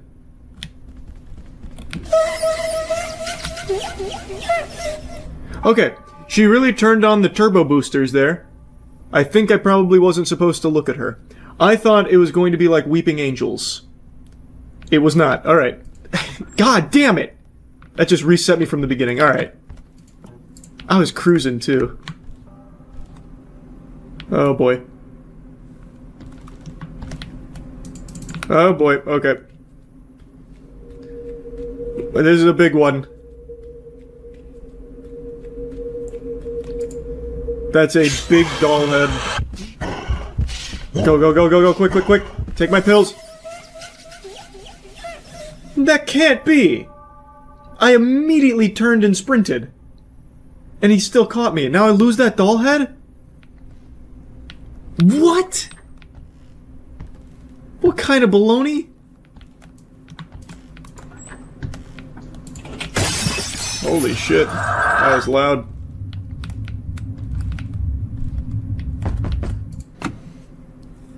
Alright, big time hallucination. They broke my fucking mirror. I've been roofied! It was that damn creep with the hair in his mouth, wasn't it?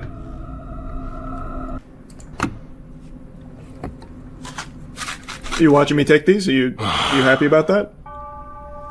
Looking good, looking good. It's oddly quiet. None of the usual noise or hallucinations I normally hear. It's awfully bright in here now, too. Really bringing this place to life. That sun's doing a number for us. This is all real.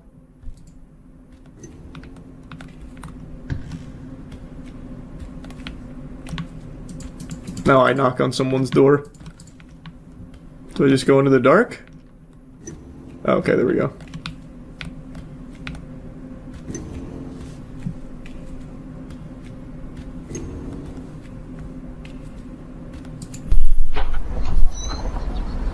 Oh, it's beautiful outside.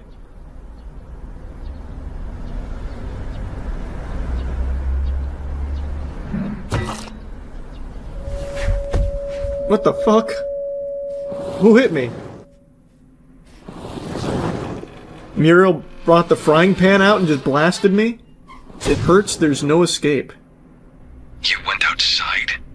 That's impossible. Are your symptoms getting worse? Oh, You're still taking your medication, right? Please wait just a little longer. I'll come see you soon.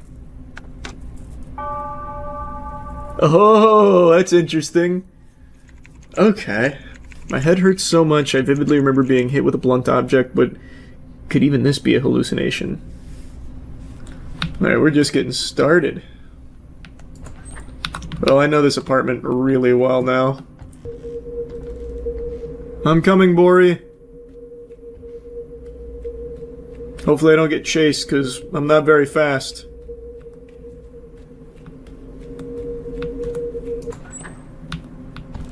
Where am I?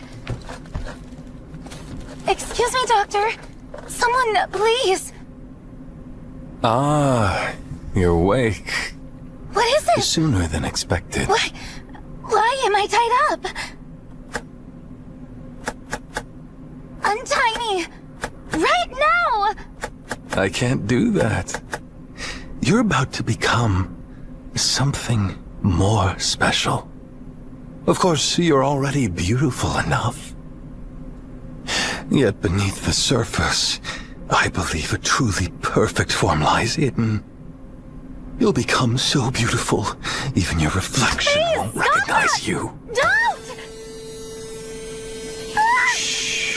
God damn! Jesus. You'll mess up that flawless skin. If you need help here, I'll come rescue you. Moving. You might not turn out as pretty. He set up an invisible wall. I can't help you. Shit. Go, go, go.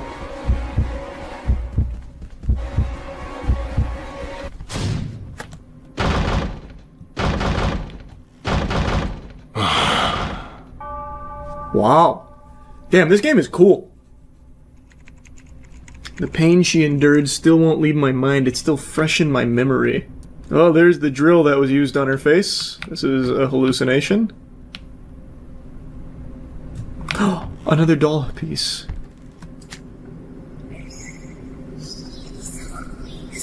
This was the guy sitting on my couch. I think so far it's all good. No. Oh, another piece. I caught the man who was following Bori. He quickly tried to leave, saying, "I'm sorry, I must have mistaken you for someone else. His name is Taku. He said his young daughter was kidnapped and went missing long ago. He must have mistaken Bori for his daughter." Okay. Did Bori know about this, or was she just afraid? Now, here's a question that I don't know the answer to. Since there was a doll piece here, does that mean this is automatically a hallucination? Because there's nothing else out of whack. I don't know if that counts. I can't remember. Oh, I really don't want to blow it. Okay, full disclosure, I'm gonna go take a piss and just look real quick. I have to pee so bad, I might as well just look. Okay, I peed, and I did look it up. The doll pieces do not count as anomalies. So... well, I guess it didn't matter in the end anyway. Wait, it went away, though. I think it's fine, because it went away. Yeah, I think we're good.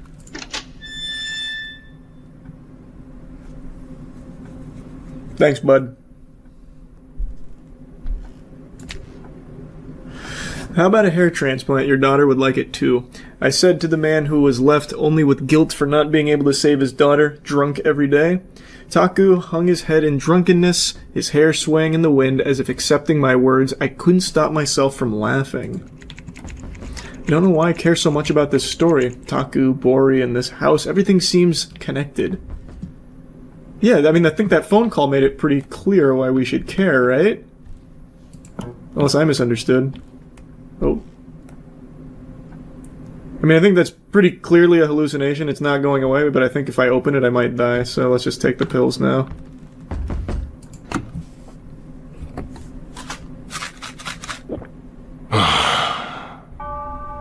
Day 9. What do we got? Was this Taku also a victim of the doctor?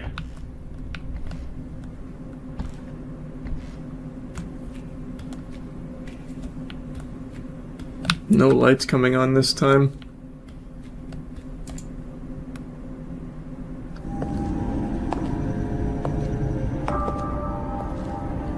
That's one of my neighbors! That guy's been really nice recently. Taku. That hair transplant surgery I mentioned earlier. I just came up with a really ingenious method. I'm going to do it myself for you. Your daughter will be delighted to see this too. Soon, you'll be completely transformed.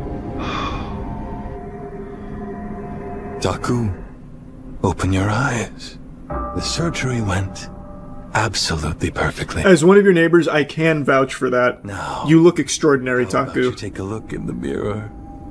Even you won't recognize yourself.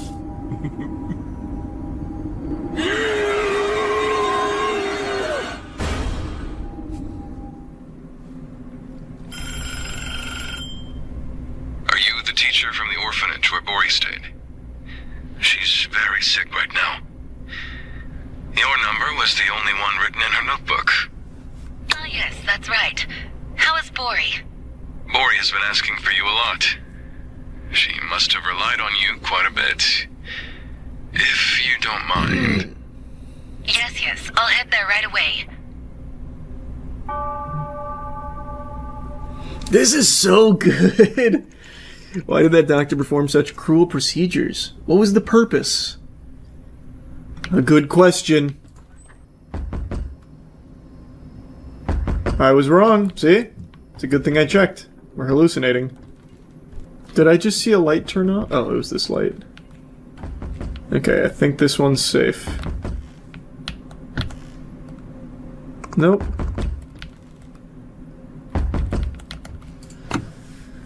Everything in here was safe.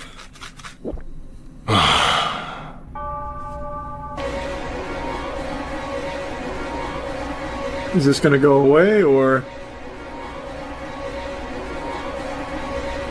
It doesn't seem like it. This seems like immediately take my medicine.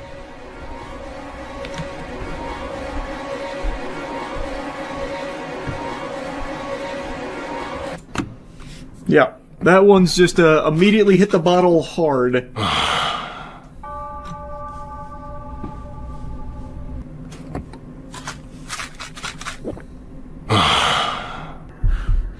Oh, something's happening.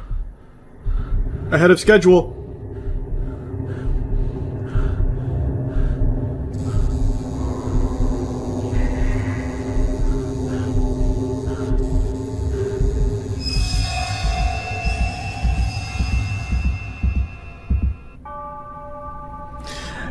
Damn, this is nuts.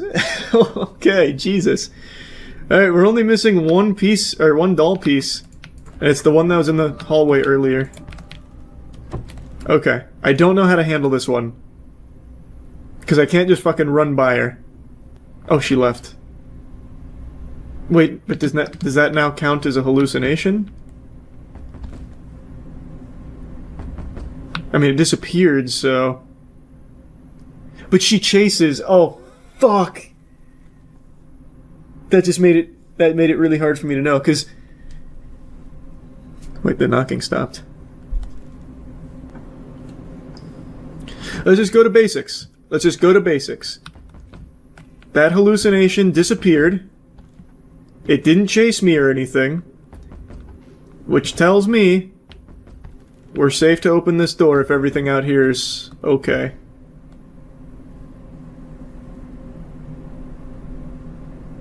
I don't remember if you normally do this. I think you do. I'm gonna be so pissed if I'm wrong. But it disappeared! Like, I'm doing everything right. It disappeared. Everything else is in order. There's not a fucking hair in this apartment out of place right now. Let me double check in here. We're so close. I already went to this window, but I'm gonna do it again. I think we're just good. It disappeared. Everything else is perfect. Nothing out there out of the ordinary. Nothing with you out of the ordinary. Alright. Okay.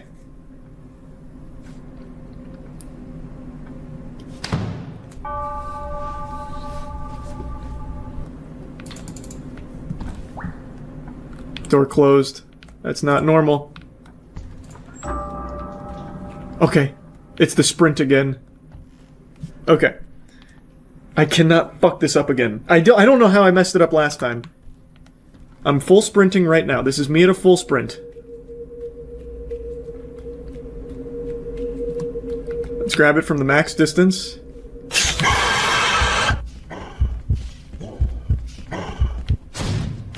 Got it. I got the last piece. Let's fucking go! Huge! Huge! It's not on the doll, though, for some reason. I hear something over there. Just play it safe. Just play it safe. Oh, this is one I need to look at. Fuck. Okay. I can't get close to it. Oh, no, no, no. This is bad. How do I squeeze out of here? I need to get him even more in this corner.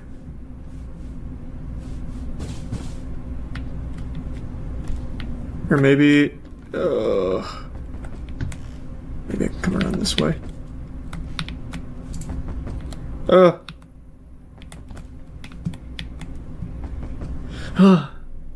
Fuck. I cannot believe how clutch I am. Actually built different.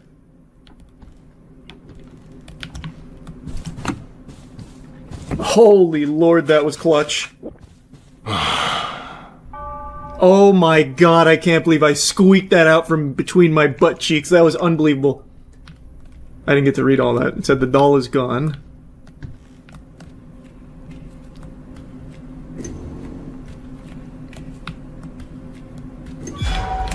No, I tried to dodge. Fuck, they're all in cahoots. The doctor's brainwashed them. Where is this place? Why are you all here? What is this? Why are you doing this to me? Untie me. Right now! The pills you took were poison that slowly eats away at your brain. Seeing you flail around lost in hallucinations was truly entertaining. The pain and despair we endured. Now it will seep into your flesh and bones. I used to think you were really nice. You're no savior. Your greed made us what we are, and now we'll become your nightmare. Aren't you excited? Our masterpiece. You know what's really embarrassing? I thought there was going to be another character for that doll I picked up. Not just those three.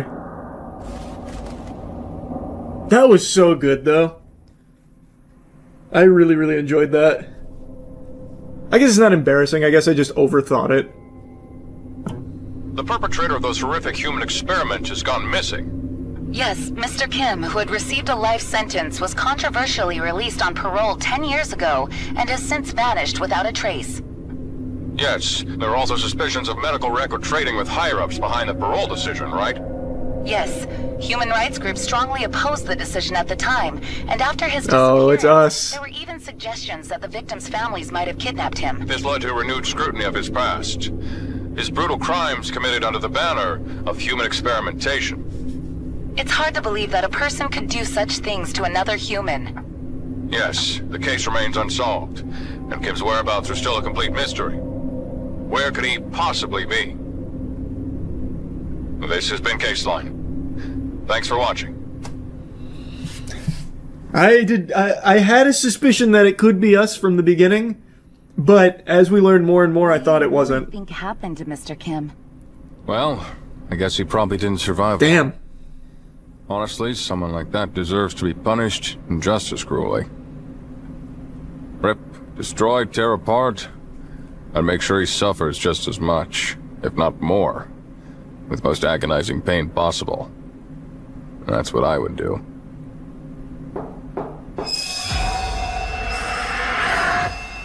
This was such a banger, holy. Man, in the beginning I was like, oh, I guess it could be us, the bad guy. Like when we got hit in the head when we were trying to get outside, I had a suspicion. But then I was like, no. We're probably just another one of the victims. I just couldn't figure out where we fit into it. That was so good. I really liked that. What a banger. I just saw 28 Years Later Bone Temple, and it is a significant improvement over the last one. Not that I thought the last one was bad, but I wasn't the biggest fan of it. This movie slaps. I think Bone Temple is extremely good, and I just read that it's not doing well in the box office and is projected at like a 13 million opening weekend, which is a 53% drop or something like that compared to the last one. And honestly, that's just a bigger shame than when they canceled the Men in Black cartoon series, because this movie is, I think, very good. I understand why people maybe aren't, flocking to the theater to plant their asses in the seats and watch this if they watched the last one and didn't like it all that much, because that movie, it felt like two very different movies that were sometimes clashing, and I didn't think it worked overly well. So I imagine a lot of people probably weren't super hyped to see it continued, thinking that it'd be, same song and dance again. Let me just put those fears to bed. It is not. This movie, I think, is much, much better. Another thing that I think is working against it is how quickly it's come out since the last one. It's only been 6 months. I think it's 6 months, somewhere in that general ballpark.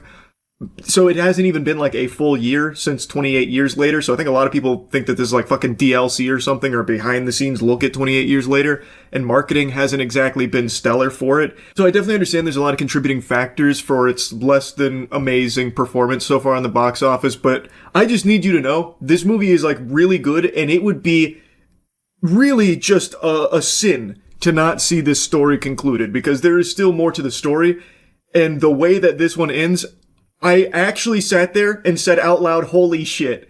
I am very, very curious to see where they take it, and I hope that we do get to see the finale of it, even if this doesn't, start picking it up in the box office. I hope they've just already got it in the can and are ready to ship it, because if nothing else, I really want to see it. So anyway, as I do now these days, I get into spoilers, so here's your spoiler warning. Alright, we're in.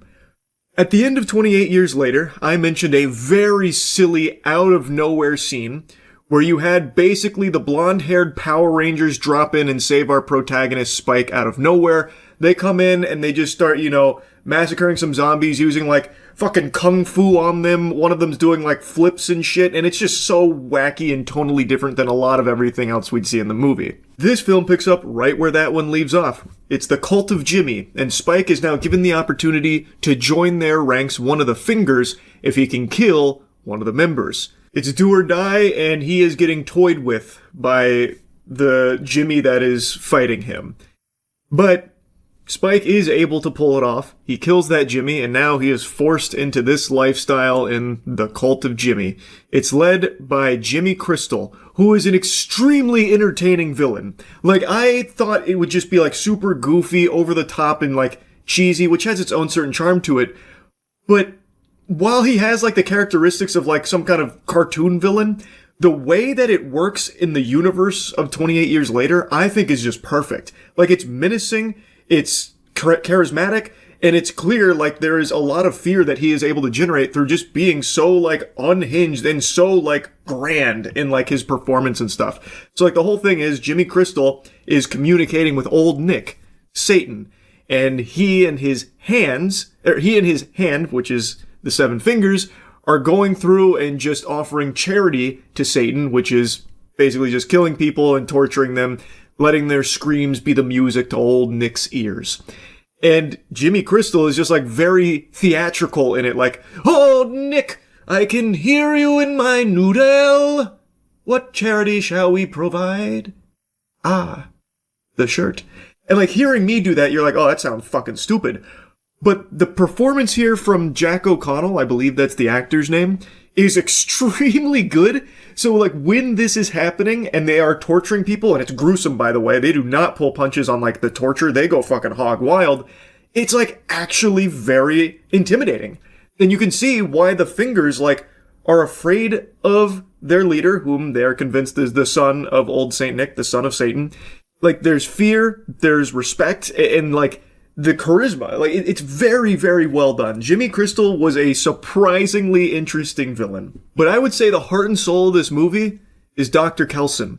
So Dr. Kelson, whom we met in the last movie after Spike takes his mother there, we follow him a lot. And he is deep in study and theory around the alpha zombie, whom he's named Samson. Samson is the zombie from the previous film who we saw just like rip people's skulls off like trophies. He's like brutal, huge, imposing. His fucking cock is slinging all over the place. He got fucking meat flapping in the wind.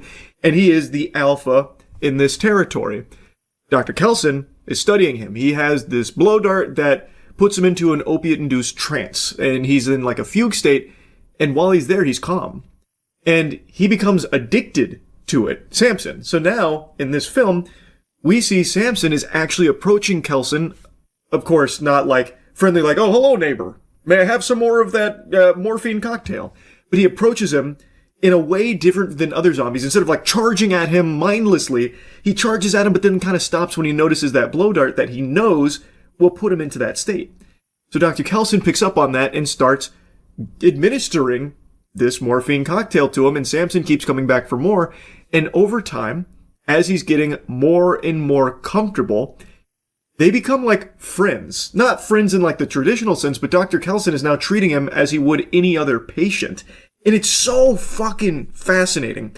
I would say the main character of this movie isn't Spike, like it was in the last film. Spike is a big character here, but he takes a backseat to every other character. In fact, I wouldn't even say he's like the most prominent character in the cult of Jimmy. I'd say that belongs to another one of the Fingers named Kelly, who kind of like protects Spike because he's not the strongest warrior. He did kind of just get lucky in killing that previous Finger, and he doesn't want to be there, and she notices that and tries to like protect him. She, I would say, is actually like more prominent in the Fingers than even Spike. But again, I really think the main character and the beating heart of this film is Dr. Kelson. And I didn't expect to be as drawn into this narrative of like maybe curing the infection as I was. Because in a lot of other zombie things, it's like this one eureka moment where they just like kind of cure the infection. But here, it's very interesting because Kelson's not setting out to cure the infection. He's setting out just to try and better understand it. So he starts to wonder like, well, does the virus replace the mind or does it just cloud it? What are they seeing? What is Samson seeing when he's murdering babies and shit? Because the babies don't pose a threat to him, what would be compelling him to start murdering them mercilessly? And he starts viewing it more as like a psychosis and trying to treat it as such. And we see Samson still very much infected, still very much the alpha. He's able to start being less clouded and actually gets out a word. He starts remembering things from before the infection. And it's just such a gradual shift that doesn't feel silly or like, you know, just for the sake of plot convenience. It was really fascinating and it was done super well. I just, pretty much everything in Bone Temple, I think is an improvement over the last one in every possible aspect. I think it's a lot more gruesome. The action is a lot better. I think also does a better job in the horror department as well. I think it's more unnerving. I think you get more invested in the story that's going on because you care more about what's happening here. And it feels like it's setting itself up for some huge conclusion with the way that this one wraps up. It's very exciting. The first film, I felt a lot of it was style over substance, where they tried to do these very like artsy, almost like pretentious shots that don't really do a whole lot in the context that they're used in. Here, there's still a lot of great style, but there's a lot of good substance too. It's a really interesting journey that I think fucking crushed it. And there's a really, really fun section with an Iron Maiden song and like a crazy choreographed dance and shit. It's so good. I really thought Bone Temple was amazing. And it is so sad that it's not doing well. I hope that like word of mouth will help it pick up and start to perform better because it deserves it. But now I don't want anyone going into this thinking that it's a perfect film because it's definitely not, especially when you put it in the framing of this being the second film in a series. it becomes kind of questionable why they're so, like, kind of disjointed. They don't fit super well together because, like, for example, Spike's father, who was a very big component of the first half of the previous movie, he's not even mentioned in this one at all. And this isn't even really Spike's story anymore. We're exploring, you know, true evil with Jimmy and his gang. And also, you know, Kelson learning about the infection. But I don't think that's the biggest deal in the world. There is something that I did kind of find a little disappointing. The fingers, I understand there being a bunch of them. You can't really, like, flesh them out. They are kind of just one-dimensional. I get that. But what I really didn't like is that it's established that these fingers, the other Jimmys, are extremely strong. The strongest people that he's come across. And in order to even be one of the fingers, they have to pass the initiation, which is killing a previous member, which is supposed to be very, very difficult because they're very adept at surviving and fighting. We saw them dispatch of zombies easily. They completely just massacre zombies. They massacre people effortlessly. There was even like a duel when they came to a small settlement where one person, Jimmy said, you can join us if you kill one of the fingers here. Choose your fighter. He chose someone, and the girl completely outclassed him and annihilated him. So they are established as, like, really strong fighters. But towards the end of this film, they are easily killed. So, like, one of the fingers is able to kill all of the others with, like, single moves. And I'm not talking, like, elaborate moves or anything. It's just, like, this and, like, this. And it wasn't, like, surprise attacks or anything. I guess one of them was, but the others weren't. It was, you, like, slapped one of them, then stabbed. And then the other one stabbed. And it's like, that's underwhelming because this whole time we've been led to believe these fingers are maybe not equal in terms of fighting prowess. Like, maybe this one finger that's betraying them is more talented than the rest, but it should still at least be some kind of fight, some kind of, like, climactic showdown, I would have thought. It just feels like they were strong when it was convenient for the plot, but then really weak when Spike needed to survive or when they needed to wrap a certain thing up. That just felt a little deflating to me. I would have liked to see them be able to show why they're even fingers in the first place about being strong fighters. And there's a couple other individual scenes I don't think worked overly well, but it's really not like a big detriment to the film or anything at all. Like I said, I think the movie slaps overall. I was very impressed and pleasantly surprised at the big improvement between the previous 28 years later and now this one. And like I said, I really would like to see how this story concludes. Anyway, though, that's really about it. See ya. Well, well, well, would you look at that? You called me short, and you were right, but then you called me stupid, and you were right again. You were wrong, however, when you called me crazy for sounding the alarm on the mind control that the TikTok zombies are falling victim to. Companies have found a way to get inside, worm their way into people's brains like that alien from Men in Black, Orion's belt pulling the levers on that dude's body. These corporations have found a way to control TikTok users' spending habits, to have them spend oodles of clams on actual landfill slop. Products that I know they couldn't move and were probably squatting on so much inventory, panicking, wondering what the fuck they're going to do with it besides just bury it in a landfill somewhere. And then someone hatched the idea, probably after seeing the Labubu craze, what if we paid influencers to pretend to be hype about it? And this formula of companies sprinkling tiddlywinks of cash throughout a wide array of TikTokers' pockets in order to glaze and get people excited about literal garbage has proven to be a grand slam for these corporations that are peddling poop. It has sparked a fire that has become out of control, leading to a raging inferno of just brainless consume. Consume at all costs. Come hell or high water, go to Target and buy the thing. Off and then ready? Pink. Fuck this shit.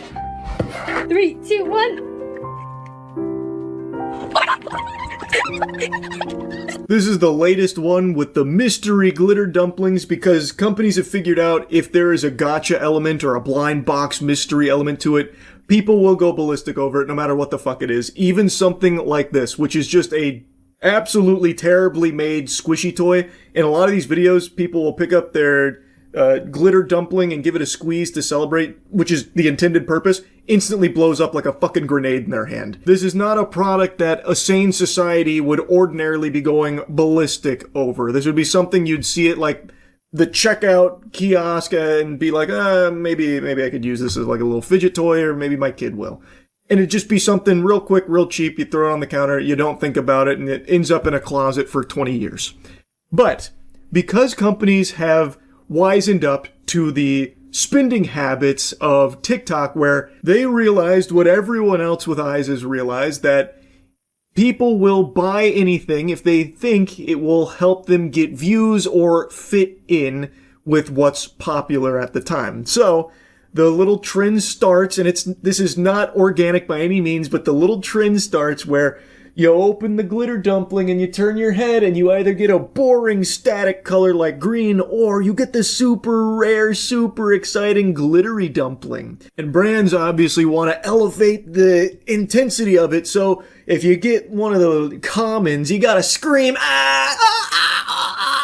you have to go crazy, no, it's terrible. You have to convince your toddlers to say, fuck this, or shit, damn, that kind of stuff. You gotta get them swearing because it's so intense. And if you get the glittery one, that's the best moment of your life.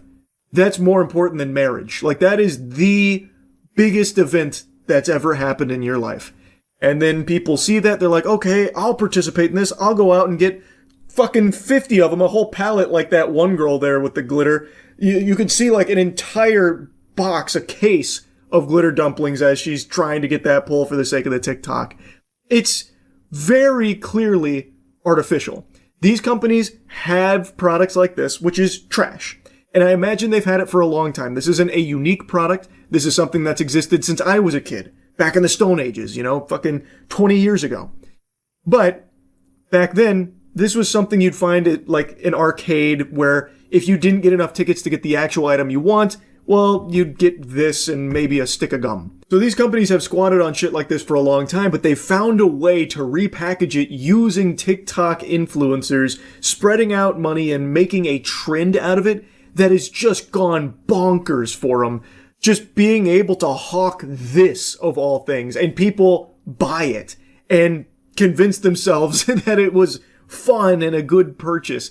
The ones that are unpaid, by the way, the actual like paid promotions of this, they don't give a fuck.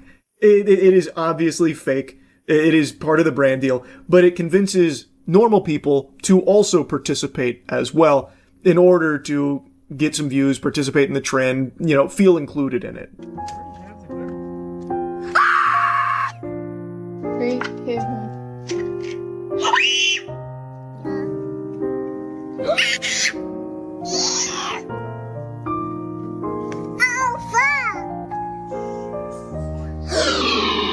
Okay, ready? I got the secret! I got the galaxy! I got the galaxy! I got the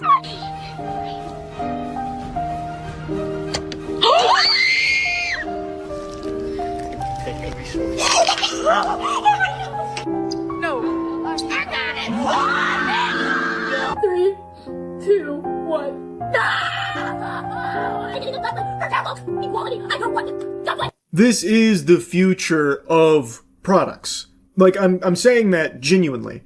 Every company is seeing this and has been seeing it and is leaning into it, and it's working extremely well. If it can work for something like a fucking terribly made squishy toy that blows up like half the time someone squishes it, it will work for anything. Again, this isn't some new toy or new invention only made possible in 2026. This has been around for decades, and it's something you couldn't give away for free. Nobody would want this. And everyone in these videos also most likely doesn't actually want it. They just want to participate in this hype train around it of like freaking out if you get the good one or being real mad and real steamed about getting the bad ones. It's not something they're going to use, anyone that actually wants to use it probably can't even fucking find one at this point because it's selling so much to people on TikTok desperate for attention. But it's inevitably just going in the trash. And the people that are scalping it are also going to have their product inevitably end up in the trash. It's a great time to be a landfill, I'll tell you what. Your tummy's never running on empty. It is constantly being filled gluttonously with shit like this. Because once the scalpers can't move this product anymore, when the trend starts to peter out, no one's going to be buying it, at least not anywhere close to how they were, so they'll end up having to dump it. And this is just another example of how easily companies can control people's spending. All you have to do is convince them that this is like a fun trend to hop aboard, and they're willing to open up their wallet for it. Even for something as useless and stupid as fucking mystery dumpling. And this is far from an isolated case. In fact, I think there's an even better example, one that I covered recently, which is Neatos. Neatos are just colored shapes that are also just a little squishy fidget toy. There's nothing even gotcha-fied about it. The Neato you want, you get. You go to Target, they have the Neatos. It's not a blind box, it's not a mystery, there's not even a gotcha element. And yet, through the same means of just having some TikTok influencers hype it up like, Neatos, you gotta go get them, you need these in your life right now, you're a pussy, you're a loser, everyone hates you, you're ugly, you stink if you don't have Neatos. And through just like this hyping up of Neatos artificially, people then just started going out to Target and violently getting their hands on Neatos. I was covering brawls at Target over Neatos, people slitting each other's throats to get their hands on Neatos. And then scalpers found it, so then scalpers started flocking to it and getting pugilistic for Neatos. And now, Neatos have made oodles and oodles of cash, and they don't even have a gotcha element to it. So it's not even the mystery loot box element of it. It's just TikTok told me that this is hype and trendy, and well, I want to be part of this, so I'll go buy a bunch. It's that effect of like, you're not cool unless you pee your pants. You gotta go out there and you gotta get the thing TikTok's talking about. You gotta go get it. And it works super well. And interestingly enough, in most cases, it appears to be really garbage toys that are actually made for sense that companies have likely been squatting on for years with no way, scratching their head trying to figure out how do we get rid of all of this. And now they found the answer. They found the solution through TikTok and artificially hyping things up and get people in a spending frenzy for it. There are some good products, though, that I've seen come from TikTok. Like, I know TikTok Shop is notorious for a lot of trash, but I actually have seen some good products, and I am aware that there are some companies that do actually use it to promote something positive, like an actual useful item that is, like, solid. So I know it does exist, but that's not the biggest thing that TikTok sellers are being utilized for. It's for shit like Neatos and mystery dumplings. Again, mystery dumplings fully leans into this. Their branding now is the viral mystery dumpling. Like, this is something they have clearly planned for. It was a calculated marketing push through TikTok to get people brainwashed into buying. And it's going to continue. It's working really well, showing no signs of slowing down. So expect more and more Neato adjacent and mystery dumpling adjacent and Labubu type products to be fucking blowing up here. Anyway, just wanted to yap about it. That's about it. See ya.